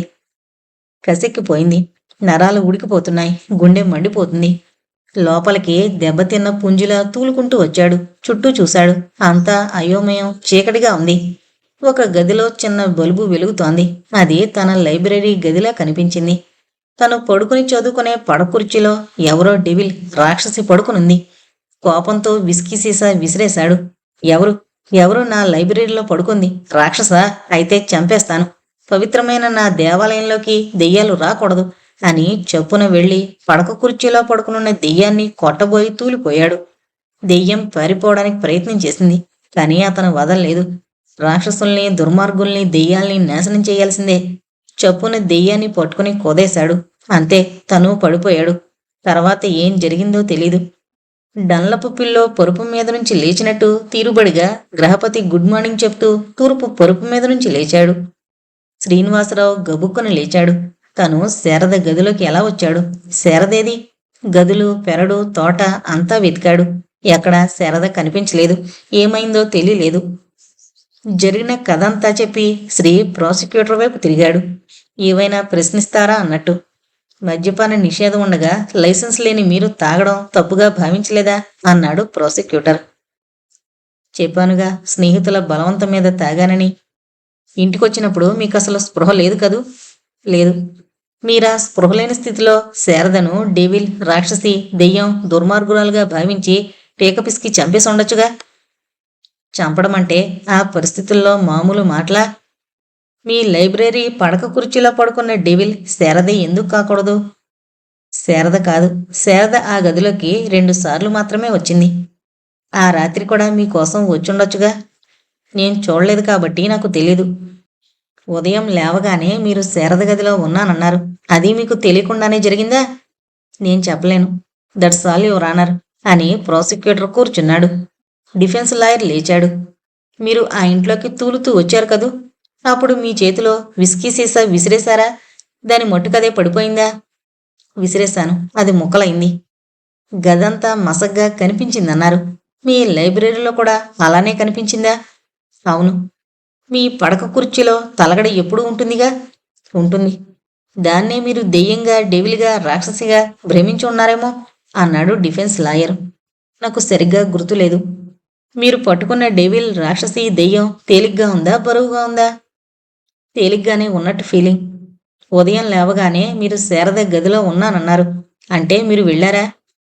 తెలీదు. అంటే ఒంటి మీద స్పృహ లేనట్టే కదా. అవును, ఆ గదిలోకి ఎలా ఎప్పుడు వెళ్ళానో తెలీదు. That's all right your honour అని డిఫెన్స్ లాయర్ పూర్తి చేశాడు. తాగొచ్చి స్పృహలేని స్థితిలో శారదను బలవంతం చేసి ఆమెను చంపేసి ఉదయం మెలకువ రాగానే శవాన్ని మాయించేసి ఉంటాడని డిఫెన్స్ లాయర్ ఒక కొత్త విషయాన్ని చెప్పాడు. ఫణిభూషణరావు గ్రామ సౌభాగ్యం కోసం కూతుర్నే కాదు, భగవంతుణ్ణి కూడా లెక్క చేయడు అన్న మాట ఆధారంగా తీసుకుంటే ఫణే శ్రీనివాసరావు ఊరెళ్ళాడని తెలుసుకుని ఆ రాత్రి శ్రీ ఇంటికొచ్చి శారదను మాయించేసి అటు కూతుర్ని ఇటు ప్రత్యర్థైన శ్రీనివాసరావుని ఒకేసారి అంతం చేసేసి ఉంటాడని డిఫెన్స్ లాయర్ ఎదురు అభియోగం చేశాడు. దాంతో కోర్టులో కలకలం బయలుదేరింది. కోర్టు మర్నాటికి వాయిదా పడింది. మర్నాడు జడ్జి తీర్పిచ్చాడు. ఈ కేసులో ఎవరు ఎవరిని ఎలా మాయం చేశారో సరైన సాక్ష్యాధారాలు లేనందున శ్రీనివాసరావుని నిర్దోషిగా కేసు కొట్టేశాను అని తీర్పిచ్చాడు. రావు ఇంటికొచ్చి కదం తొక్కాడు. జానకమ్మ ఏడుస్తూ కూర్చుంది. ఈ కేసు ముగిసి తీర్పిచ్చేసరికి దాదాపు నెలయింది. ఇంతవరకు శారద జాడే తెలియలేదు. ఆ అమ్మాయి గారు చచ్చిపోయి ఉంటారండి అని బండరాముడు ఖచ్చితంగా తేల్చి పారేశాడు. జానకమ్మ మరింత ఏడ్చింది. మన అమ్మాయి గారు ఎంత అల్లారుముద్దుగా పెరిగింది. అలాంటి తల్లిని పొట్టన పెట్టుకున్న ఓడితో మనకిక ఏం పని బాబుగారు? తమరు ఊ అనండి. ఆణ్ణి ఈ రేత్రికే నరికి పారేస్తాను. తర్వాత కేసైతే నేను ఉరికమ్మ వెక్కుతాను. నాకు దిగ్గా మొక్క తమరే కదండి నా తల్లిదండ్రులు. తమరు ఊ అనండి బాబయ్య. నెత్తురు ఉడికిపోతాంది. ఆణ్ణి ఈ రేత్రికే నరికి పారేస్తాను అని అరుస్తున్నాడు బండరాముడు. వాడి చెంప చెళ్ళుమంది. చూస్తే జానకమ్మ. వెధవా, అతన్ని చంపుతావట్రా? జానకి అని ఆమెను పట్టుకున్నాడు రావు. చూడండి ఆ విధవ ఎలాంటి మాటలంటున్నాడో. నా తల్లి బతికే ఉంది, ఎక్కడో బతికే ఉంటుంది. అలాంటిది వీడు దాని 5వ తనాన్ని నాశనం చేస్తాడట. వెధవని ముందు బయటికి గంటండి అని తల బాదుకుని ఏడ్చింది. నీకు మతిగాని పోలేదు కదూ. వాడనగానే అనుజ్ఞిచ్చేస్తానా? ఆ శ్రీ అసలు నిజం చెప్పడం లేదు. ఏం జరిగిందో వాడి నోటితోనే కక్కించకపోతే నా పేరు రావే కాదు. మీరేం కక్కించిన అవసరం లేదు. నేనే వెళ్ళి అల్లుణ్ణి ప్రాధేయపడతాను. వద్దు, నువ్వు వెళితే చెప్తాడటే హైకోర్టు ఉంది. అతన్ని తిప్పి తిప్పి సర్వనాశనం చేసినాడు. అతనే నిజం చెప్పేస్తాడు. అప్పుడు చెప్పొచ్చు వాడి పని అని బండరాముణ్ణి బయటికి పొమ్మని చెప్పి జానకమ్మను లోపల తీసుకుపోయాడు. శ్రీనివాసరావు పిచ్చివాళ్ల గెడ్డం పెంచేసి ఇంట్లో నుంచి బయటికే రావడం మానేశాడు. రాధ ఇంటికొచ్చి అతనికి వంట అది చేసి పెడుతోంది. అయితే రావు సంగతి తెలిసిన గోపాలరత్నం రాత్రులు మాత్రం శ్రీ ఇంటి దగ్గర 4 మనుషుల్ని కాపలా పెట్టాడు. ఏ రాత్రికాడ ఎవరొచ్చి ఎలాంటి అఘాయిత్యం చేసేస్తారో అని తన ఇంటికి వచ్చేయమన్నాడు. కాని శ్రీ చిరునవ్వు నవ్వాడు వేదాంత ధోరణిలో. వద్దు మామయ్య, ఫణిభూషణరావు గారు అంత పని చేయలేరు. ఆయనకు మనసులో శారద విషయం తెలుసు. అందుకే నాకేం భయం లేదు. ఒకవేళ నన్ను చంపారనుకో, పోని వెధవ ప్రాణం పోయినా భయం లేదు అన్నాడు శ్రీ. నీ ప్రాణం నీకు వెధవదేరా, కానీ మాకు కావాలి. నువ్వు నడిపించే నీ పిచ్చి ఉద్యమాలకు కావాలి. మాట్లాడక వాళ్ళిక్కడ పడుకొని అని నలుగురిని అక్కడుంచి వెళ్ళిపోయాడు. ఒకనాడు మధ్యాహ్నం రాధ భోంచేసి శ్రీనివాసరావుకు పెట్టింది. బలవంతంగానే తిన్నాడు. ఆ కాయకి ఎప్పటికీ తిరిగి రాకపోతే ఏం చేస్తావు బావా అంది. శ్రీ రాధ ముఖంలోకి చూసి అదోలా నవ్వాడు. సన్యాసుల్లో కలిసిపోతానని భయమా? నీ అవతారం చూస్తూ ఉంటే అలానే ఉంది. శ్రీ రాధ తల నిమిరాడు. భయపడకు, అంత విరాగిని కాను, మొండిగటాని, బ్రతికే ఉంటాను. మీ మధ్యనే, ఈ గ్రామంలోనే అన్నాడు. ఏంటో నీ పిచ్చి వేదాంతం అని సాయంకాలం వస్తానని చెప్పి వెళ్ళిపోయింది. ఆమె వెళ్ళిపోయాక జానకమ్మ వచ్చింది. ఆమెను చూసి ఉలిక్కి పడ్డాడు. జానకమ్మ ఎప్పుడూ అల్లుడు ముఖం సరిగ్గా చూసెరగదు. ఎప్పుడూ ఎదురుపడి మాట్లాడలేదు. అతన్ని చూడగానే అతని ముఖంలో కూతురు కనిపించింది. తట్టుకోలేని జానకమ్మ కళ్ళు చెమ్మగిల్లాయి. శ్రీ ఆమె వైపే చూస్తూ ఉండిపోయాడు. కూర్చోండి అన్నాడు. జానకమ్మ కూర్చోలేదు. నా కూతురింటికి నేను ధైర్యంగా రాగలిగే అదృష్టం నాకు లేదు బాబు. పెట్టుపోతలు, కట్నాలు, సీమంతాలు ఎన్నో ఊహించుకున్నాను. అవన్నీ తలకిందులైపోయాయి అని కన్నీళ్లు తుడుచుకుంది. శ్రీ కూడా కళ్ళు చెమ్మగిల్లాయి. ఆ అదృష్టానికి నేను నోచుకోలేదండి. శారద వల్ల నేను సుఖించుంటే మామగారికి నాకు గ్రామ సమస్యల్లో ఎలాంటి భేదాభిప్రాయాలున్నా మామగారి దగ్గరికి నేను తను రోజూ కలిసొచ్చుండేవాళ్ళం. కాని ఎందుకో మీ ఇంటి పేరెత్తేసరికి ఆమె కస్సుని ఎగిరిపడేది. అత్తవారిలున్నా నేను ఒంటరిగానే అయిపోయానండి. నాకు తల్లి తండ్రి ఎలానూ లేనేలేరు. పెళ్ళయ్యాక మీరే నాకు తల్లి తండ్రి అవుతారని కొండంత ఆశపడ్డాను. కానీ నాకు అదృష్టం లేదండి. జానకమ్మ మాట్లాడలేకపోయింది. క్షణం తర్వాత అటు ఇటు చూసి తను తీసుకొచ్చిన ఒక చిన్న మూట ఇచ్చింది. ఏంటండి? దగ్గు బాబు. దేనికి? దేనికంటే ఏం చెప్పను. కడుపు చించుకుంటే కాళ్ళ మీద పడుతుంది. నీ మీద మీ మామగారు హైకోర్టులో తిరిగి కేసు పెట్టబోతున్నారు. శ్రీ నిర్ఘాంతపోయాడు. నీ దగ్గర లాయర్ని పెట్టడానికి డబ్బెక్కడుంది? ఉంచు బాబు అని బలవంతం చేయబోయింది.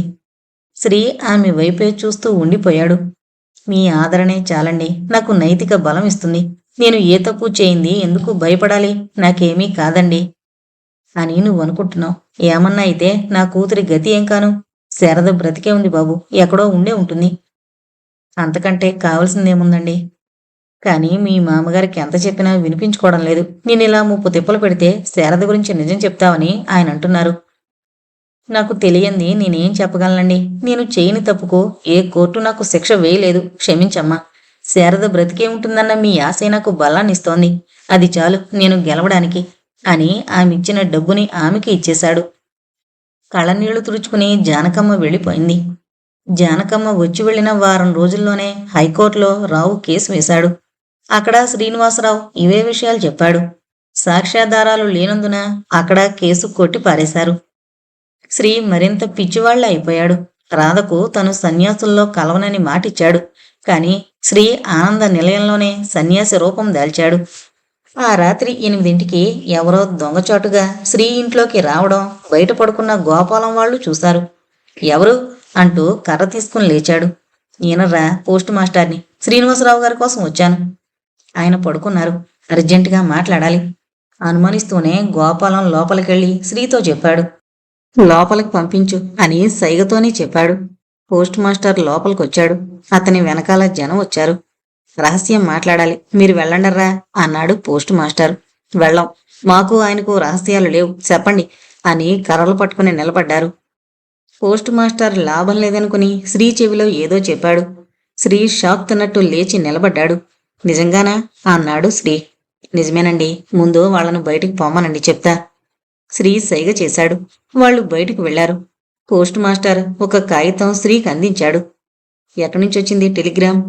కాకినాడ నుంచి. శ్రీ టెలిగ్రామ్ మళ్లీ చూసుకున్నాడు. మీ అమ్మాయి శారద చాలా నీరసంగా ఉంది. వెంటనే బయలుదేరి రండి. Gangabai general hospital, Kakinada. మధ్యాహ్నం ఎక్స్ప్రెస్ టెలిగ్రామ్ వచ్చింది. దీని కాపీ తీసి దాచాను. టెలిగ్రామ్ రావు గారికి పంపించాను. ఈ పాటికి ఆయన జానకమ్మ గారు కాకినాడ చేరే ఉంటారు. శ్రీకి ఏమని మాట్లాడాలో అర్థం కాలేదు. తను రాత్రికి కాకినాడ వెళితేనో అనుకున్నాడు. నా పేరు బయటకు రానివ్వకండి. రావుగారి పగ పాము పగ అని పోస్ట్ మాస్టర్ ప్రాధేయపడుతూ వచ్చాడు. ఇంతలో గోపాలరత్నం 10 మందితో పరుగునొచ్చాడు. గోపాలంగాడు వెళ్లి ఈ వార్తను వాళ్లతో చెప్పగానే రాధా లక్ష్మమ్మలతో పాటు వచ్చాడు గోపాలరత్నం. ఏంట్రా శ్రీ? ఏంటి? శారద బతికే ఉంది మామయ్య. హా?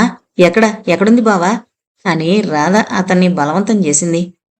శ్రీ గోపాలరత్నాన్ని చూసి మాట్లాడలేకపోయాడు. పోస్ట్ మాస్టర్ మెల్లగా జారుకున్నాడు. ఎక్కడుందో చెప్పు బావా. ఏం వెళ్ళి తీసుకొస్తావా అని అరిచాడు గోపాలరత్నం. పోవతలకి. ఏం నేనెందుకు పోవాలి? నేనే వెళ్ళి తీసుకొస్తానో బావే తీసుకొస్తాడో నీకెందుకు నానా అని ఎదిరించింది రాధ. నోర్మి అని అరిచాడు తండ్రి. ఏంట్రా ఆ పిల్ల ఎక్కడుంది చెప్పు. ఇప్పుడు మనం పరువు నష్టం దావా వేసి ఆ రావుగాడి దగ్గర నుంచి 1,00,000 వసూలు చేద్దాం అని శ్రీ వైపు తిరిగి అన్నాడు. శ్రీ మాట్లాడలేదు. అలానే కూలబడ్డాడు. మాట్లాడవేంరా అరిచాడు గోపాలరత్నం. కాకినాడ జనరల్ ఆసుపత్రిలో అని మాత్రం అనగలిగాడు. సరిగ్గా అదే సమయానికి రావు, జానకమ్మ, బండరాముడు కాకినాడ జనరల్ హాస్పిటల్కి వెళ్లారు. ఒక రూంలో నుంచి డాక్టర్ వస్తూ ఉంటే రావు అతనికి ఎదురుగా వెళ్లి, డాక్టర్ గంగాబాయి గారు ఎవరండి అని అడిగాడు. డాక్టర్ దానికి సమాధానం చెప్పకుండా, మీరు ఫణిభూషణ్ రావు గారా అన్నాడు. అవునండి. కంగ్రాచ్యులేషన్స్, మీ అమ్మాయికి మగబిడ్డ అన్నాడు. రావు నిశ్చేషుడైపోయాడు. జానకమ్మ ఆనందంతో దుఃఖంతో ఉక్కిరిబిక్కిరైపోయింది. మా బిడ్డ ఎక్కడుందండి అని అడిగింది జానకమ్మ. లోపలున్నారు. తల్లి బిడ్డ క్షేమంగానే ఉన్నారు. లోపలికి వెళతారా అన్నాడు. ఆయన అండమే తరువాయి జానకమ్మ లోపలికి వెళ్ళింది. ఈ మాటలు వింటూ ఉన్న 2 జాలర్లు ఫణిభూషణ్ రావు దగ్గరకు వచ్చారు. బాబయ్య, తమరు ఆ బిడ్డకి ఏమవుతారు అని అడిగారు. వీళ్ళెందుకు తనని అడుగుతున్నారో రావుకు అర్థం కాలేదు. మా అమ్మాయి అన్నాడు. జాలర్లిద్దరూ రావుకి నమస్కారాలు చేశారు. చాలా ఆనందంగా ఉంది బాబయ్య. తమరు అమ్మాయి గారు ఎన్నాళ్ళు మా గుడిసెలోనే ఉన్నారు బాబయ్య. రావు ఉలిక్కి పడ్డాడు. మీ గుడిసెలోనా? ఎలా? ఎప్పుడు? అని అడిగాడు. 9-10 నెలల క్రితం అనుకుంటా. మేం పొద్దుటే చేపలు పట్టడానికని సముద్రంలో నావలు తయారు చేస్తున్నాం. అంతలో దూరంగా ఎవరో నడిచి రావడం చూసాం. అంత పొద్దుట చీకట్లో మనిషి ఎవరబ్బా అని మేం దగ్గరికి వెళ్ళాం. ఎవరో పెద్దింటి బిడ్డలా కనిపించింది. పలకరించాం, పలకలేదు. మాట్లాడినా జవాబు చెప్పలేదు. ఒకవేళ సముద్రంలో దూకుతాదేమోనని భయమేసి మా ఇంటికి తీసుకుపోయాం. ఇంటికాడ ఎంత అడిగినా ఏం చెప్పేది కాదు, ఏమిచ్చినా తీసుకునేది కాదు. పోలీసులకు రిపోర్ట్ ఇద్దామనుకున్నాం. కానీ ఎప్పటికన్నా అమ్మాయి తేరుకొని తల్లిదండ్రుల పేరు చెప్తాదనే ఆశ. కానీ ఈయాల పొద్దుట పురిటి నొప్పులు మొదలవడంతో మాకు దిక్కుతోచక ఈ ఆసుపత్రిలోకి తీసుకొచ్చామండి అన్నారు జాలర్లు. ఇంతలో జానకమ్మ లోపల నుంచి పరుగునొచ్చింది. ఏమండి, అమ్మాయేనండి, మన శారదేనండి, స్పృహ లేదు, ఏం మాట్లాడడం లేదు, రండి చూడండి అని గబగబా చెప్పింది. రావు గబగబా లోపలికి వెళ్ళాడు. బాగా నీరసించిపోయి అసలు గుర్తుపట్టడానికే వీల్లేకుండా సన్నగా అయిపోయింది శారద. బెడ్ మీద పడుకుని మూలుగుతోంది. జానకమ్మ కళ్ళు కన్నీటి కాలవలే అయ్యాయి. నర్సు తీసుకొచ్చిన బిడ్డని రావు చూడలేదు. జానకమ్మ పిల్లాన్ని తీసుకోబోయింది. రావు వారించాడు. నిజం తేలే వరకు బిడ్డను తాకద్దని కోపంగా అన్నాడు. నా కూతుర్ని అనుమానిస్తున్నారా అని విస్తుపోతూ అంది జానకమ్మ. నీ కూతురే కాని నా కూతురు కాదా? అనుమానించడం కాదు, నా కూతురు నిప్పులాంటిదే. కాని అన్ని కోర్టుల్లోనూ ఆ త్రాష్టుడు ఒకటే మాట చెప్పాడు, తనకి శారదకి ఎలాంటి దాంపత్య సంబంధమూ లేదని. కాని ఈ బిడ్డ ఎలా వచ్చినట్టు? జానకమ్మ ఇప్పుడు నిశ్చేష్టురాలైంది. అవును, అన్నింటిలోనూ అతను ఒకే విధంగా చెప్పాడు. కాని నిజమే, ఈ బిడ్డ ఎలా వచ్చినట్టు అని జానకమ్మ కూడా ఆశ్చర్యపోయింది. వాడు నిజం చెప్పలేదా? ఆ వాళ్ళ తాగొచ్చి శారదని వాడు బలవంతం చేసుంటాడు. కానీ ఆ విషయం తాగిన నిషాలో తెలీదని తప్పించుకున్నాడు. బలవంతమే చేసుండకపోతే శారద ఇంట్లో నుంచి ఎందుకు పారిపోతుంది? ఇది ముమ్మాటికి ఆ త్రాష్టుడే చేసుంటాడు అని తీర్పు చెప్పాడు రావు. జానకమ్మ నమ్మక తప్పలేదు. కూతుర్ని చూస్తుంటే కడుపు తరుకుపోతూ ఉంది. ఈ 10 నెలలు బిడ్డ ఎక్కడ ఎలా ఉందో, కడుపుకి సరైన తిండైనా తిందో లేదో. జానకమ్మ తన బిడ్డను చూసి కడుపు తరుకుపోయేలా ఏడ్చింది. కాని గుక్కపెట్టి ఏడుస్తోన్న చంటి బిడ్డని ఎవరూ పట్టించుకోలేదు. శారదకు మెలకు వచ్చింది. నీరసంగా చెయ్యెత్తి పక్క తడుముకుంది. కూతురులో చలనం రాగానే జానకమ్మ శారద దగ్గర కూర్చుంది. అమ్మా శారద. శారద బరువుగా కనురెప్పలెత్తి చూసింది. జానకమ్మ గుండె లై తప్పింది. అమ్మా శారద, నేనమ్మా, నేను మీ అమ్మన్ తల్లి. శారద ఎవరిని గుర్తించినట్టు లేదు. ఆమె చెవులకు ఒకటే వినిపిస్తోంది బిడ్డ ఏడుపు. నా బిడ్డ అంది హీనంగా. ఉందమ్మా అని నర్సుని కేకేసి బిడ్డను తీసుకురమ్మంది. రావు వారించాడు. బిడ్డను మాత్రం తన కూతురికి చూపించనన్నాడు. జానకమ్మకు కోపం వచ్చేసింది. బిడ్డను చూపించకపోతే దాని ప్రాణం దక్కదండి. అయినా సరే ఆ బిడ్డ దాని దగ్గర ఉండడానికి వీల్లేదు. ఎందుకు వీల్లేదు? మీకేం తెలుసు తల్లి మనసు? బిడ్డను లేవమ్మా అని నర్సు చేతుల్లోంచి బిడ్డను లాక్కుని శారద పక్కన వేసింది. రావు అడ్డబోయాడు. జానకమ్మ అతని దగ్గరికి రానివ్వలేదు. బిడ్డ ఏడుస్తూ నోరు చప్పరిస్తున్నాడు. పక్కన చల్లగా ఉన్న చిన్ని ప్రాణం కదలడంతో శారద యాంత్రికంగా బిడ్డను చేతులతో దగ్గరకు తీసుకుంది. పాలు పట్టింది. అంటే నీ పెద్దరికమేనన్నమాట. ఇక నేనెందుకు? కూతురుతో ఇక్కడే ఉండు అని రావు వెళ్ళబోయాడు. జానకమ్మ అతన్ని ఆపింది. ఏమండి, అన్నింటికీ మీకు పట్టింపులేనా? ఈ 10 నెలల్లో శారద కనిపించక ఎంత ఏడ్చాం. కనిపించాక కూడా అంత పంతంతోనా కూతుర్ని తీసుకెళ్లకుండా వెళ్ళిపోతారా? శారద నా ఇంటికి రావాలంటే ఆ పాపపు బిడ్డ నా ఇంటికి రాకూడదు. అది తర్వాత చూడొచ్చు. ఇలా కావేశాలు పెంచుకుంటే నష్టపోయేది మనమే కదండి. మంకుపట్టు మాని నిదానంగా ఆలోచించండి. సరే అయితే ఒక షరతు మీద నా కూతుర్ని ఇంటికి తీసుకురావడానికి ఒప్పుకుంటాను. శారదని ఒక్కదాన్ని ఇంటికి తీసుకువెళదాం. బిడ్డ పెంటకుప్పలో పారే. మీది మనసా బండరాయా? తల్లి బిడ్డల్ని వేరు చేసిన పాపం ఎప్పటికీ పోదు. ఏమైనా సరే నాదొకటే మాట. సరే అయితే వెళ్ళండి, దాన్ని తీసుకుని నేను నా పుట్టింటికే పోతాను అని ఖచ్చితంగా చెప్పేసి జానకమ్మ శారద పక్కకొచ్చి కూర్చుంది. ఆ కోపంలో రావు బయటికి చరచరా వచ్చాడు. కాని కాళ్ళు కదలలేదు.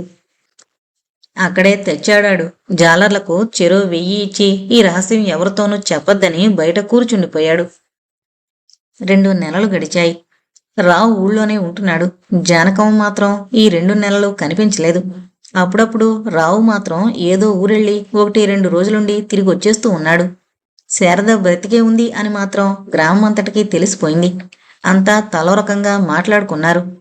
రావు ఆమెను ఇన్నాళ్ళు ఎవరికీ కనిపించకుండా దాచేసి శ్రీనివాసరావు మీద కేసు పెట్టి ఇలా అతని మీదున్న పగని తీర్చుకుంటున్నాడని కొందరన్నారు. కాదు, ఈ అమ్మాయే భర్తను విడిచి వెళ్ళిపోయిందని కొందరన్నారు. శ్రీనివాసరావు మాత్రం ఏమీ అనుకోలేదు. శారదని ఎప్పుడు తీసుకొస్తారా అని ఎదురు చూస్తున్నాడు. కాని అంతా అతనికి అగమ్య గోచరంగానే ఉంది. జమీందార్ ఫణిభూషణరావు దేవుడిలో ఏం జరుగుతుందో ఎవరికీ బయటకు తెలియడం లేదు. బహుశా రావే అలా కట్టుదిట్టం చేశాడని శ్రీ అనుకున్నాడు.